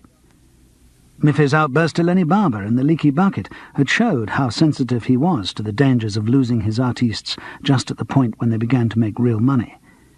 If Bill Peaky was as unpleasant and self-centred as everyone suggested, he would have no qualms about dumping his old friend and agent. That, together with the inconvenience of Carla's having a husband around, might well push a wide boy like Miffy into crime. The new theory also explained the inconsistencies in Carla's behaviour. It had been strange that when nobody else had a good word to say for her husband, she had painted a picture of a perfect marriage, while admitting her husband's frequent infidelities. Charles had yet to meet the wife who, whatever her protestations, was genuinely complacent about her husband's affairs. And now he understood Carla's strange story about Janine Bentley. Having met the dancer, albeit at a time of great physical and emotional pressure, Charles had been struck by her essential level-headedness. And though this could have been one of the many smokescreens of schizophrenia, he preferred to accept his own assessment of her character, than the unbalanced one presented by Carla. Anyway, that had been too quick, too glib. The widow knew he was coming full of suspicions, so she had hastily provided him with a convenient focus for them. Such behaviour made very good sense if Carla was protecting her lover. If she knew Miffy had killed Peaky, or even came to suspect him when Charles first mentioned the idea of murder, then it was in her interests not only to provide the name of a potential murderer, but also to present the image of a desolated widow whose life had been ruined by the premature loss of a beloved husband. Given the facts of such an idyllic marriage, cruelly cut off, it would never occur to Charles that Carla had anything to gain from Bill Peaky's death. She had thought quickly that afternoon. Full marks to her. She had thrown him off the scent very effectively. But the strain of thinking on her feet had affected her performance of bereavement, and it was that which had made Charles suspicious of her sincerity. Yes, if Miffy had killed Peaky, everything made sense. Even as he thought it, another piece clicked into place. Miffy, on the scene at Hunstanton for much of the run of Sun and Fun Time, was much better placed than any of the other suspects to check out the theatre's electrical system and plan the crime. New confirmatory thoughts kept sparking in Charles's mind. At last, he was really onto something. He would have to go and talk to Miffy Turtle. The read-through in the RNVR drill hall was the first time that Charles had met the director of the new Barber and Pole show, Wayland Ogilvy. Walter Proud had spoken much of the young man, commending his own original thinking in bringing an established drama director into the less gracious arena of light entertainment, and Lenny Barber had mentioned meeting the director over a preliminary script conference. But none of this had prepared Charles for the parrot-faced aesthete with the gold wire-rimmed glasses and quilted Chinese jacket to whom Walter Proud introduced him. "Looking forward to a long and happy association," said the producer jovially. "Hope so." Charles smiled a stupid smile. Wayland Ogilvy looked at him intensely for a moment. Then he spoke. "Scorpio. I'm quite compatible with Scorpios." Charles's reactions were twofold. First, he thought astrology was an affectation, and second, he was impressed, in spite of himself, that the director had got his sign right. Also present at the read-through were Lenny Barber, the two writers, Paul Royce and Steve Clinton, a few hardened comedy support actors who'd been cast in some of the sketches, Wayland Ogilvy's PA, a dauntingly attractive girl called Teresa, a trainee PA, a stage manager, an assistant stage manager, and a chief petty officer in full uniform. This last turned out to be an official of the RNVR who gave a short talk on things that could not be done in the drill hall. After his departure, the stage manager was berated for having allowed him to appear in the first place. They all sat round a formica-top table at one end of the hall. The rest of the space was marked out with lines of different coloured tapes and upright posts on wooden stands. These were the entrances, and the whole surrealist forest represented the set, later in the day to be explained by the designer, who appeared in a beige corduroy boiler suit. Walter Proud welcomed everyone, saying how marvellous they all were and how very big the show was going to be, and how he, as producer, would be keeping a very low profile and putting everything in the capable hands of Wayland Ogilvy. And once again how, with a combination of the best artistes and the best writers in the profession, the show could not fail to be very big. During this speech, Charles observed Lenny Barber. The old comedian's face bore a smile of unambiguous cynicism. How many times must he have heard similar pep talks before how many shows which had vanished without a trace? He no longer had any expectations of anything. He knew too much about the injustice and fickleness of the entertainment business to believe in any other power than that of luck. He would work himself to death to make the show work, so long as no one asked him to believe in it. Even Charles, who was hardly a little noddy in his worldview, found something shocking in the depth of the man's cynicism. Walter Proud, discreetly wishing to maintain a good producer-stroke-director relationship, suggested diffidently to Wayland Ogilvy that they should have a straight read-through on the clock to get some idea of how the show ran, unless, of course, Wayland wanted to approach it in a different way. "No," Wayland said, he was happy to do it that way, though on the first day of rehearsal he tended to try to picture the overall impact of the programme than get too involved in the script. So they started. Charles still had a blind spot about television comedy material. He couldn't tell what was funny and what wasn't, and having seen the miracles Lenny Barber had wrought with very indifferent lines in the barbershop sketch, he felt even less qualified to judge. However, Steve Clinton laughed raucously at every joke, and there seemed to be sycophantic titters from the production crew from time to time, so maybe this was funny too. The trouble was that Charles didn't have Lenny Barber's performance and reactions to help in his response. It soon became apparent that the comedian could not read. Not that he was illiterate, but that he couldn't sight-read and give a performance at the same time. Charles hadn't met enough comedians to know how common a failing this is. Performers, used to working season material or adding new jokes and ad-libs in the skirmishing of nightclub work, are very rarely dependent on scripts and can be seriously thrown by trying to give life to words on the printed page. Charles's first reaction was one of fear that Barber was not going to improve, and that this stumbling, ill-timed performance would be the one presented to the studio audience. He rationalised that fear away. Obviously, once he'd learned the script, the comedian would start to build his performance, start to characterise and time the lines. But Barber's inept read-through, particularly when all of the minor comedy supports were giving extravagantly self-indulgent, but funny, cameos, seemed to get the project off to a bad start. It was also apparent, as they read, that the star didn't like a lot of the script. He kept stopping on jokes, shaking his head and looking up to Walter Proud as if to start discussion, but on each occasion the producer gestured that the read-through should continue and points be raised later. Charles had got the impression that there had already been meetings between Proud, Barber and the writers when rewrites had been demanded, and the whole show, or certainly the bits that Barber appeared in, he showed no interest in the rest, looked like being rewritten a good bit more before the recording day arrived. They reached the end of the script, and Lenny Barber, in spite of his mood, sang through a verse and chorus of the closing song, the signature tune of the old Barber and Pole show, "Who Cares About Tomorrow When Tonight Is Now?" Walter Proud leaned across to look over the P.A. Teresa's shoulder at her stopwatch. "Just about right for time to. Lovely read. Thank you all. Oh, sorry, Wayland. I should let you speak first." "No, don't worry. I'm just kind of trying to visualise the overall shape of the conception." "Thank you, Wayland. No, I'd really like to say I think we're really onto something very, very big." "Not without some changes, we're not," stated Lenny Barber baldly. "What do you mean, Lenny?" asked Walter heartily, as if he could will away the dissonant voice. But he had started to sweat.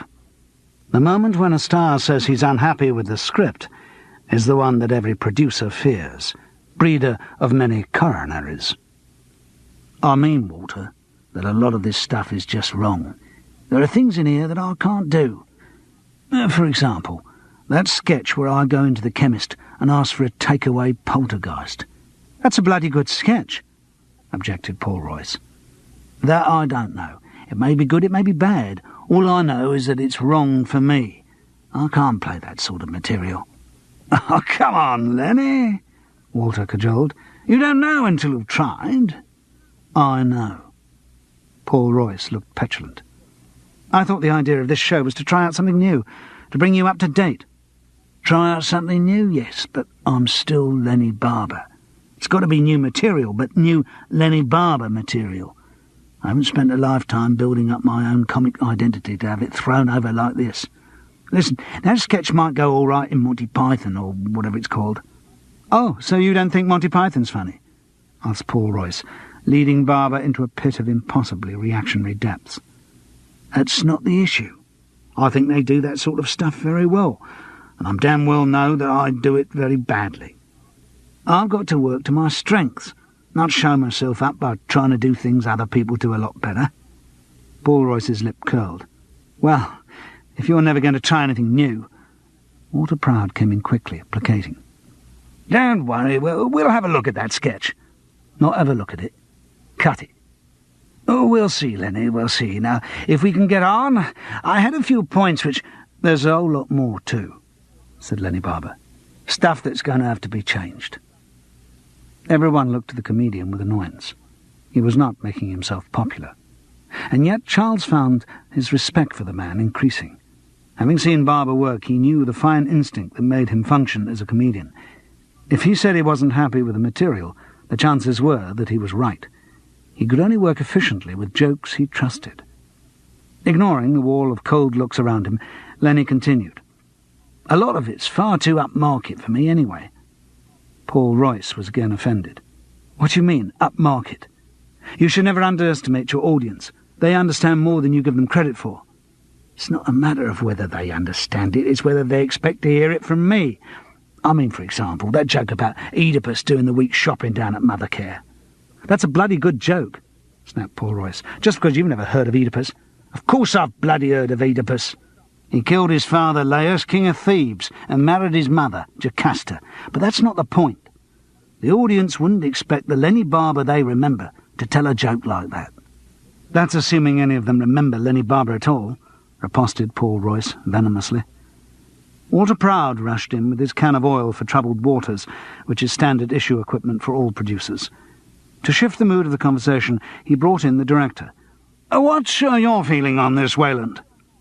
"I don't know." The dreamy eyes behind gold-rimmed glasses came back lazily from their reverie. "I was just trying to paint a picture of that final monologue. I think we should probably shoot it through something. Ferns, maybe, with the set almost burned out behind." Charles got the feeling that the new Barber and Pole show would not be a completely trouble-free production. There was a payphone in the corridor outside the drill hall, and he went to it in a rehearsal break. Through the arguments over the scripts, he had been formulating his next move in the case of Bill Peaky's murder. A girl answered. "Miffy Turtle Agency?" Her voice was Cockney. They were all Cockney. Miffy, Carla, the late Bill Peaky. But the feeling they all gave Charles was not of lovable Dickensian Cockneys, rather of potentially criminal Cray Brothers type of Cockneys. Miffy, particularly with his solid frame and his flashy jewellery, seemed only one step from a gangster. "Could I speak to Mr. Turtle, please?" "Who wants him?" "My name is Charles Paris." "Hang on a minute." Silence. A click. "You're through." "Hello, Charles. What can I do for you?" "Miffy, I wondered if I could come and talk to you." "What about?" "Well, it's about my working with Lenny Barber. I mean, you represent him, don't you?" "Yeah." "Well, the fact is—" Time for a little tactical disloyalty. "I've been with the same agent for some years, and I can't honestly say he does a lot for me." That bit at least was true. "I was thinking, if this partnership with Lenny develops into anything, there might be arguments for us being jointly represented." "You might have a point." Miffy didn't sound too bowled over by the idea. "Of course, I do specialise in the variety area. Clubs, summer season, panto, that sort of scene." "Yes, well, that seems to be the way my career's moving at the moment." Absolute lies, Charles thought, as he said it. On the other hand, it was moving more in that direction than it was in any other. In every other area of the entertainment business, its customary stasis obtained. "OK, come and have a talk about it. Fill me in a bit on what you've done and so on. We'll see if an arrangement is going to be mutually beneficial. How are you placed?" "As you know, we've just started rehearsals for the telly, but I think there's going to be some kind of script conference this afternoon that won't involve me, so I'll be free later." "OK. Come along about 4 then. You know where we are?" "Yes. The name's not on the door yet, because we've only just moved, but when you get here, it's the 2nd floor."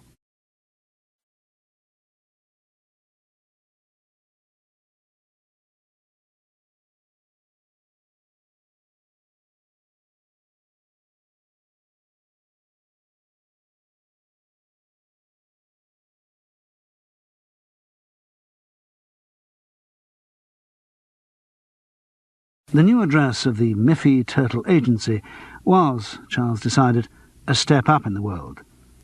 It was in Argyle Street, just next to the London Palladium, maybe in the hope that success would rub off by contiguity. Miffy Turtle obviously had hopes of expansion to afford such an address. It also explained his anxiety at the prospect of losing his most lucrative clients. The move had been very recent. The reception area was littered with half-empty boxes and piled-up folders. The girl behind the typewriter looked as cockney as she had sounded on the phone. Sharp, pert little face, sharp, pert little body. The sort of girl you'd never dare make a pass at, for fear she'd laugh at you. Mr. Parris, in it? OK, I'll just go in and see if Miffy's free. She went through the door to the inner office and returned after a brief exchange. Won't keep you a minute. Take a seat. He could hear a low hum of conversation from the office. It sounded like a female voice with Miffy's. A large framed poster leaning against the wall prompted visions of a leggy chorus girl, and Charles fantasized a little as to what would come out of the office. In a rather adolescent way, he had built up an image of variety work as sexier than legitimate theatre. But he couldn't indulge in such fantasies. It was more important to prepare himself for the approaching interview. It struck him that he was in danger of becoming a joke figure for his repeated murder accusations, like a pimply youth proposing to every woman he meets. He seemed constantly to be gearing himself up to another confrontation. Janine Bentley, Paul Royce, now Miffy Turtle. Thank God he felt confident that he was finally on the right track. If this proved to be another mare's nest, he would look ridiculous. He decided that in future murder investigations, if any, he should try to avoid confrontations. Just build up a dossier of evidence and then hand it over to the police. Though in this case, there would be a hell of a lot of explaining to do before he could get down to details, and from his own experience the police welcomed amateur detectives about as avidly as elephants welcomed umbrella-stand manufacturers. Something buzzed on the girl's desk, and she ushered him into Miffy's office. Charles did a slight take when he saw that the agent was alone. There was another door facing his desk, which must lead to another exit. The fantasy chorus girl had gone that way. In spite of the chaos in the outer office, efforts had been made to put Miffy Turtle in a setting worthy of a West End agent, or at least the setting in which West End agents appear in West End plays. He sat in a swivel chair upholstered in dark brown leather. Across the large mahogany desk, his clients were offered a matching reproduction Chesterfield. On the wall there were framed photographs of people Charles didn't recognise, girls in sequin dresses, men with big bow ties, all with insincere smiles and insincere messages scrawled across them. Either side of the window, red velvet curtains hung, the skimpiness of their cut suggesting that they were not designed ever to be pulled. Miffy maintained the image. He wore a pale green three-piece suit. The heavy gold cufflinks and chunky identity bracelet were very much in evidence. He looked like a footballer giving a pre-match interview. To Charles it all seemed wrong. In his experience, the really big agents worked from dusty garrets or anonymous boxes. Dickie Peck, one of the most important of the lot, had an office as musty and in need of decoration as the bar of a provincial rep. Miffy rose expansively and gestured to the Chesterfield. As close as this, Charles was very aware of his adversary's powerful build. A little chill spread over him at the thought of what he was about to do. "Glad you could come so soon, Charles. Like a cup of tea, then?" "Thank you." Miffy pressed the switch of his intercom and gave the order. The self-conscious way he used the machine confirmed the impression given by its glossy exterior.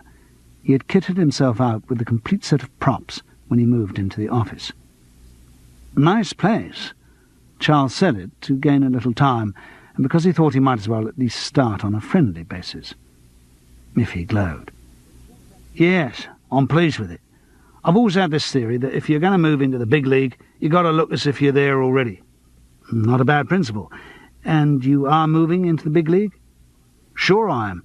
Whole scene needs a shake-up. All the top names in the agency business are old men now. Need a bit of young blood. It's wide open." "Good. Good for my clients, yes. Now, like I said on the phone, I only deal with variety stuff. Fine while you're with Lenny doing that sort of work, but if the calls start coming through from the Royal Bloody Shakespeare Company, I wouldn't know where to begin." "The Royal Bloody Shakespeare Company has managed to do without my services for the past 11 years, and I doubt they're planning a major policy switch." "No, I was speaking like generally. I mean, that's what you are, basically, an actor, innit?" "I suppose so." Charles hesitated. He was feeling uncomfortable. He could go on with this banter indefinitely, but if he didn't make some sort of move soon, he was going to walk out in 10 minutes under contract to the man he had come to accuse. He blurted out, "I've come about Bill Peakey." "Bill Peakey?" Miffy looked bewildered. "Yes. I know he was murdered." "Murdered?" Again the repetition sounded genuinely flummoxed. But Charles didn't have a chance to assess the reaction. He heard the soft click of a door behind him and saw Miffy Turtle's eyes rise, puzzled, to the person who had just come in. Charles turned to find himself looking up the barrel of the small black pistol, at the end of which was a tight-lipped Carla. Miffy spoke first. "What the hell are you doing, love?" Her voice had entirely lost its elocuted veneer. "It's all right, Miff. I should have told you before. He came sniffing round the house with this murder story, but I thought I'd throw him off your scent. Now it looks like we're going to have to keep him quiet." She waved the gun vaguely, but not vaguely enough to be reassuring. "Now, please, Mrs. Pratt," Charles remonstrated. "Keep still. I don't know how he worked it out, Miff, but you must have made some mistake, not cleared your tracks properly. What are we going to do with him?" "I don't bloody know." The agent sounded extremely confused. He had not started the afternoon with any plans for silencing and disposing of the bodies of men who knew too much, and his mind was taking a little while to accommodate the idea. "How did you find out, Mr. Paris?" asked Carla, the gun still describing unsettling pirouettes in her hand. "Various things. I found out that Miffy hadn't been into your husband's dressing room during the interval on the day he died. The Dickie Peck was set to steal your husband as a client. And then I discovered that you two were lovers. So I put two and two together. And got bloody 17. Miffy Turtle was through his confused stage, and a definable mood had now emerged. That mood was extreme anger. "I don't know what you're talking about. Murder? What is this? Are you rehearsing for a play or something? Or is it some bloody stupid practical joke? Because the humour's wearing a bit thin, and I—" Carla silenced him. "Miffy, don't bother. You're not going to persuade him of it now he's got the idea into his head. We've got to decide what to do with him.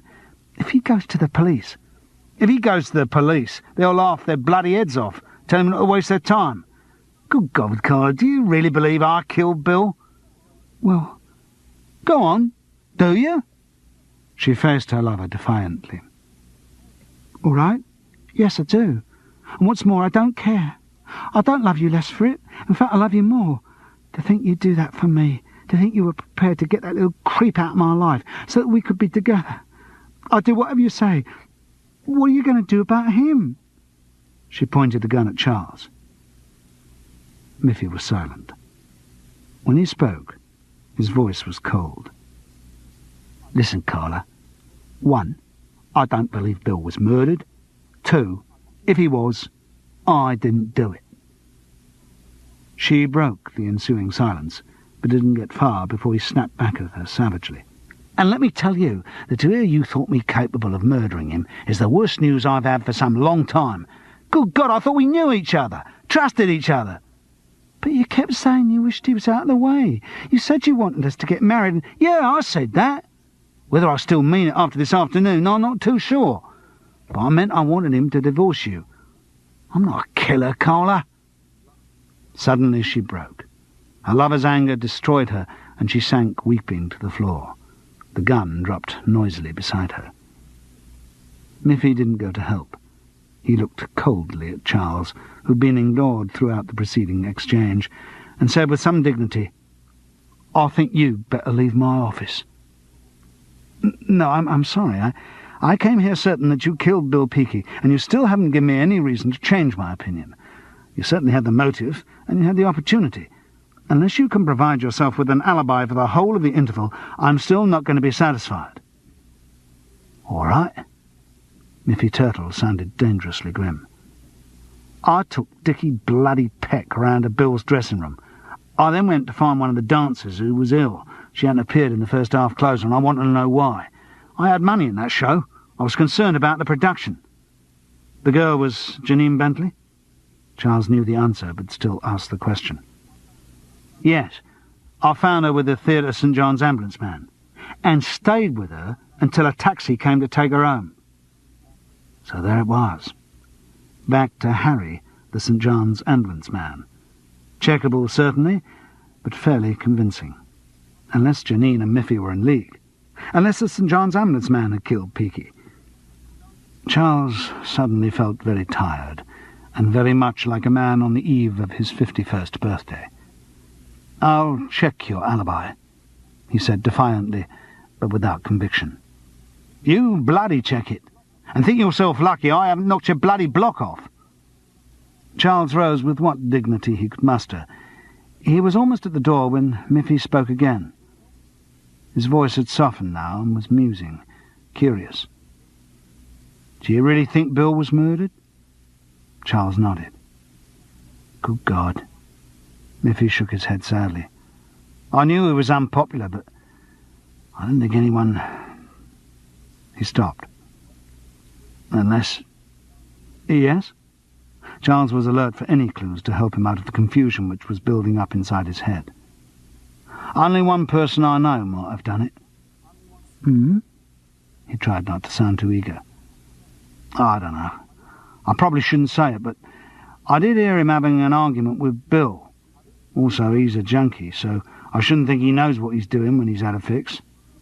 I don't know." "Who are you talking about?" "Boy called Chox Morton, roadie with mixed bathing." "And you say he's on drugs?" "Sure, silly little bugger. Heroin. He won't be around 2 years from now, I bet. Killing himself." "And he had an argument with Bill Peaky?" "Yeah. Needless to say, he was very secretive about the drugs thing. I found out by accident. He was in a terrible state, making me swear never to tell anyone. He was terrified of being handed over to the police.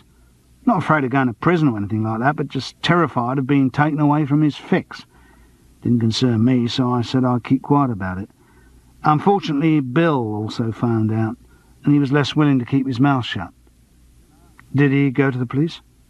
No, that wasn't Bill's way. He was a nasty little sod. He liked having power over people, girls in particular, but everyone. To have a secret about someone and hold it over them, he liked that. That's what he would have done with his knowledge of Chox's addiction." Miffy was silent for a moment. "However he went, the world's well rid of him." This remark induced a new burst of crying from Carla, still lying on the floor behind the Chesterfield. Miffy looked over in her direction, but didn't move. The lovers had a lot of talking to do if they were to salvage their relationship, and Charles Paris was going to have to do a lot of thinking. Chapter 13. Comic. "It's a really rough area. If you see a cat with a tail on round here, you know it's a tourist." "Good God, Charles! Every time you ring me up, you've got a new suspect." "I've been through a few since we last spoke." "Well, I hope you're being a good little amateur detective and checking out all these supposed alibis. Somebody capable of murder is not going to balk at telling the odd lie to get them off the hook." "From your tone, I gather you've done Janine's alibi." "I have, actually. Spent a long afternoon on the phone yesterday checking out Harry, the St. John's ambulance man in Hunstanton. Took me a long time to find him. I started with the theatre and kept getting new numbers. Tracked him down to his sister's in Lowestoft, where he was having anchovy paste sandwiches with the crusts cut off. Chatty old boy, you may gather. Anyway, he remembered the occasion perfectly, and confirmed that Janine had been with him right through the interval, together with Miffy Turtle." "You just asked him like that?" "No, I was a bit subtle. I implied it was a legal matter of urgency and discretion, and that members of the royal family were not uninvolved. The old boy was very flattered to be asked. Got quite excited about it." "I see. So, as I thought, those two are out of the running." "Well, it's all very well to say 'as I thought.' True detective work is the product of endless painstaking research, of inquiry and counter-inquiry." "So I've heard. Maybe that's why I'm not a true detective. Mind you, I think I'm getting somewhere this time."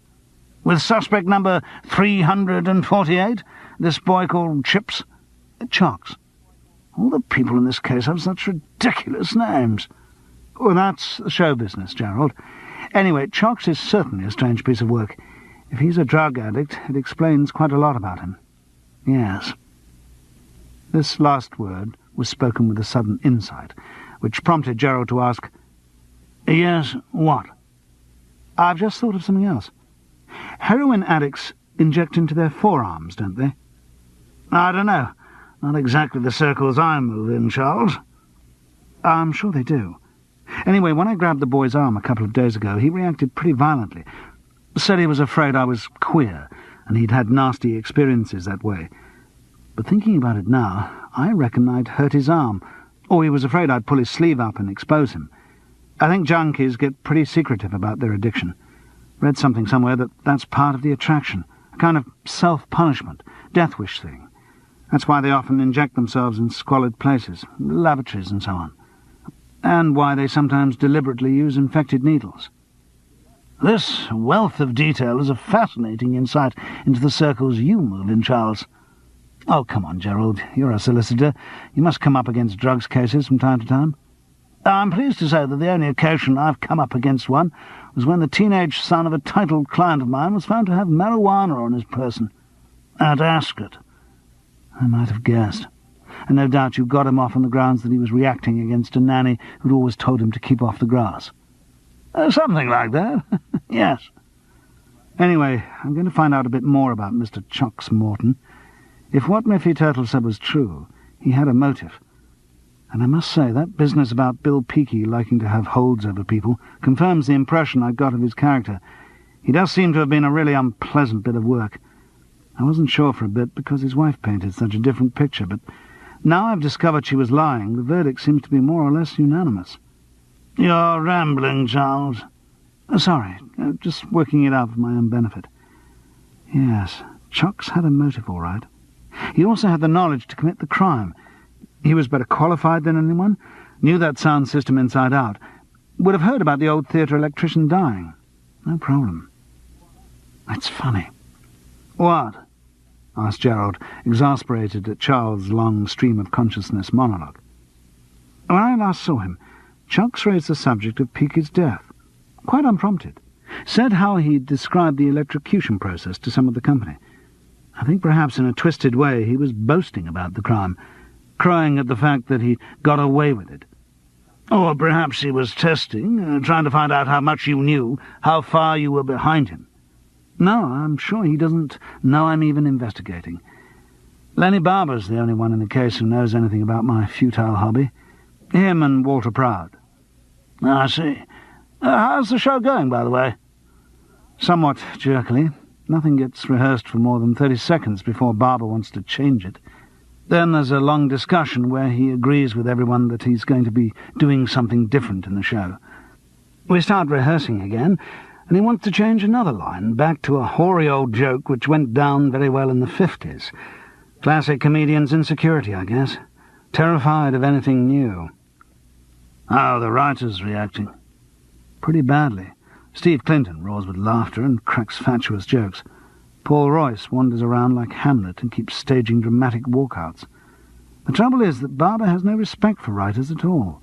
He comes from a tradition where you didn't have them, or if you did, there was something you didn't mention, like bad breath. All in all, it doesn't make for the easiest working atmosphere. Can't wait to see the show. I'll be there. It'll probably all be marvellous. From what I've seen of him, Barber's instincts about material are usually right. How's the director coping? Oh, he walks around composing Rembrandts in his mind's eye, saying how he doesn't get on with Aquarians. The whole thing's a riot. Sounds it. Yes. I'm glad I've got a murder investigation to think about. Keeps my mind off the show.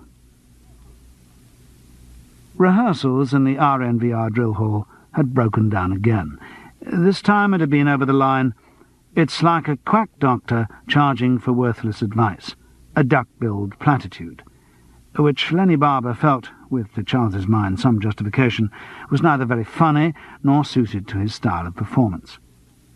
In the course of the row, Paul Royce walked out again. Steve Clinton said, "Keep your hair on, as the Commissioner said to Kojak," and laughed a lot. Wayland Ogilvy decided he had to go and have a conference with the designer about a Rococo mirror, and the PA Teresa told two of the support characters that they should go and have a wardrobe fitting. The rehearsal being effectively over, Lenny Barber and Charles Paris went round to the pub, having first hidden behind a hedge until Steve Clinton had left the vicinity, a precaution which was becoming routine for everyone on the production. The new Barber and Pole started in a determined way with large whiskies. "How do you reckon it's going, Lenny?" "Death." "You don't think it's got a chance?" "God knows.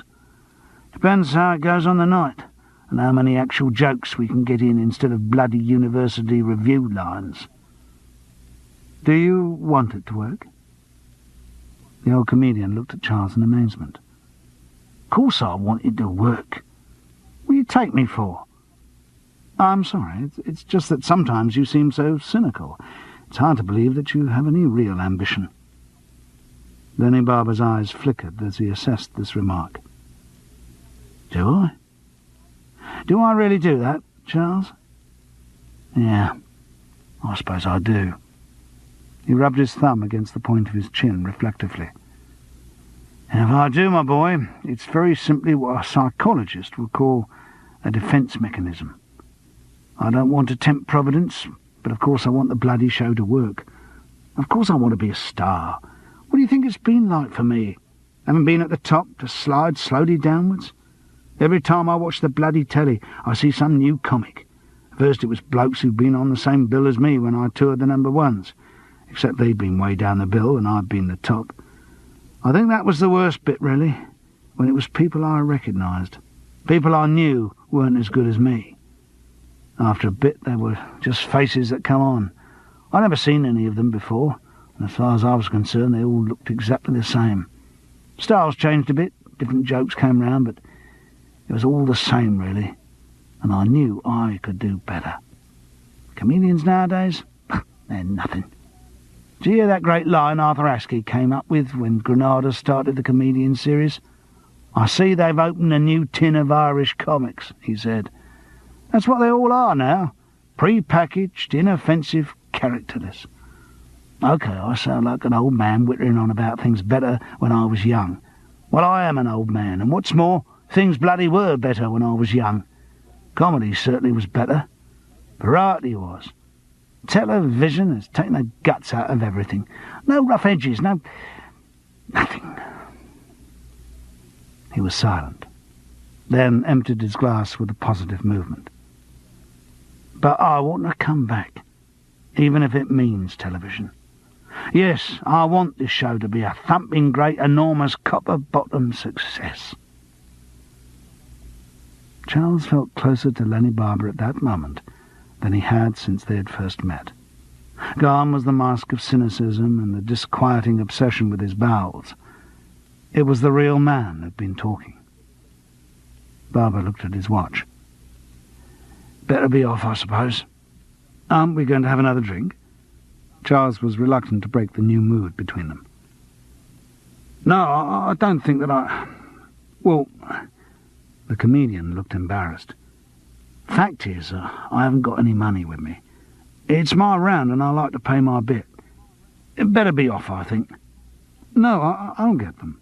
But you got the last lot." "Don't be silly. Come on, while we're still both flush with telly money." "Huh?" Barber seemed to be about to pass an opinion on what he thought of telly money, but decided against it. "Look, I tell you what. How about you lend me a £5, and I'll get 'em and pay you back?" "Fine." Charles handed over the money, and their glasses were refilled. Barber took the change. "Pay you back when I get to a bank." They sat companionably with their whiskey.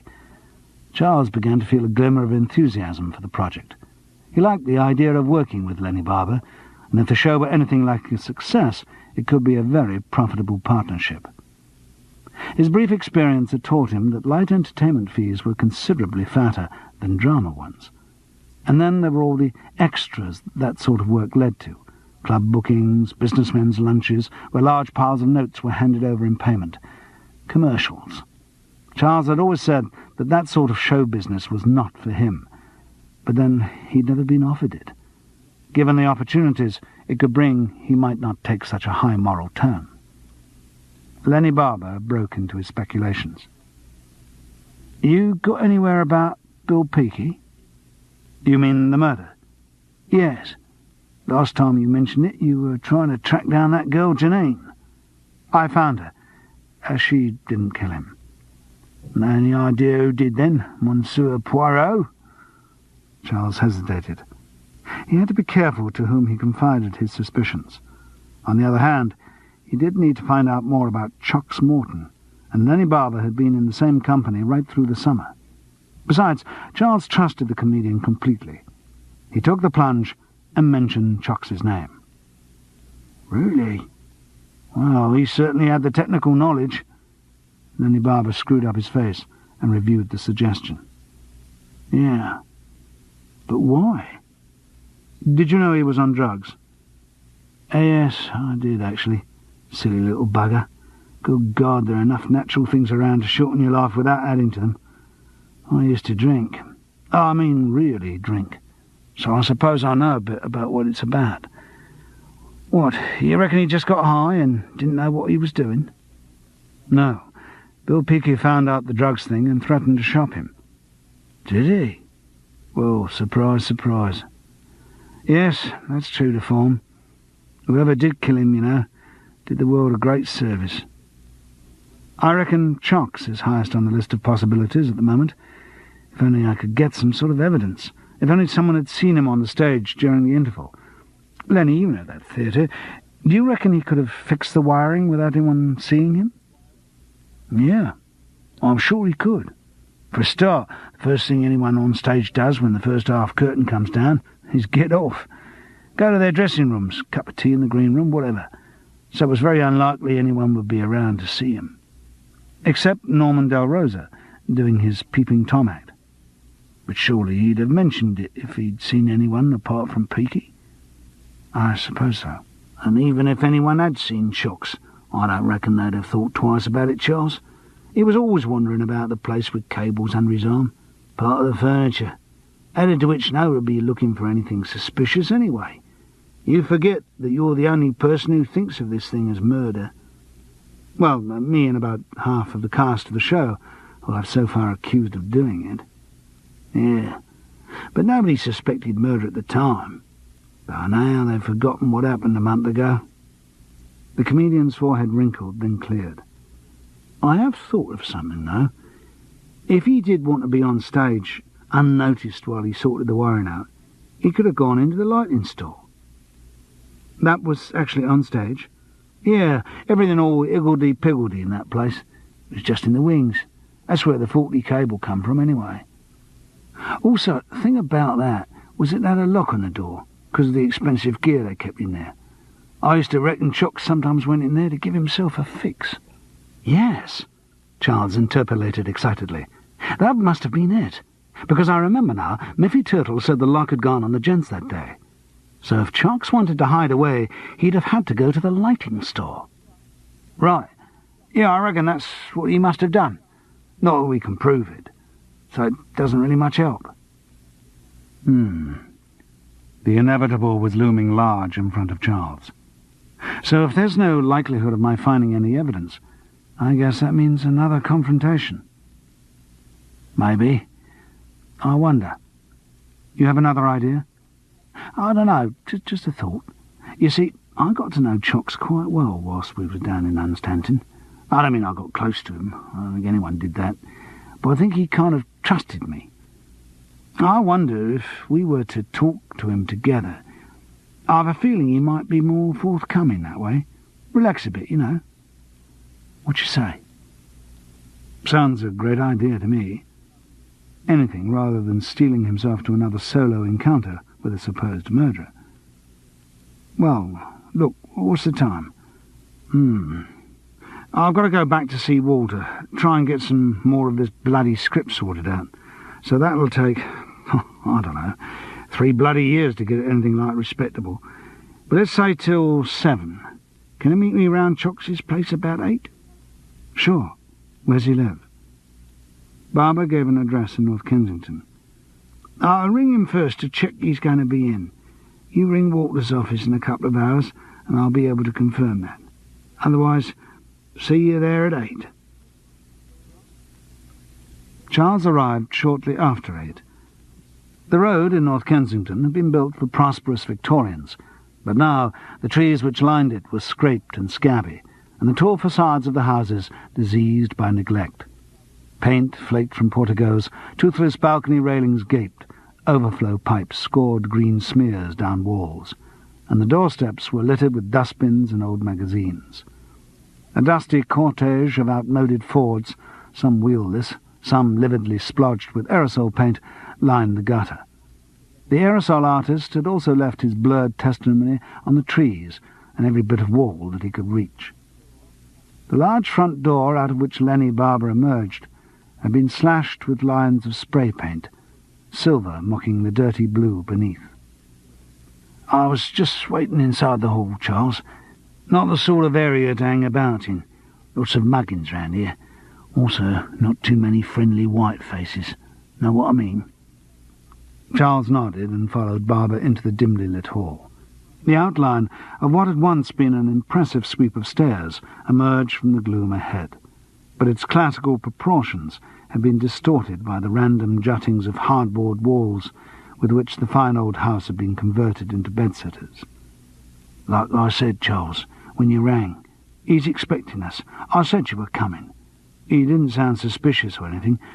I think he may have just had a fix. Doesn't sound all there. If he's still in the state, it might be good for us. He'll be relaxed and talk. Then we'll find out what really did happen. Let's hope so. The push-button time switch in the hall produced no more light. Either the bulbs had been nicked or just not replaced by absentee landlords. As Charles and Barber groped their way up the banister, they became aware of the smell of the house, a compound of used cooking oil, beer, and wet cardboard. Reggae music and softly accented voices issued from behind the doors of the other bedsitters they passed. On the second landing, Charles paused to let Barber catch up with him. The comedian was breathing heavily, suddenly an old man. Struggling for his breath, he leaned against the banister and gestured straight ahead through the murk. "It's that one," he gasped. The door was slightly ajar, but no light showed through the crack. Charles knocked softly, then harder. Harder again. Nothing. Struck by an abrupt sense of panic, he pushed the door open with his left hand, and with the right reached round for the light switch. He felt its outline, and the pain hit him. As his fingers stung with a snapping flash of electricity, he had a vision of Bill Peake's wild face as he grasped the microphone in Hunstanton. At the same time, the impact of the shock slammed him backwards against the banister. The Comedian Dies, Cassette 5. Chapter 14. Feed. There's a man outside with a nasty look on his face. Comic. Tell him you've already got one. Charles felt as if some demonic barman had mixed him with ice and fire and was determined to shake him into the cocktail of all time. Lenny Barber was crouching over him, his face old and anxious in the half-light. "You all right? What happened?" he kept repeating. After a bit, Charles decided that he wasn't that badly hurt. His fingers still stung and his arm felt numb. The impact with which he had met the banisters was going to leave a great bruised line across his back. But basically, he would survive. "I'll be okay, Lenny. Help me up." It hurt, but he could walk. He rubbed his tingling wrist and moved across to the door of Chox's bedsitter again. There was silence from inside.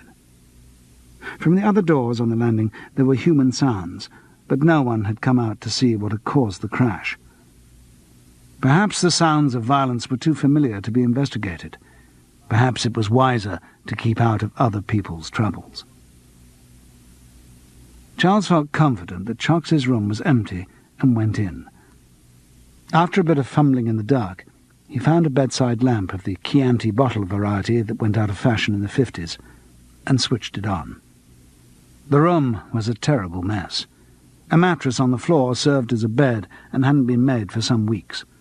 The floor was littered with copies of Melody Maker, New Musical Express, and other less established music papers. In the gaps these left, LP sleeves poked through. Encrusted coffee cups were marooned among the flotsam.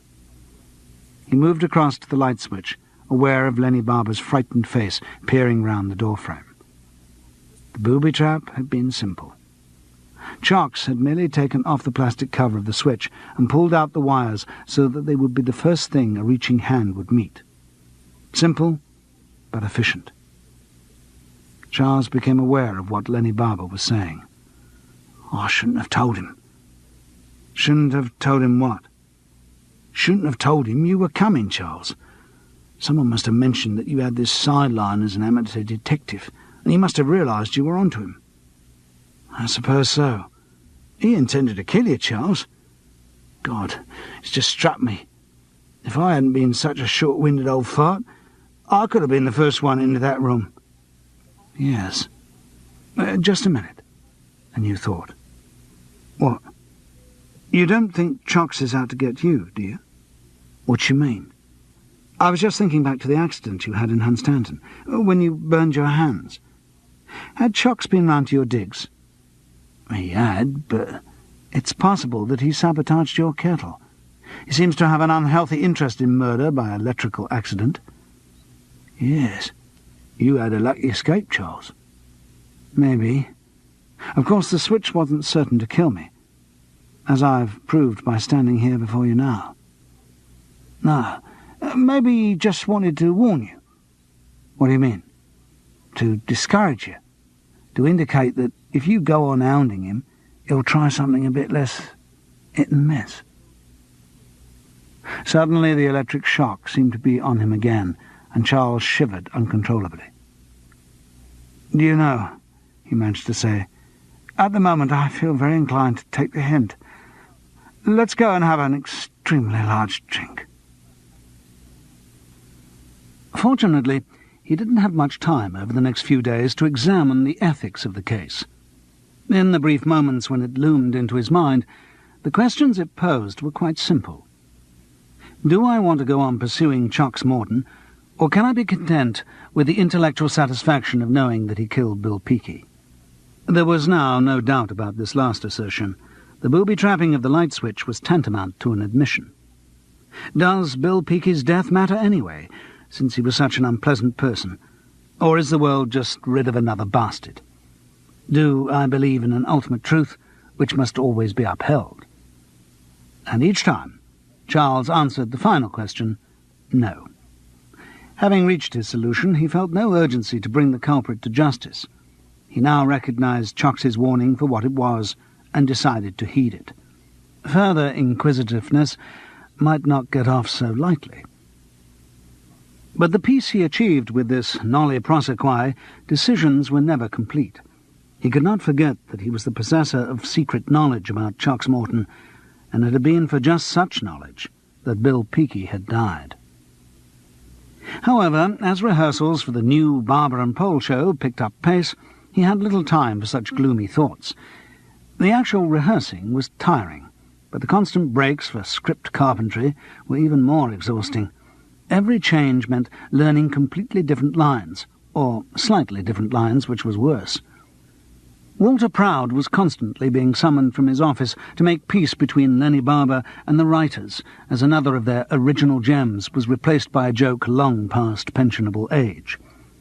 Wayland Ogilvy, who had no interest in the words at all, or indeed the performances, he would have been quite happy photographing bowls of fruit, so long as he was allowed to do it artistically, kept complaining that the changes were ruining the composition of his pictures and fulminating quietly against Aquarians.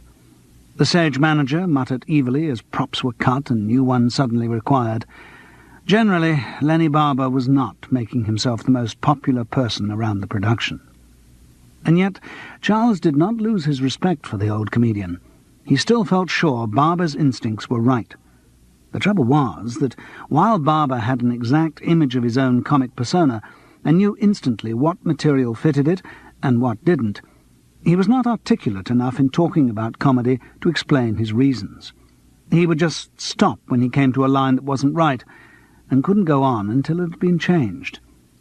There was nothing prima donnish about these constant breaks in the rehearsal. He seemed genuinely to regret his inability to say the lines, but nothing would induce him to take them on trust and try them out on the studio audience. "We can always edit it out if it doesn't get the laugh, love," Wayland Ogilvy would say in a bored voice. "Of course it'll get a laugh," Paul Royce would object heatedly. "It's a bloody good line." "It may be a bloody good line, but it's not a Lenny Barber line," the comedian would reason patiently, before Paul Royce once again flung himself out of the room. There was one oasis of calm in the turmoil of rehearsals. It was another barbershop sketch which had been taken intact from the original Barber and Pole music hall act. The setup was as before, and so were the catchphrases, but the jokes were different. Still as corny as in the other sketch, and still handled by Lenny Barber, magic. Again he directed Charles in the timing of the piece, leaving Wayland Ogilvy mouthing at the corner of the drill hole.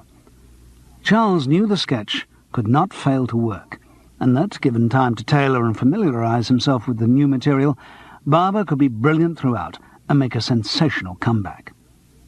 But television schedules are tight, and there was only a fortnight of rehearsal for the 50-minute programme, with constant interruptions for rewrites, as well as the deprivations of costume fittings, design conferences, and so on.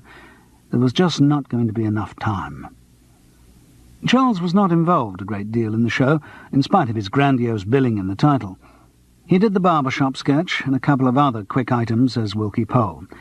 The rest of the time was filled by modern sketches featuring Lenny Barber and the team of comedy supports, an opening and closing monologue by the comedian, and 2 guest spots. The guests were a dance group, not in fact These Foolish Things, but totally indistinguishable from them, and a French singer, whose big sad eyes and cloying romanticism won the adulation of agoraphobic housewives and the detestation of their red-blooded British husbands. Because of the tight schedule, these 2 items were to be pre-recorded the day before and played in to the studio audience. The dancers presented no problem. They just came in and did the Chuck Sheba dance to their pre-recorded vocal and music tracks, thus filling another 3 minutes of television time with Vuzac. But the French singer needed introducing. He was a guest on the show, and Walter Proud was keen to have show business guests right through the conjectural series. So Lenny Barber had to learn how to give schmaltzy show business introductions. This part of the show probably caused more scripting problems than any other. Lenny Barber did not have the natural fulsomeness of the well-loved television personality at the awards lunch, and the French singer's agent turned down flat the idea of an insulting intro, which would have been the comedian's natural style. Eventually, a compromise was reached, and the introduction was rewritten into a little sketch for Barber and Pole. The French singer came into vision, and Lenny Barber didn't recognise him and kept getting his name wrong. Wilkie Pole knew who the man was, and was acutely embarrassed by his partner's ignorance and rudeness. After some linguistic byplay, Lenny Barber finally pronounced the guest's name correctly, whereupon, on the night, the floor manager would cue applause from the studio audience. The result of this was that Lenny Barber and Charles Paris were required in the studio on the day before the main recording. The French singer proved to be arrogant and humorless, but the little introductory sketch was recorded satisfactorily, after the usual long camera rehearsal, false starts, retakes, cutaway shots, etc. As it turned out, Lenny could have delivered a really vicious introduction, since the French singer seemed to have no English, except for the tortured words of the song he sang, and from the way he sang it, he didn't even understand them. Charles and Lenny sat in the audience seats while the Frenchman mimed through a rehearsal of his song. He got involved in an altercation with Wayland Ogilvy, which seemed, so far as one could judge from the copious gestures, to be about which of his profiles was the better. Charles and Lenny stopped watching. "Do you get any excitement, Lenny, sitting here, where the audience is going to sit tomorrow and see you perform?" "Excitement? No, nothing. Not in a television studio. You don't get any feel of the audience when you've got all these cameras and monitors in the way. Now, if this was a theatre, that would be something else. I can never sit in a theatre without getting a little flutter of excitement. I think it goes back to when I was a kid. I used to watch my old man from out front. He used to swell up with pride before he come on. Could hardly breathe. I'd look round at all the people sitting there and I'd think, they've all come to see him, and he's my dad. Still get that funny feeling in the theatre. An elegiac mood had descended on them. There was no need to talk. Charles gazed round the studio, taking in the glittery set, the enormous number of people milling around the French singer, all the cameramen, sound boom operators, floor managers, scene shifters, make-up girls, prancing wardrobe assistants, and grim-faced men whose function was known only to their shop stewards. He felt a slight tremor of fear. Television always frightened him. In front of so many people, apart from the audience, he never felt he could give a natural performance. He looked on up to the lights and monitors hanging down from the grid, then along the gallery that ran round the top of the studio walls. Somebody was standing up there at the corner, looking straight down at him. It was Chox Morton. Charles touched Lenny's sleeve very gently.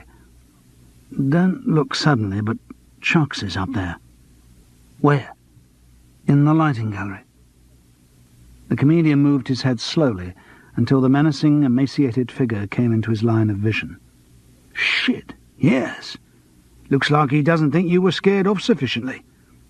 "If he's come to scare me a bit more, he's certainly succeeding. What shall I do?" "Look, you nip out of the studio through the control box. I'll go and have a word with him. Tell him you've gone home." "Well, he's hardly going to believe you. I'm still in make-up and costume." "He won't think of that." "You mean he thinks I normally go around in a red frock coat and red check trousers?" "Leave it to me. If I keep him talking long enough, it will have had time to get changed. But just stay in the back of the control box for about an hour. He'll have gone by then." "OK, I hope you're right. There's rather a lot of electrical equipment around this place. Paradise for a murderer like Chox." "Don't worry. The unions won't let him touch a thing. You can bet that in television there's a special union in charge of electrocution." "Ha, bloody ha."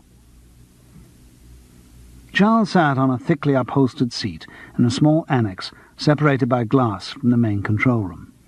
It was designed for the accommodation of television executives, foreign buyers, agents of very important artists, and directors' girlfriends. But now it was empty. No one wanted to watch the pre-recording of an opening caption sequence on a Tuesday evening at 8 o'clock. He felt shivery and ill at ease. He trusted Lenny Barber, but suppose the comedian couldn't get to Chox, or suppose Chox didn't believe him about Charles's departure. He began to wonder, too late as usual, why the hell he got himself into these situations. On the opposite wall of the control room was the bank of monitors which showed the views of the various cameras, and Charles watched these in a desultory manner to pass the time. Only 2 of the cameras seemed to be doing anything relevant. They were making a complicated sequence of graphics, superimposed on slides, which kept breaking down because the 2 pictures wouldn't stay exactly in line. Tempers in the box were fraying. Wayland Ogilvy kept bawling out the vision mixer and muttering sulphurous asides about Biscaeans. The vision mixer snapped back angrily. Only the PA Teresa maintained her customary cool, calling shots with the unruffled poise of a metronome. Charles found it difficult to get involved in the scene, and the time passed very slowly. Then he caught sight of something on one of the monitors. It was a shot from a camera which was focused nowhere in particular, just framing the edge of the set. Behind this, 2 figures were visible, Lenny Barber and Chox Morton. There was no microphone boom near them, so though Charles fiddled with the speaker controls in the little observation room, he couldn't hear what was being said. But the mime was expressive enough. Lenny Barber was definitely telling Chox to go away. Chox seemed doubtful at first, then resigned, and the 2 parted, which was hopeful. If Chox believed Lenny's story about Charles having left the building, then the pressure was off for a little while at least. If only he could have actually heard what was being said between the 2, Charles could have relaxed. He was soon let off the hook. The door from the studio to the control room opened, and Lenny Barber entered, followed by Walter Proud. The comedian came straight through to where Charles was sitting and whispered, "It's all right. He's gone. Thanks very much. Bless you, Lenny." Walter Proud bustled into the observation room, all jovial importance. "Charles, Lenny and I were going to have a bite to eat, talk through a few things. Going to Dollops, you know, that little bistro round the corner. You care to join us?" "That's very kind of you, Walter. I might." "Yes, why not? I've got to get out of my Wilkie pole gear, so I should think I'd be along in about half an hour." "Fine. See you then." The producer and the comedian left. It was 9:30 and the end of the studio session. The plugs were pulled out, and everyone started to leave, straight to the bar. What hadn't been done would have to wait for the next already overcrowded day. Charles stretched out for a few minutes, letting the tension drain from his limbs. The problem of an avenging Chox remained, but at least he had earned a brief reprieve. After 5 minutes, he felt almost human, and started out for his dressing room. It was when he got into the corridor that Charles saw Chox. The roadie was visible through the glass doors at the end. He looked jumpy and nervous, waiting. A moment of panic stopped his mind dead. Then he started to think quickly. The corridor was a dead end, leading only to the ladies' and gents' lavatories. The only escape for him was back through the control room into the studio. But even as he realized this, it was too late. In the shock of seeing Chox, he had moved back and was now nearer the lavatories than the control room. Just as he was about to step forward, the roadie turned suddenly towards him and pushed open the door into the corridor. Instinctively, Charles leapt backwards and shoved his way into the gents. As he did it, he saw his folly. He was trapped in a cul-de-sac. He went to one of the cubicles and locked himself in. It would give him a little protection. If necessary, he supposed he could stay in there all night, and in the state he was in, the lavatory could be very useful. He heard the click of the outer door as someone entered. Then silence. He waited for Chox to speak, or for a blow on the door, or for the appearance of that thin, cruel face over the top of the cubicle. There was nothing. Then again, the click of the outer door being opened. This was followed sharply by the sound of another cubicle door being shut and locked. Presumably Chox had hidden himself from a potential witness. The unseen newcomer seemed to take an unconscionably long time relieving himself, but eventually there was the swish of water in the wash basin and the clank of the roller towel being pulled down, followed by the soft thud of the outer door closing. Once again, Charles and Chox were the only people in the room, playing a waiting game. The silence was oppressive. Every hum of the air conditioning, every gurgle of the cisterns took on a new and menacing identity. But there was no human sound. Time crawled by, broken-backed. Charles was sweating a lot.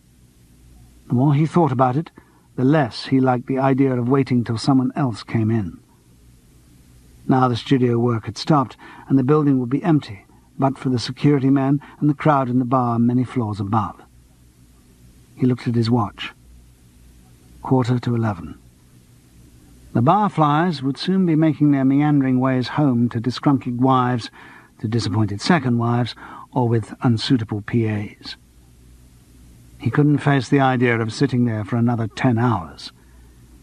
Better confront whatever evil there was outside than let his imagination inflate it to terror proportions. He swallowed deeply, then in one movement slid back the bolt, opened the door, and stepped outside. No one. The row of blue doors was uniform, all closed. He moved softly along, tense for attack, pushing against each door. Each one gave inward to his pressure. Each cubicle was empty. Until he came to the one nearest the entrance. That was locked on the inside. Plucking up courage, he knocked on the door. Nothing. He called Chox's name. There was no response. He drew back and crouched to look under the door. He could see the end of a thin leg protruding from discoloured jeans. The foot was encased in a frayed grey plimsoll. He recognised Chocks's clothes. Still fearing a trap, he found a lavatory brush and poked at the leg underneath the door.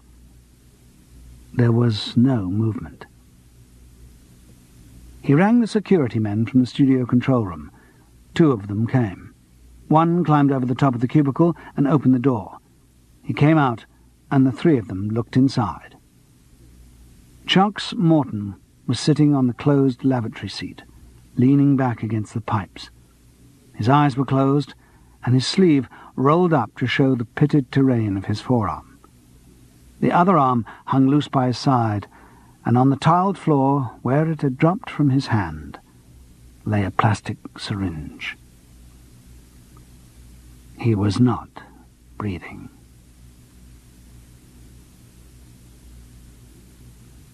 Chapter 15. Comic. I say. Do you know why my girlfriend's called Television? Feed. No, I don't know why your girlfriend's called Television. Comic. Because she never has much on Saturday nights, and she often does repeat performances on Sundays. Charles had to spend a long time at the police station. There seemed to be no suspicion of foul play in Chocks Morton's death, though the police were interested in what Charles had been doing, hanging around the television premises in makeup and costume so long after the studio session had finished. Since he didn't have enough evidence to start propounding his theory of Bill Peaky's murder, he had to make do with some rather incomplete excuses to justify his presence. He sweated for a bit while the police questioned him, but after a time they realized that, however suspicious his behavior, he hadn't actually committed any crime. Having nothing to charge him with, they spoke to him sternly, took a statement about his discovery of Chocks's body, and let him go. They warned him that he might have to appear at the inquest, and said they would be in touch to fix the details if necessary. As, with some relief, he left the interview room, Charles saw a middle-aged man in a discreet tweed suit sitting waiting on a chair in the corridor. He was about to walk past, but the man addressed him. "Excuse me, I gather you're the one who found the body?" "Yes." "Ah." There was a pause. The man looked distressed, like the man from the ad with no life insurance at 55. He seemed to want to talk, but had nothing to say. When he introduced himself, it was clear why he needed to communicate with someone. "I'm Charles's father." "Charles?" "I believe he had taken to calling himself Chocks." "Oh, yes, I'm sorry." It was a shock to see this conventional middle-class man and try to relate him to the dead roadie. Chocks had seemed classless and rootless. "I suppose I'm sorry too," Mr. Morton went on vaguely. "More confused than anything at the moment. I mean, we'd hardly seen him for 2 or 3 years. When I saw the body, could have been anyone. Oh, it is Charles, all right, no question, but somehow he didn't seem to be anything to do with me. That's not the boy we put through prep school and Epsom College. It's another person. And to die of that." "It must be terrible for you." "Yes, I suppose it is. I haven't been able to define my feelings yet.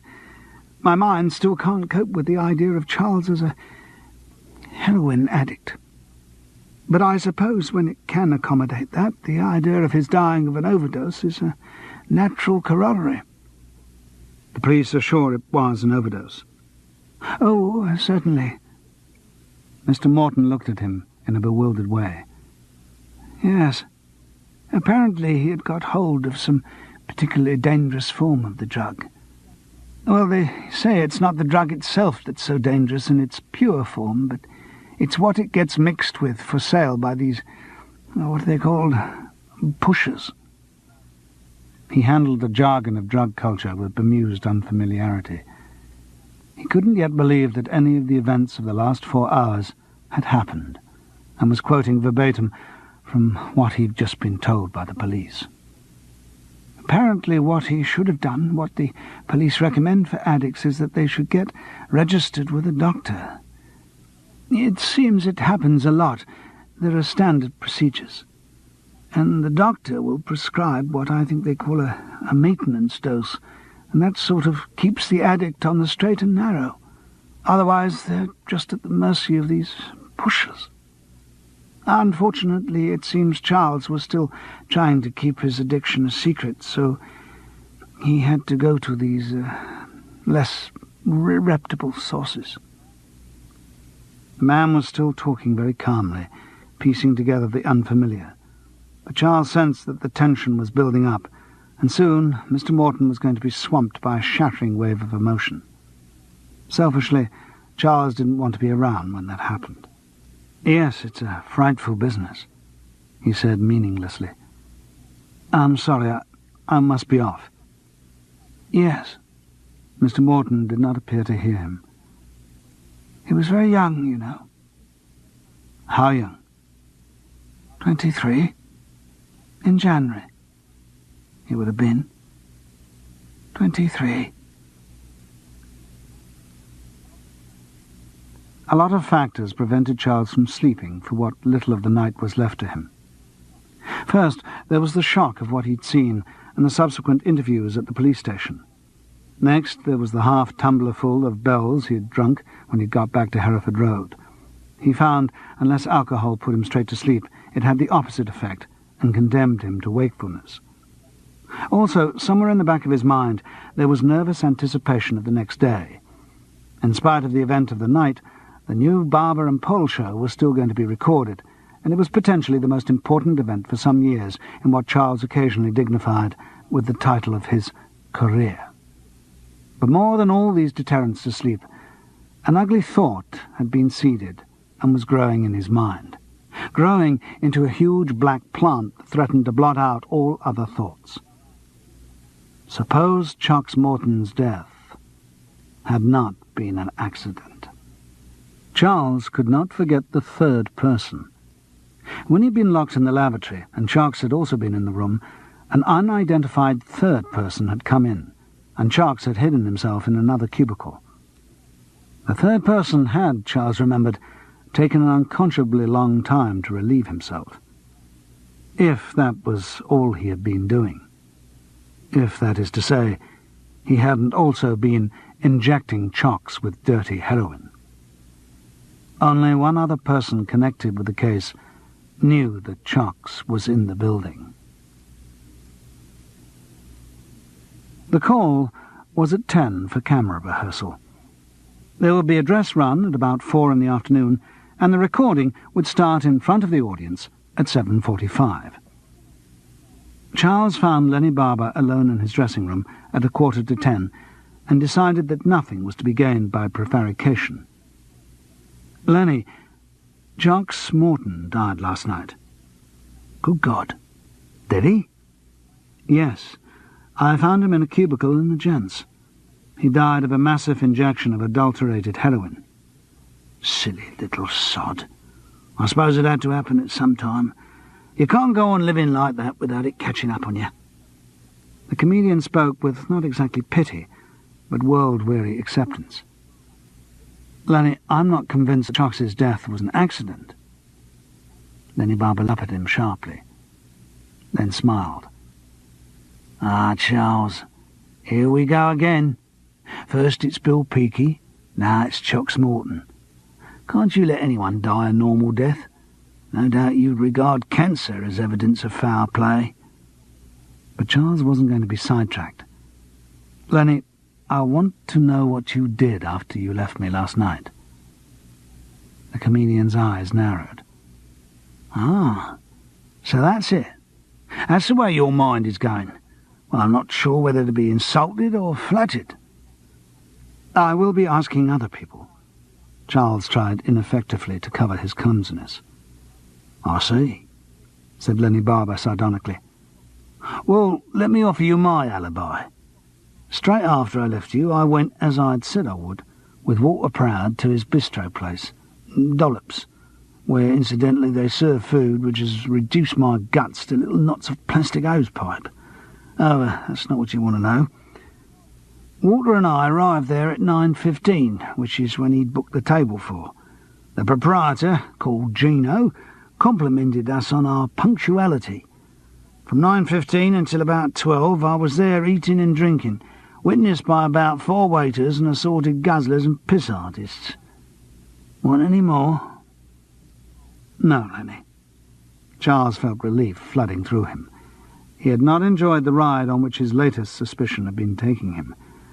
I'm sorry, I'm really sorry, but I had to ask. Yes, you had to ask. I'm sorry. Anyway, now I can enjoy the show. All right for you. What about the poor audience? In the course of the morning, Charles was summoned to the phone to take a call from the police. Yes, he would be required to appear at the inquest on Chox Morton in 2 days' time. No, it wasn't because anything had changed. It still seemed to be a straightforward case of self-inflicted drug overdose. Charles's presence was required because he was the person who had discovered the body. Then the policeman said something which turned out to be very comforting. "Sorry you've got to turn up. I realise it's a nuisance. It's just bad luck that you were the one who found him. In fact, it could have been someone else." "What do you mean?" "There was another bloke went into the lavatories just before you. Well, we reckon the body was there, only he didn't look under the door. If he had, he'd be the one we'd be dragging off to the inquest." "Who was he?" "Oh, just a bloke who works for the company. Scene shifter, I think he is." And the third person was explained. Not a villain with murderous intent, just a scene shifter who needed a pee. So, there it was. Chox Morton had killed Bill Peakey. When he realised Charles was onto him, he had tried to kill his pursuer with a light switch. Then he'd tracked him down to the television studios and was out to get him. But he needed a fix. That would give him the confidence and steadiness he required for his next murder. Unfortunately, the latest batch of heroin he had bought was bad quality. Chox had passed out after the injection and never recovered consciousness. It wasn't a solution that could ever be proved, but Charles knew it had to be right. Indeed, from the start of the case, it had looked unlikely that Charles would ever find proof of who had killed Bill Peakey. He'd been relying on deducing the culprit and extracting some sort of confession. Chox was now past confession. Charles had worked by educated guesswork, and he reckoned he had got the answer right. But it was something he would have to keep for himself. He would not have the satisfaction of other people acknowledging his success. He thought about the solution again, and again it worked. Not perfectly, but as near as made no difference. Charles sometimes found himself thinking of life as a series of circles, all of different sizes. No two quite fit on top of each other. Whether in a marriage or any other relationship, though the two personalities may seem to fit exactly, there's always a little overlap, a little sickle of discontent where the circles don't match. And so it was with the case. Bill Peakey's death was the first circle, and the conclusion that Chox Morton had killed him was the second. They didn't match exactly, without more information to fill out the second circle, but damned nearly. And nearly is about the best you can hope for in anything. Chapter 16. Comic. Did you hear about the television star who was so vain that every time he opened his fridge and the little light came on, he took a bow? The audience for the new Barber and Pole show was made up of coachloads of people from social clubs. They were greeted by Charlie Hook, a little-known comedian who'd been booked for the occasion as a warm-up man. After 5 minutes of telling the audience they were all really wonderful people who were going to see a really wonderful show with some really wonderful artists and written by some really wonderful writers, he established that very few of those out front had ever seen a television recording before. So he started to explain a bit about the process. He explained that this company, unlike other companies, did not have signs which were held up saying, "Laugh and applaud," but if anyone missed any of the jokes, a big spike would come up through their seat. He explained that he should have welcomed the parties, which he proceeded to do, telling them all that they were really wonderful people, and concluded by saying, "And if there's a party of 17 with red hair, I'll see her round in my dressing-room afterwards." With these and similar witticisms, he warmed the audience up. Or maybe softened them up. By the time he'd finished, they were all ready for a cosy evening's bingo, but not necessarily for the new barber and pole show. The audience wanted someone to make contact with them, to talk to them directly, but for the sake of the show, it should have been Lenny Barber and not Charlie Hook. Still, Charlie Hook had been booked, and the theory was that his presence took the pressure off the star. In Lenny Barber's case, it put the pressure on.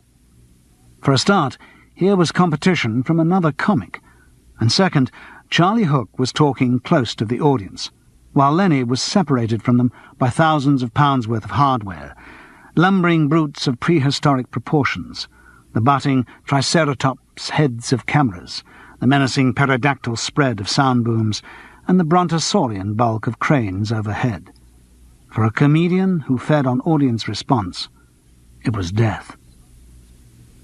Charlie Hook introduced Barber to the audience with the assurance that he was a really wonderful person, and Lenny came forward to the warm-up mic to tell a few jokes and began to make contact.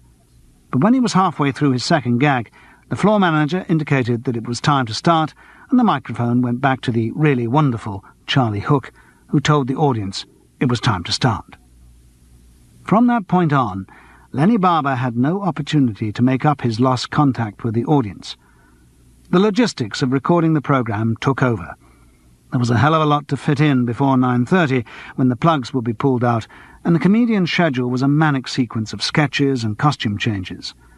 With all the retakes made necessary by faulty camera work, fluffed lines, or Wayland Ogilvy's dissatisfaction with the pictures, qua pictures, there was no time for idle banter.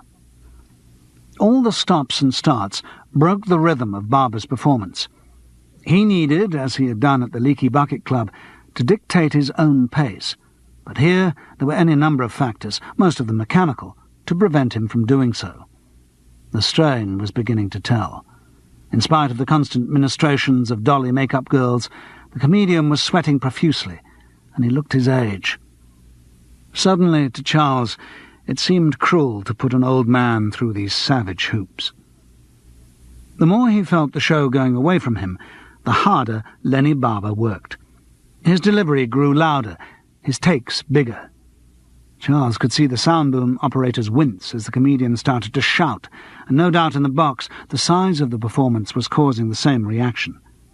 It was getting too big for television, a medium that relies on subtle changes of intonation and eyebrow acting. Lenny Barber seemed to have forgotten about the camera. All he knew was that there was an audience out there that he had lost, and he was doing his damnedest to win them back. The climax came in his closing monologue. It was 9:20, and no doubt relief was creeping into the control box, because it looked likely that all the show would get recorded. But it had to go straight through to the end. There would be no time left for more retakes. Perhaps knowing this, or perhaps just driven by a comedian's instinct for survival, Lenny Barber abandoned the script altogether. He advanced forward from the set, forcing the cameras to take ugly shots which included other cameras and equipment, and he addressed the audience directly. He was ill-lit, and from the television point of view, a disaster. But he was brilliant. He went into a quick 5 minutes of his club act, and for the first time in the evening he came alive. The jokes were mostly too blue ever to be televised, and the weeks of rehearsal and agonizing over the script all went for nothing. But the audience roared. Suddenly, here was something they could respond to. Not a neatly packaged airsats joke-sack product viewed distantly and discontinuously from monitors, but a great comedian giving one of his greatest performances. It was 5 minutes of brilliance, until the clock crept round to 9:30 and the anxious floor manager called a halt. Charlie Hook's closing jokes went for nothing. The audience had been spoiled by the sight of a real comedian. The show, too, had presumably been spoiled. In the box, no doubt Wayland Ogilvy was calling down curses on all Aquarians. But for Charles, it had been one of the most exciting moments of theatre he had ever seen.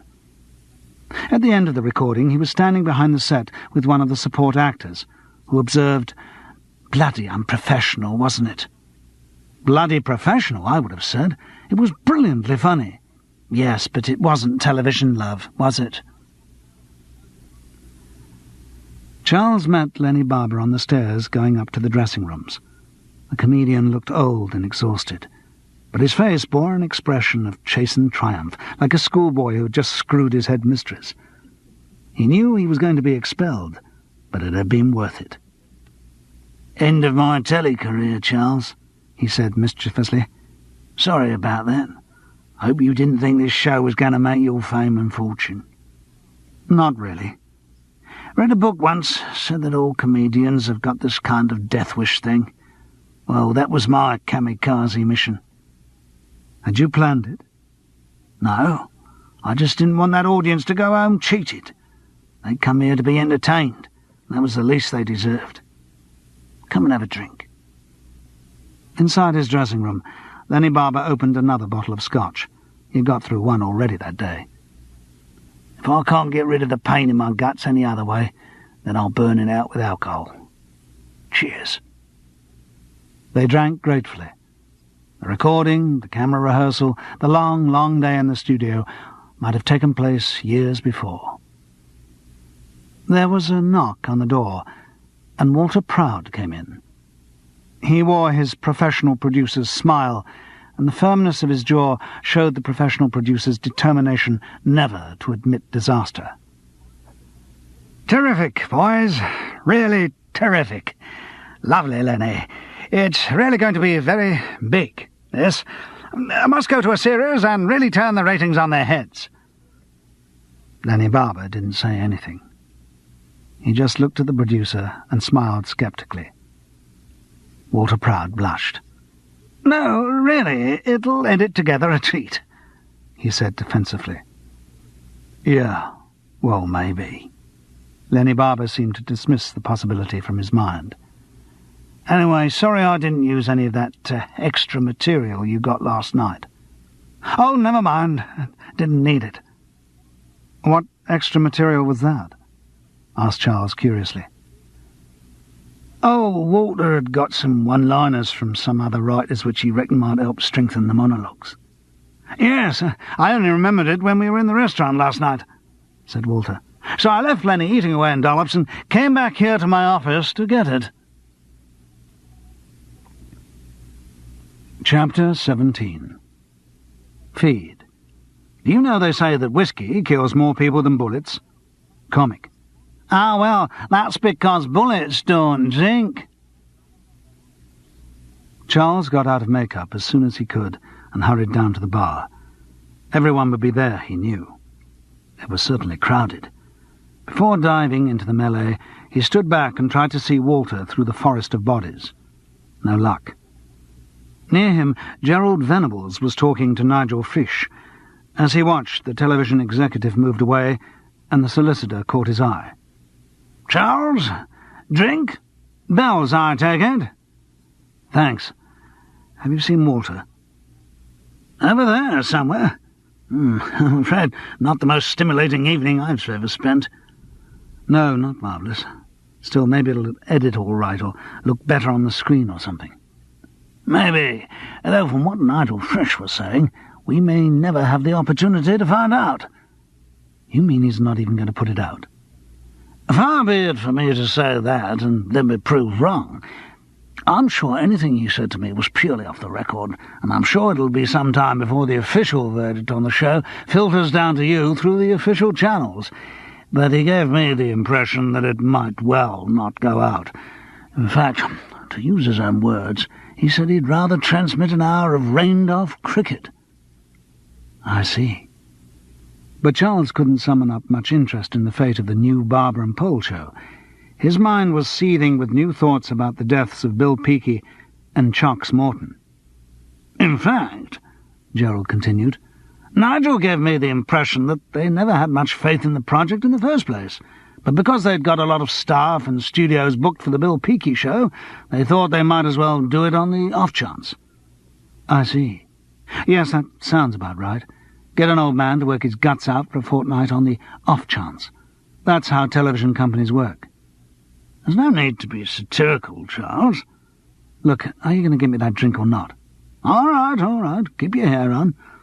Is this deterioration in your customary sunny humour because of the show or because of the murder case?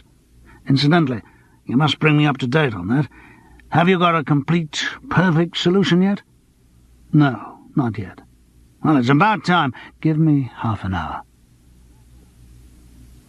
Walter Proud was standing at the bar, guarding a large round of drinks. "Ah, Charles, one of these is for you." Charles reached out towards the scotch. "No, sorry, that one's Lenny's. Take this."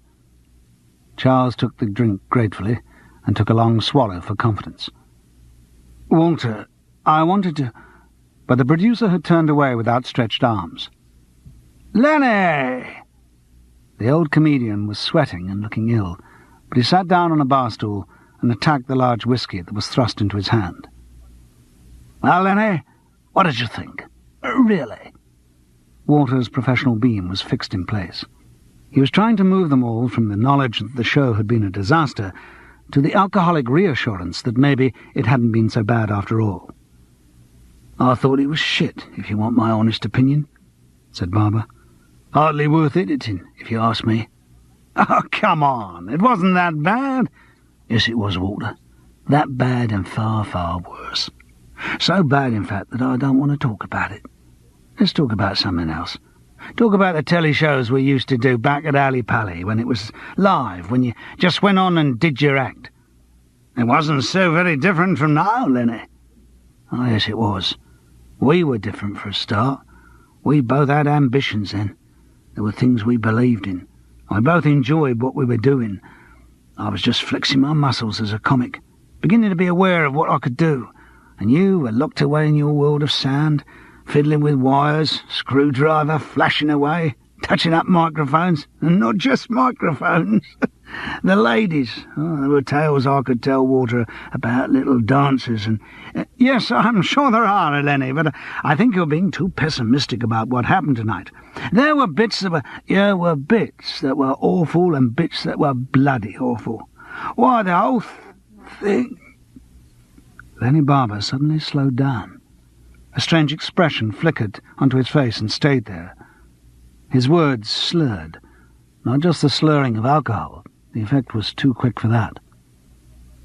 "What's going on?" The words seemed unfamiliar, too large for his mouth, unmanageable. "What the hell's happened?" He pushed away from the bar and made as if to step forward off his stool, but his legs would not support him, and he collapsed on the barroom floor. Chapter 18. Comic. I say. Do you know what is the most important skill for a stand-up comedian to have? Feed. I don't know. What is the most important... Timing! Charles and one of the barmen manhandled Barber up to his dressing room. As they were leaving the bar, some loudmouth made a jokey remark about a few drinks too many, and Charles had to restrain himself from punching the fellow's teeth in. Lenny Barber was suffering from something more than alcohol. In the dressing room, they laid him out on the divan, and the barman went off to fetch the duty nurse. Charles looked down at the prostrate body with horror. One side of Lenny Barber's stricken face smiled.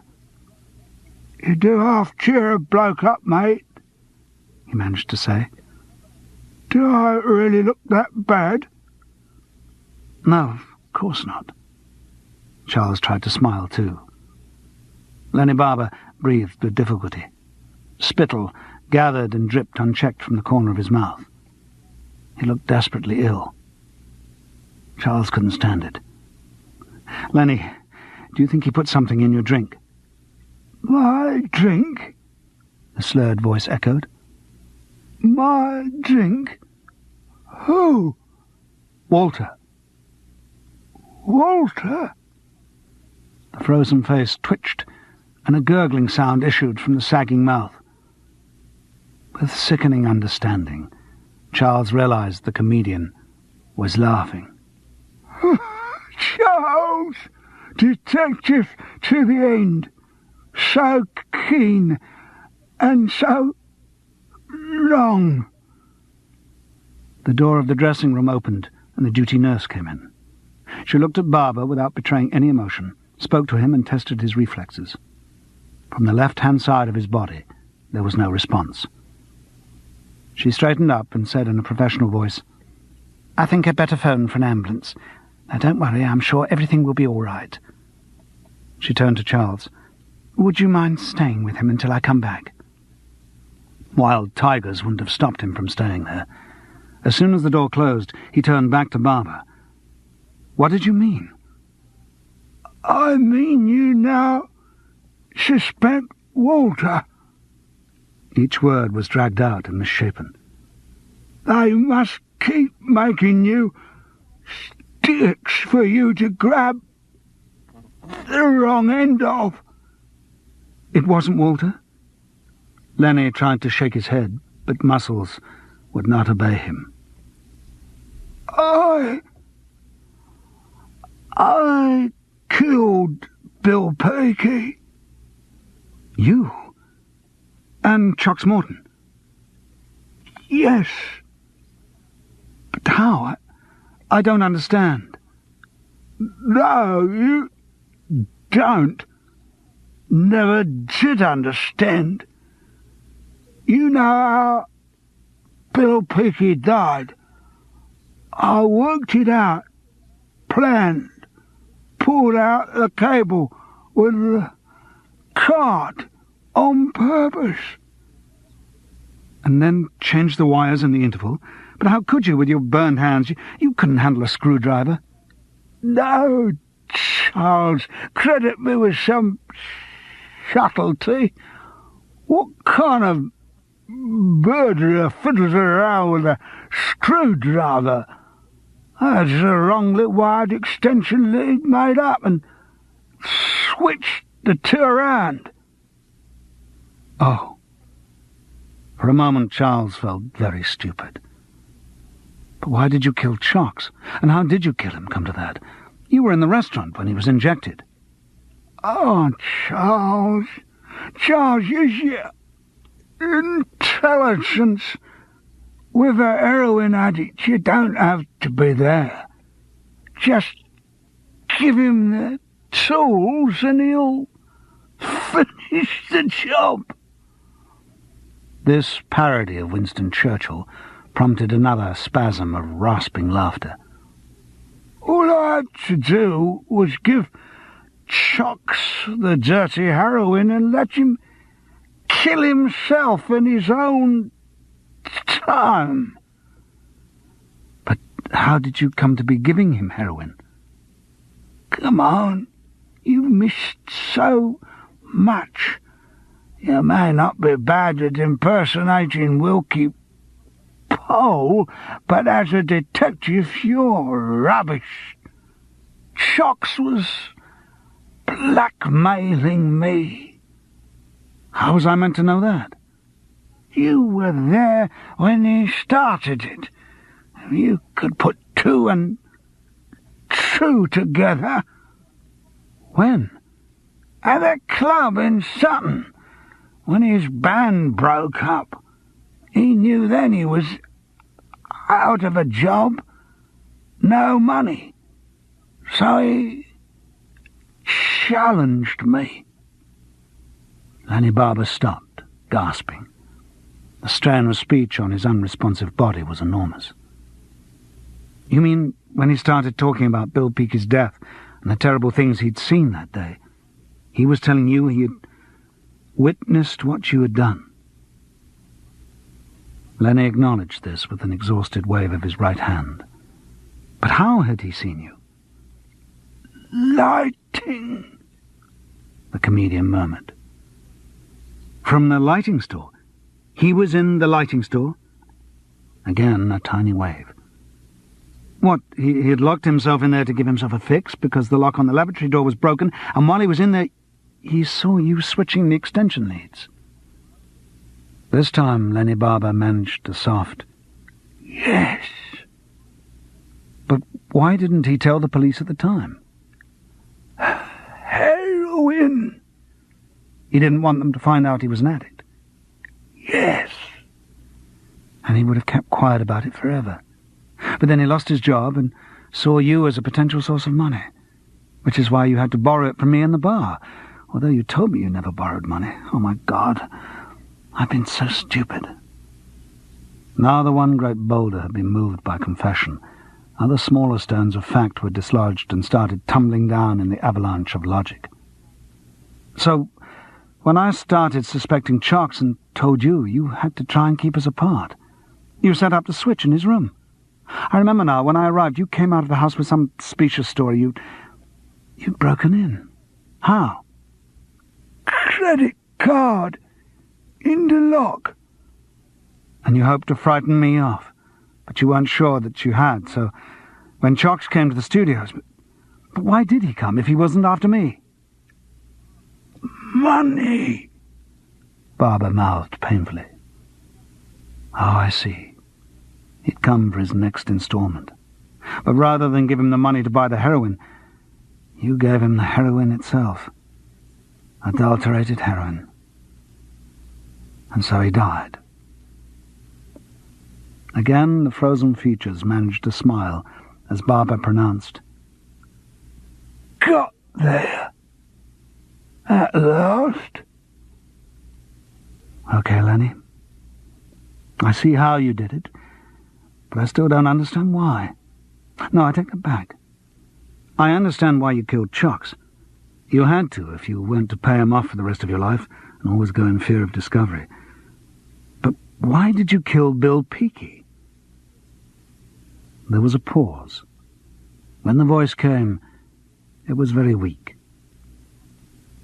He didn't matter. What do you mean? He was nothing. Yes, from what I've heard of him, I agree, but you don't kill someone for that. Why did you kill him? There was a long silence. He passed a remark about my father. The words sounded so feeble, the reason for murder so pathetic. And yet Charles could feel through them the enormous groundswell of resentment that they represented. The clash of two traditions. On the one side, the long history of music hall, of hard work and foul digs for insufficient money, of talent flourishing unrecognized in provincial flea pits. And on the other, the smart world of television, instant stardom, mushroom reputations fed with all the conveniences and luxuries of scriptwriters, sycophantic production teams, and sharp agents. Given that background, he could understand how a single remark from the swaggering young comedian about the old comedian's idolized father could have signed his death warrant. Lenny Barber was beyond morality. For him, Bill Peakey was nothing but an ugly parasite on the surface of the earth, and, as such, to be removed. The long talk had taken its toll on the comedian. His breathing was slower, and the moving eye in his twisted face was heavy. Charles sat with him quietly, wondering whether he had lost consciousness. But no. The eye flickered again, and the voice, soft and distorted almost beyond recognition, murmured, "Honey, you know, I needed Wilkie Pole, the bastard." Once more he seemed to pass out, but after a long moment he spoke again. This time the voice was clearer, stronger. "Funny. A stroke. Never thought of a stroke. Thought it would be the old guts. The idea seemed to give him satisfaction. Maybe it was the knowledge that he had finally escaped his father's shadow, that he was not destined to die of a perforated ulcer backstage at the Derby Hippodrome. He didn't speak again after that, and was unconscious when the ambulance men arrived. Charles wandered back down to the bar in a daze. It had only just closed. His interview with Barbara had taken no more than 20 minutes. He met Gerald Venables pulling on his immaculate camel overcoat. "Well, Charles," said the solicitor urgently, "you said you know who killed Bill Peaky in half an hour, and that was half an hour ago. Do you know who did it?" "Yes." "Who?" "Chox Morton," said Charles Paris. The end.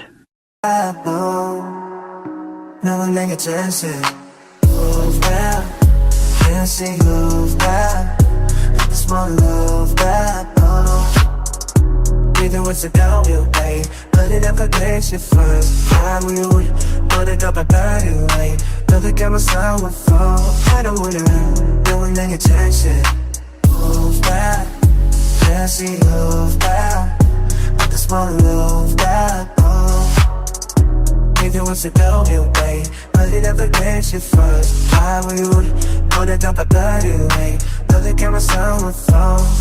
Beneath the waves where the currents flow, in the sheltered nooks where fears don't grow. In the embrace of the coral sway, the fish are in the water. I'm just a little bit tired of it.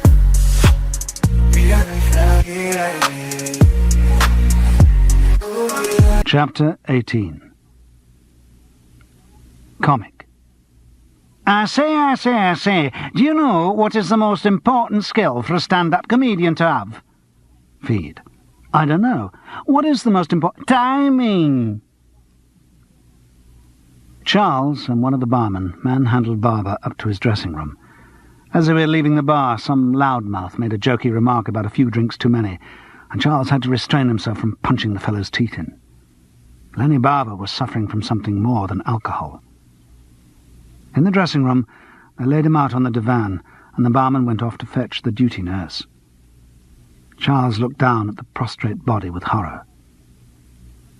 One side of Lenny Barber's stricken face smiled. "You do half cheer a bloke up, mate," he managed to say. "Do I really look that bad?" No, of course not. Charles tried to smile too. Lenny Barber breathed with difficulty. Spittle gathered and dripped unchecked from the corner of his mouth. He looked desperately ill. Charles couldn't stand it.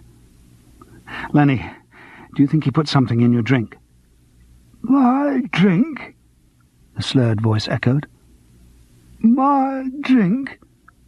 Who?" "Walter." "Walter?"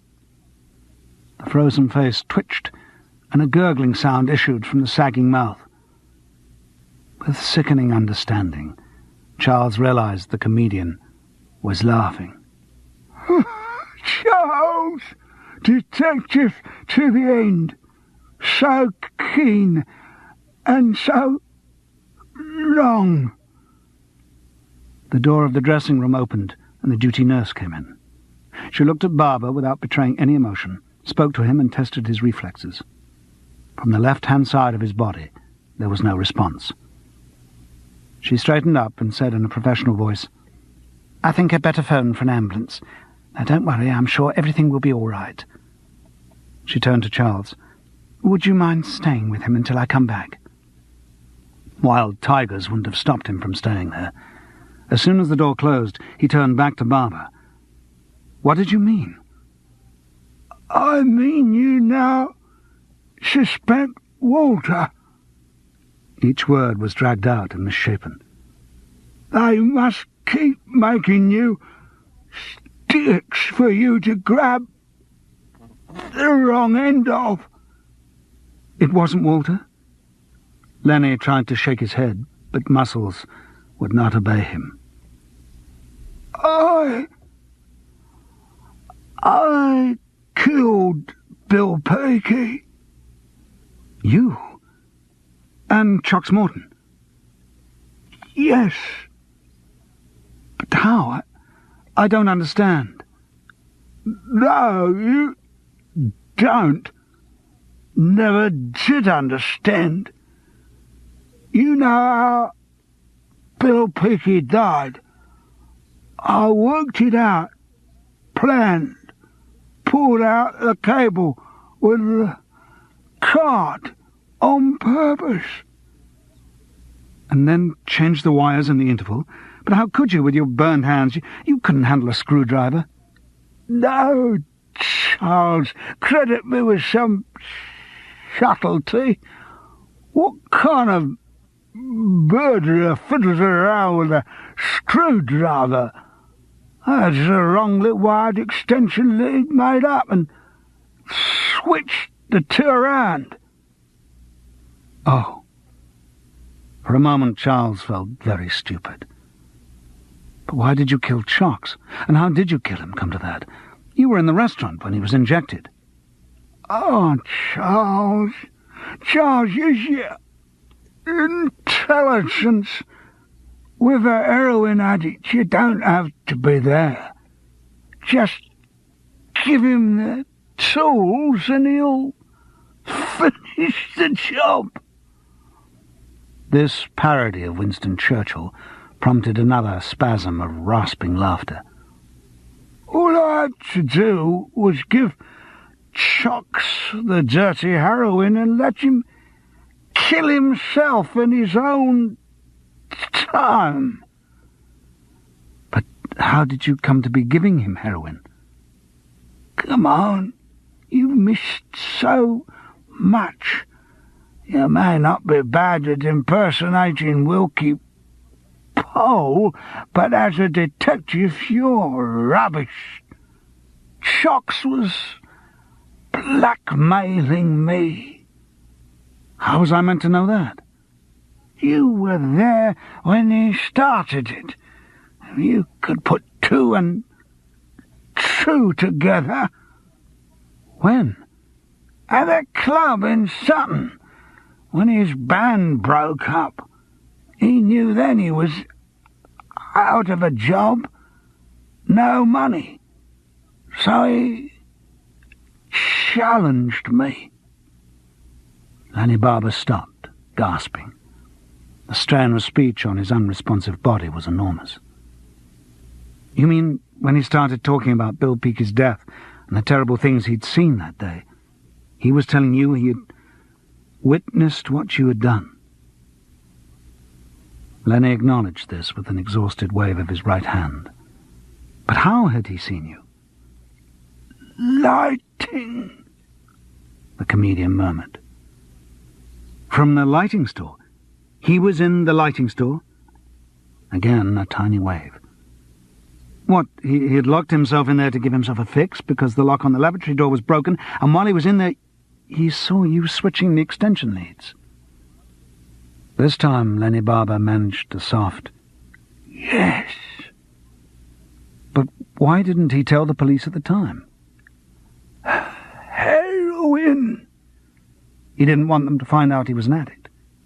Yes. And he would have kept quiet about it forever. But then he lost his job and saw you as a potential source of money, which is why you had to borrow it from me in the bar, although you told me you never borrowed money. Oh, my God, I've been so stupid.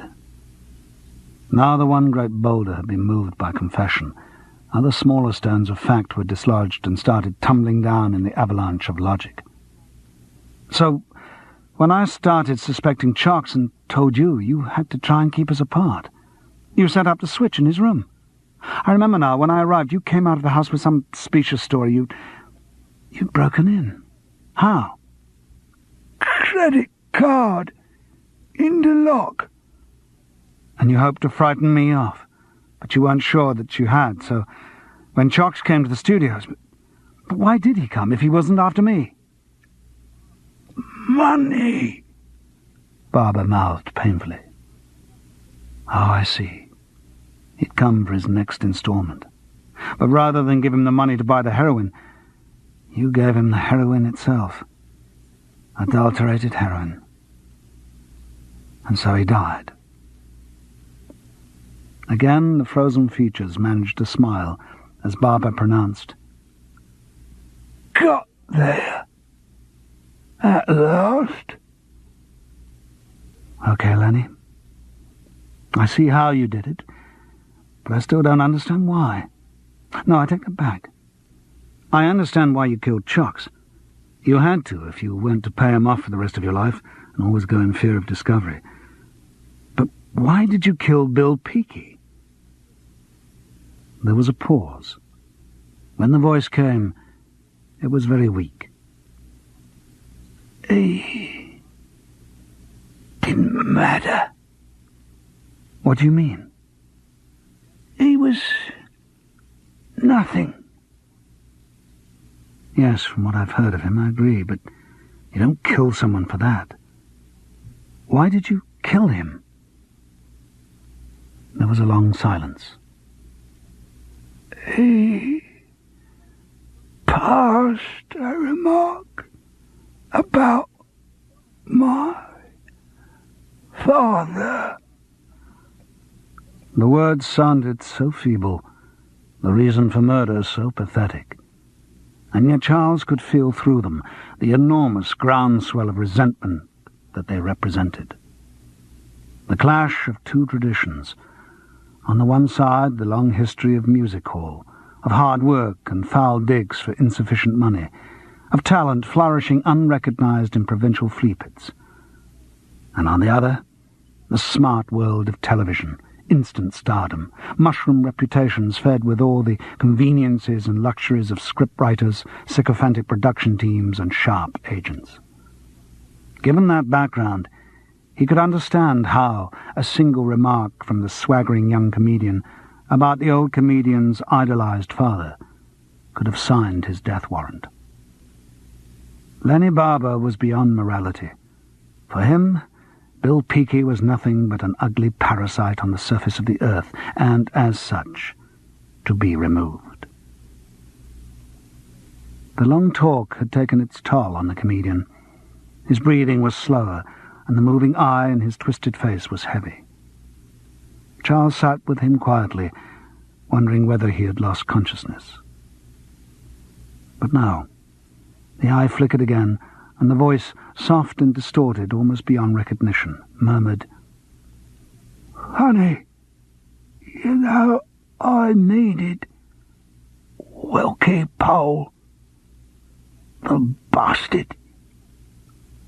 Once more he seemed to pass out, but after a long moment he spoke again.